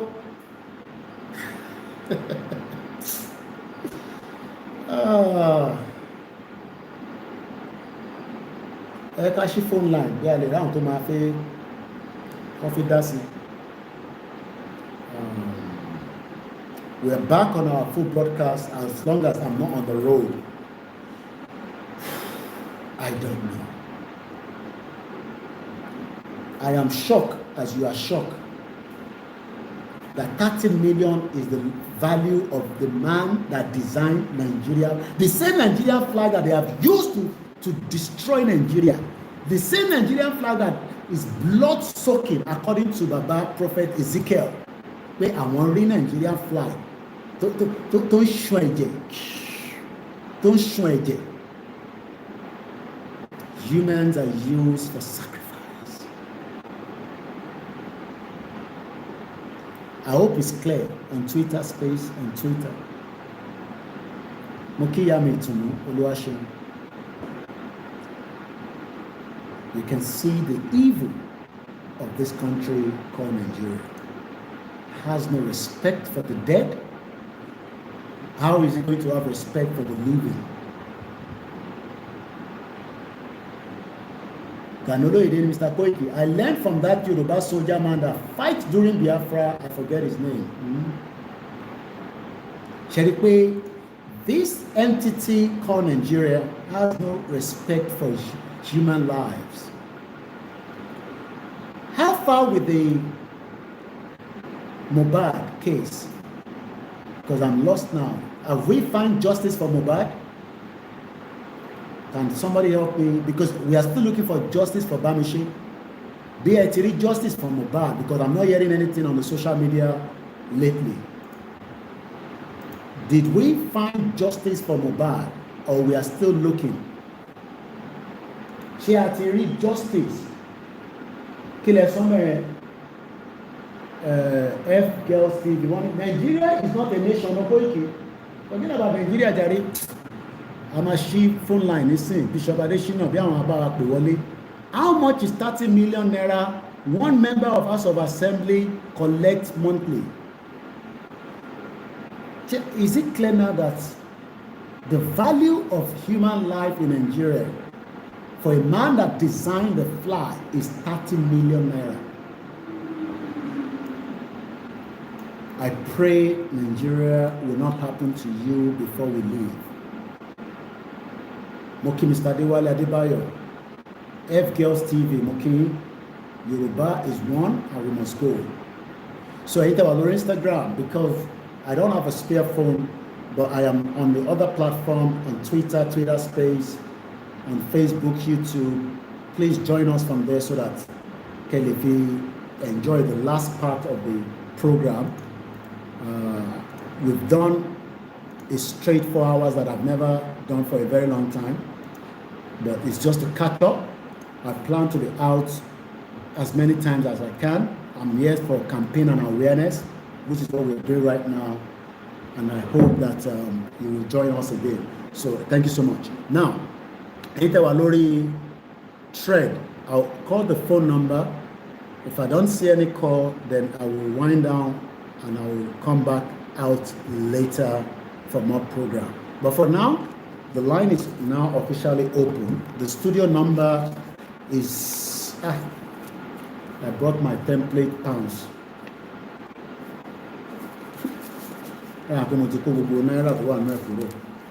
The studio number is +44. It's a WhatsApp. You can't call direct because I'm not in UK. +44 74 04 405 That is where you can come in and say, Koiki, we appreciate you for coming down to see Baba Akintoye. No, we don't appreciate you because you still need to do more. So let's go first to Bishop, and we had the privilege to see yesterday after a very long time. Bishop, good morning.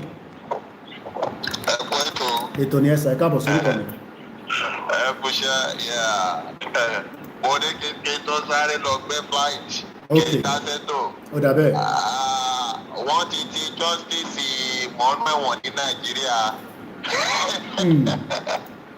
Kò sí justice lára gbogbo àwọn ọmọ tí justice kan bí nínú Nàìjíríà. Wọ́n ti fi wọ́n sí police station. Àwọn tó bá wá justice kiri wọ́n á dé aṣọ rock. Wow. It is well. Ọlọ́run á gbà wá. Adé ìmúwadé ilẹ̀ wa ilẹ̀ Yorùbá nation tá a mẹ́gbà àríṣe lágbára Elédùmarè. Kọ̀sẹ́ni Ada Naira account or SEPA account sí mi. So I can do any of the two. To support. Thank you so much. All right, Atumarira, Ola Shoyinde base padà. Thank you. Mo kí our Grace Olúṣòótọ́ ẹni tó bá fẹ́ pè àsìkò láti pè wọlé ní +44, which is the code, +44 74 04 40 So we leave that for probably another 15 minutes. By 60 minutes from now, or 15 minutes precisely, I will end the program. I get 4 hours 30 minutes. Then I'll refresh. Then probably later in the afternoon we'll have part 2. Anyone in Nigeria, the Yorubaland, I know internet is expensive. If you want to wait till the program is finished, and you can always download it and watch it in the night, I don't know how you're going to do it. But then when you afford lots of money, internet, even while I'm on the ground here, my internet, you know, and especially because I'm moving in between different countries, so the internet is a different thing entirely.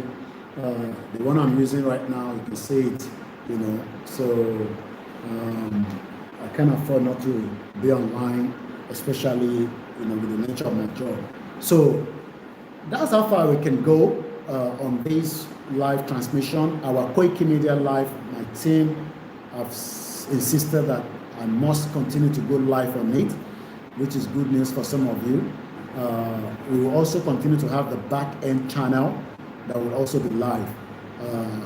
If you don't have anything to offer in this movement, you must be able to offer at least the grace of God, whatever the gods of your belief, so that we can survive the last part and succeed. Survive and succeed. Because the devil of Sokoto does not want us to survive, and he does not want us to succeed. So kù sẹ́yìn ọmọ Yorùbá láti make sure pé we do everything to succeed. Kò ṣe gbogbo ala lówó lọ́wọ́, but we must be able to do something to succeed lórí ìrìn àjò yìí, no matter how small it is.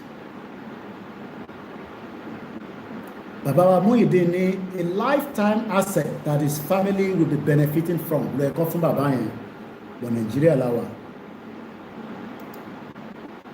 As we are coming to the final closure of the program, what are the summary?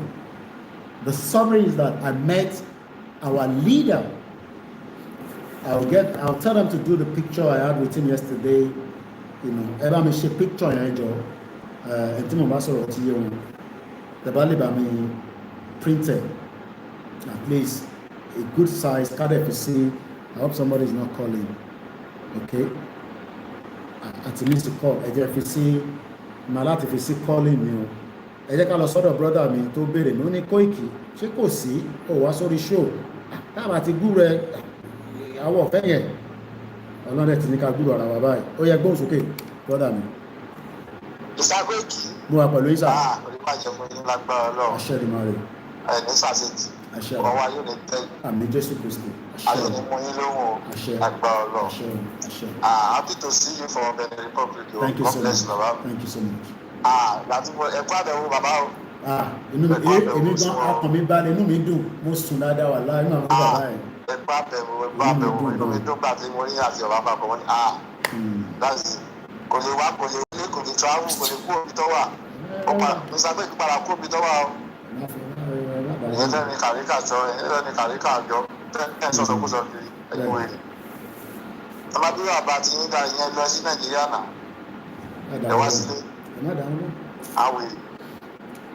Àwọn tí àwa ni ẹ ṣe gan ni bàbá wà dáadáa in high spirit ni bàbá wà lánàá high spirit ọláì kò ń ṣe pé kíní àlàáfíà ní bàbá wà so àwọn aṣèwà lọ yí ìgbésí àwọn àjọ jókòó àjọ ṣe one on one program ìmọ̀ àti bàbá ó ti pẹ́ dájú jọ jókòó bẹ́ẹ̀ yẹn so àná yẹn kájọ jókòó kájọ refresh you know after many years but bàbá is in high spirit and 2025 is a good year for us to go you know further you know so kolukaluku wa ká má dispute mọ́ gbágbá ní àwọn wèrè kan tó ń sọ dágbà ẹ má dá wọn náà àwọn ní 2x2 wọn níbi ọmọ tó ń lọ so we have one leader and that's it so àwọn ká dúró àwọn ká dúró. àwọn plan wọn lẹ́yìn màá lè sọ fún yín lẹ́yìn tó máa sọ fún yín láàbọ̀ pẹ̀lú pa wọn lẹ́yìn tó máa sọ fún yín lẹ́yìn tó kí ni sọ bíbà. àgbọ̀yé ẹ̀ṣẹ̀gbọ̀n all right thank you so much ẹ̀ṣẹ̀gbọ̀n bàbá mi ṣáájú all right mo lọ bẹ́ẹ̀ mo kí gbogbo ẹ̀yin tí ẹ̀ ń bẹ tẹjọ́ ọmọ Yorùbá ní Benin Republic a máa láǹfààní àti ríra wa nígbà tásìkò bá tó mo kí brọ́dà mi Waris Jinadu ẹ ṣé gan mo kí wọ́n ìtẹ̀wà lẹ́nu iṣẹ́ náà ní Europe ìtẹ̀wà lamẹ́ríkà mo kí Aziz mo kí gbogbo organisation kankan ẹ bá gbóhùn sókè bàbá wa Ẹniọlá ẹ ti wọlé sà. Èmi ni ẹ sà. ọjọ́ mẹ́ta ọjọ́ kan pẹ̀lú sà. ẹ̀dẹ̀kú àbẹ̀wò bàbá nígbùtọ̀ ni. àdúpẹ́.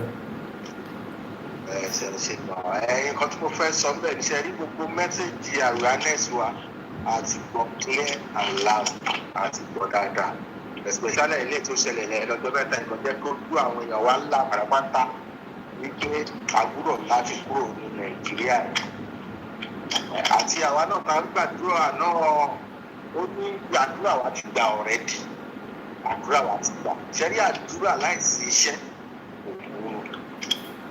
òkú ni àdúrà wa ti gbà iṣẹ́ yẹn gan-an ló wà kú sí bí a lọ múra sílẹ̀ bí múra sílẹ̀ yẹn lẹ máa bá wa pariwo fún àwọn òkú wa dáadáa kọ́kọ́ ká lọ múra sílẹ̀ torí anytime ní rally yẹn lè dé ẹnì kan máa lọ pé gbé báwọn ní òjijì mọ́ torí a gbúdọ̀ láti múra sílẹ̀ gan àti ẹ̀wọ̀n ọ̀ràn míyàn yẹn náà gbúdọ̀ máa bá wa fi owó sínú ẹ̀ wọ́n máa bá wa fi owó sínú ẹ̀wọ̀n ọ̀ràn míyàn yẹn wọ́n máa bá wa tẹ̀ mọ́ wọn létí wọ́n máa fi owó sínú ẹ̀ torí tó bá fi owó wọn sí ọ̀dọ̀ Nàìjíríà jẹ́ owó wọn adúlẹ̀ tí Nàìjíríà ti jọ 30 million ẹ̀dùnkú ẹ̀ lóòdì sí ọ̀kan tó ṣẹlẹ̀ kọ́ máa bá wa ṣe ìfowó síbẹ̀ àtòrò máa wúlò fún wa lórí mo ní kí n sọ ẹ̀ṣẹ̀ náà ẹ̀ka mo kéwọ́ ẹ̀ tẹ́ ń bẹ ní Libya ní gbogbo African countries níbi tí olúkálùkù wa ti wá jíjẹ àti mímu tí a fẹ́ lọ jẹ òun náà ni gbogbo la ṣe sá kúrò ní Nàìjíríà èèyàn kan kúrò ní Nàìjíríà láti lọ ṣe nílà abroad even if it's African country ló bá lọ gbogbo wa lọ hustle a lọ jápa torí pé ilẹ̀ wa kò ṣe pé kò ní gbogbo facilities bọ̀wọ̀ jẹ́ kí ó ṣiṣẹ́ fún wa àfi tó bá darapọ̀ mọ́ àwọn jẹgúrújẹrá olóṣèlú àdẹ̀ fi darapọ̀ mọ́ wọn. In fact seeing you sitting with Baba at Kotonu make me more happier. mo sọ fún yín pé àti dé tán so you know we are not, like I said, a journalist is never worried about anything, especially if you're on the truth. Baba Miwari, you know, the Nigerian red flag carrier was shot at the NSAR. Their corpse remain a mystery with triple question mark. So thank you so much. There will be more and more awareness. Don't be distracted. We are not coming out to destroy, to fight the government. No, we are coming out láti béèrè ẹ̀tọ́ wa at the appropriate time, and I'll be telling us more about that in the due course of many of our programs. But a gbọ́dọ̀ múra sílẹ̀ dáadáa. That's all I can tell us. Like I said, there are many diaspora. When the time has arrived, they will come down. But àwa tá wà nílé, àwa bá ìtajọ wà nílé, làjọ máa ṣiṣẹ́ tó pọ̀. So we're still here as well. The burial is also happening end of this month. Like I said, of our mother. There's still a lot to cover. Ẹ̀yin obìnrin wa mo kí yín. Wrote a play pọ̀ gan. Without you, there is not us. So mo lọ bẹ́ẹ̀ mo kí gbogbo àwọn pastors wa, àwọn babaláwo, gbogbo gbala máa ń sọ. We have about 7 minutes, so more time is in. I'm conscious, mo ti padà sí UK báyìí ní sẹ́yìn, mo ti wà conscious of time. Jajesi, we're not fighting religion, and I'm happy that the Muslims have stood out and said no Sharia in Yorubaland. That for me makes me happy. That shows that even if they're not aligned with Yoruba nation to start with, they agree that by Sharia. So tabati ba country now we live a better life. Mo kí Ìfẹ́lódùn Ìmọ́lẹ̀ Yorùbá fans, mo kí Adigunmakanjuola, mo kí Ajagun, mo kí Ìkọ́mọkọ Yorùbá Àgbà, Yorùbá ni mí mo kí yín o. These are different groups as well. Mo kí gbogbo ìlànà. And remember to support Koikimedia. Every little contribution goes a long way. I'm not if my £5 show my enough. It will go enough if there's about 10 people giving us the same £5. Especially, there will be a lot of things that we want to cover. You know, the burial is coming now. I'm sure you want a fantastic, broadcast of the Mama burial. So gbogbo yẹn náà is going to cost a lot of money for us to be able to cover it. The rally is coming. We need at least 2 cars. Our staff will need car méjì. Ìkan wà ní ibi state kan, ìkan wà ní state kan. A lè wúlò. Because a help wa mo bẹ̀ wá, mo kí GR1. Mo kí gbogbo àwọn pastor leads Yorùbá ní ní mo kí yín, mo kí gbogbo ẹ̀tẹ́ wà ní Kòròdú, mo kí Ṣẹ́gun honorable brother mi dáadáa, mo rí YouTube channel yìí, mo kí Ṣakiru, mo kí bàbá wa Idris Sheikh Ọlọ́run Ṣẹ̀yẹ, mo kí dádì, mo kí gbogbo ẹ̀yin àfà ńláńláńlá tí ẹ bẹ nílẹ̀ Yorùbá, ilẹ̀ Yorùbá ò ní dàrú, ilẹ̀ Yorùbá ò ní bàjẹ́, mo kí ẹ̀yin babaláwo wa, mo kí ọba wa kábíyèsí the new paramount king in Ọ̀yọ́ state. Mo kí bàbá wa náà, mo kí bàbá Ọọ̀ni of Ifẹ̀, mo kí Yonkan, mo kí gbogbo ẹ̀yin diaspora, ẹ̀yin intellectuals, ẹ̀yin tẹ́ ń follow tí ẹ wo ibo lọ́nà ẹ fẹ́ já sí. Like I said, a máa ṣe engage bàbá, but àná yẹn kí bàbá àtọmọ kápọ̀ sọ̀rọ̀ ká dẹ̀ refresh. Mo kí bàbá wa Tèmídáyọ̀, mo kí ẹ̀yin tẹ́ wà ní Germany, mo kí gbogbo ẹ̀yin tẹ́ wà ní African countries. I might not be able to cover every part of African country while I'm around. I will do what I can do. Mo kí àwa Ajé Olókun, àwọn náà ti ń ṣe program. Tẹ́ bá ti bá program wọn pàdé, ẹ jọ̀ọ́ ẹ máa bá wa follow wọn. Àwọn lélẹ̀ ẹ jẹ́ ká kọ̀ gbọ́ díẹ̀, just a little bit. I'm a play to see Nelson.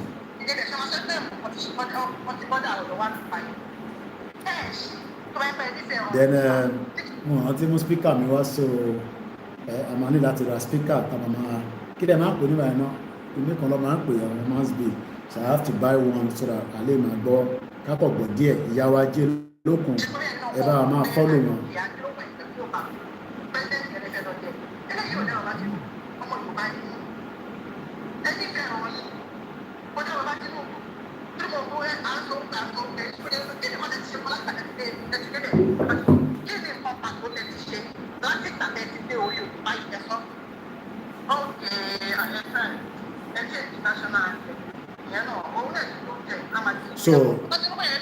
So ẹ rí pé mo post page wọn lánàá, ẹ bá wa lọ follow wọn. Ṣe rí nobody is going to help us when it comes to the push of our messages, so let us continue to help each other. So màá fi wọn sórí status mi náà, so ẹ̀yin tẹ́ bá ti rí wọn ẹ click ẹ follow wọn, ẹ bá wa pín. That's another angle from another mother coming into the broadcast. So mo kí àwa Ajé Olókun, mo kí gbogbo àwọn medias wa, àtẹni tó wálé àtẹni tó wálé, we all have different roles that we're playing. Me coming on is very important. I have to see bàbá ìtẹ̀sígbé àti mo tún gbọ́ pé màmá tún kú gbogbo kìíní ẹ̀kọ́ fún mi ní concern láti December last year. I wish I could fly out of December to come and meet him, but I had to tidy him up. Ọ̀dọ̀ tí wà lọ́hùn ó máa tidy up.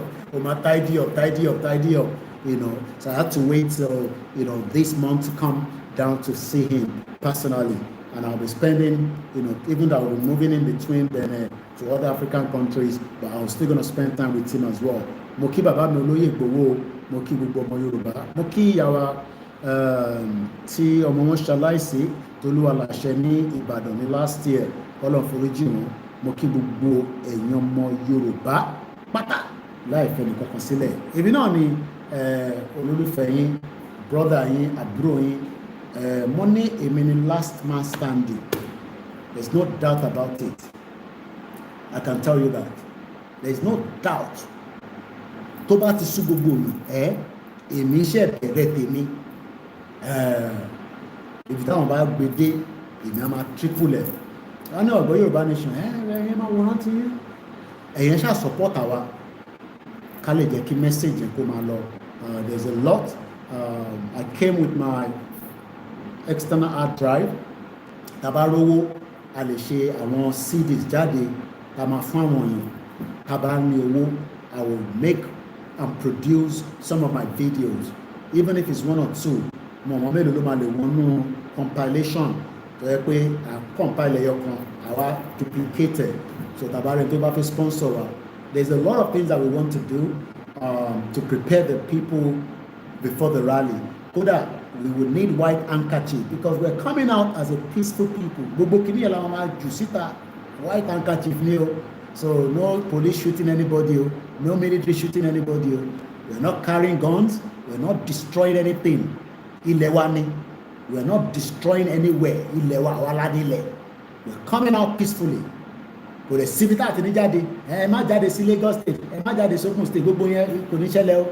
coming out. I don't know what is going to be the announcement, but I am just saying that we're coming out everywhere. So, we're coming out on a peaceful rally in Yorubaland, not in Sokoto, not in Kano, not in Anambra, but in Yorubaland. And we will need to mobilize. Koishe chicken change. I am not saying donate money to me. Donate to the YSDM and let them manage the resources. But from the media perspective, support, and we will do our own with the best of our ability. We need drones. We need this, we need that. We were on drones that only 2-3 years ago. We packed out already. So we need better drones, to be able to project things from the top. So we need walkie-talkies. We need a lot of things. So we hope that while I'm around, we'll do what we can do before I fly back again to United Kingdom, and for now, so I'll be back later on, afternoon stroke evening, after I've relaxed, and we will start again the part 2. It can be 3 programs in a day, but nothing less than 2 at least, so that we can catch up. There will be some noise at the background sometimes. I've moved a little bit, there will be noise, but again, we hope that we can still manage ourselves, since that you are all able to hear me very well. Thank you so much once again. And this is Koikimedia reporting from Africa, live and direct. Today is the 4th. I love to put dates. And they send the videos to Koikimedia or all other medias. Events near a god of date to see, and even possible time, because everything is documented. If something is happening somewhere, you are sending it to any media. It doesn't have to be me. Say, this is in any ọjọ́ kẹrin nínú oṣù kejì ọdún 2025. Agbo báyìí lólu ìṣẹ̀lẹ̀ báyìí níbi báyìí. Don't just record video and send it. Crack a brain. If it's something that is urgent, you can put your number in there, and if it's not need to put your number, you can just make sure that you give us the location. There's a lot happening. Our governors are also aware of some security issues surrounding the Sharia. They're not going to tell you now, but if we hear any pang, we will come out and we will force the governor of your state to talk, especially since the nefe Sharia, be rest assured that we have those intelligence, but we are waiting for your governors to do the needful and protect us from all the enemies within and outside. Moki President Talon, Moki all other African presidents that are working tirelessly, especially because Baba is here. We need to appreciate President Talon and also the Benin people. Very lovely people. Different President Talon. You have a great solution, and on that note, I say shout out. My line is always available. If you send me a message, I can't reply quickly. Just take it easy with me. I don't have secretary for now. I'm still the only one working. So, and that means that I'll reply your messages. My email is still the same. Koikimedia, bringing the world closer to your doorstep. Bye for now.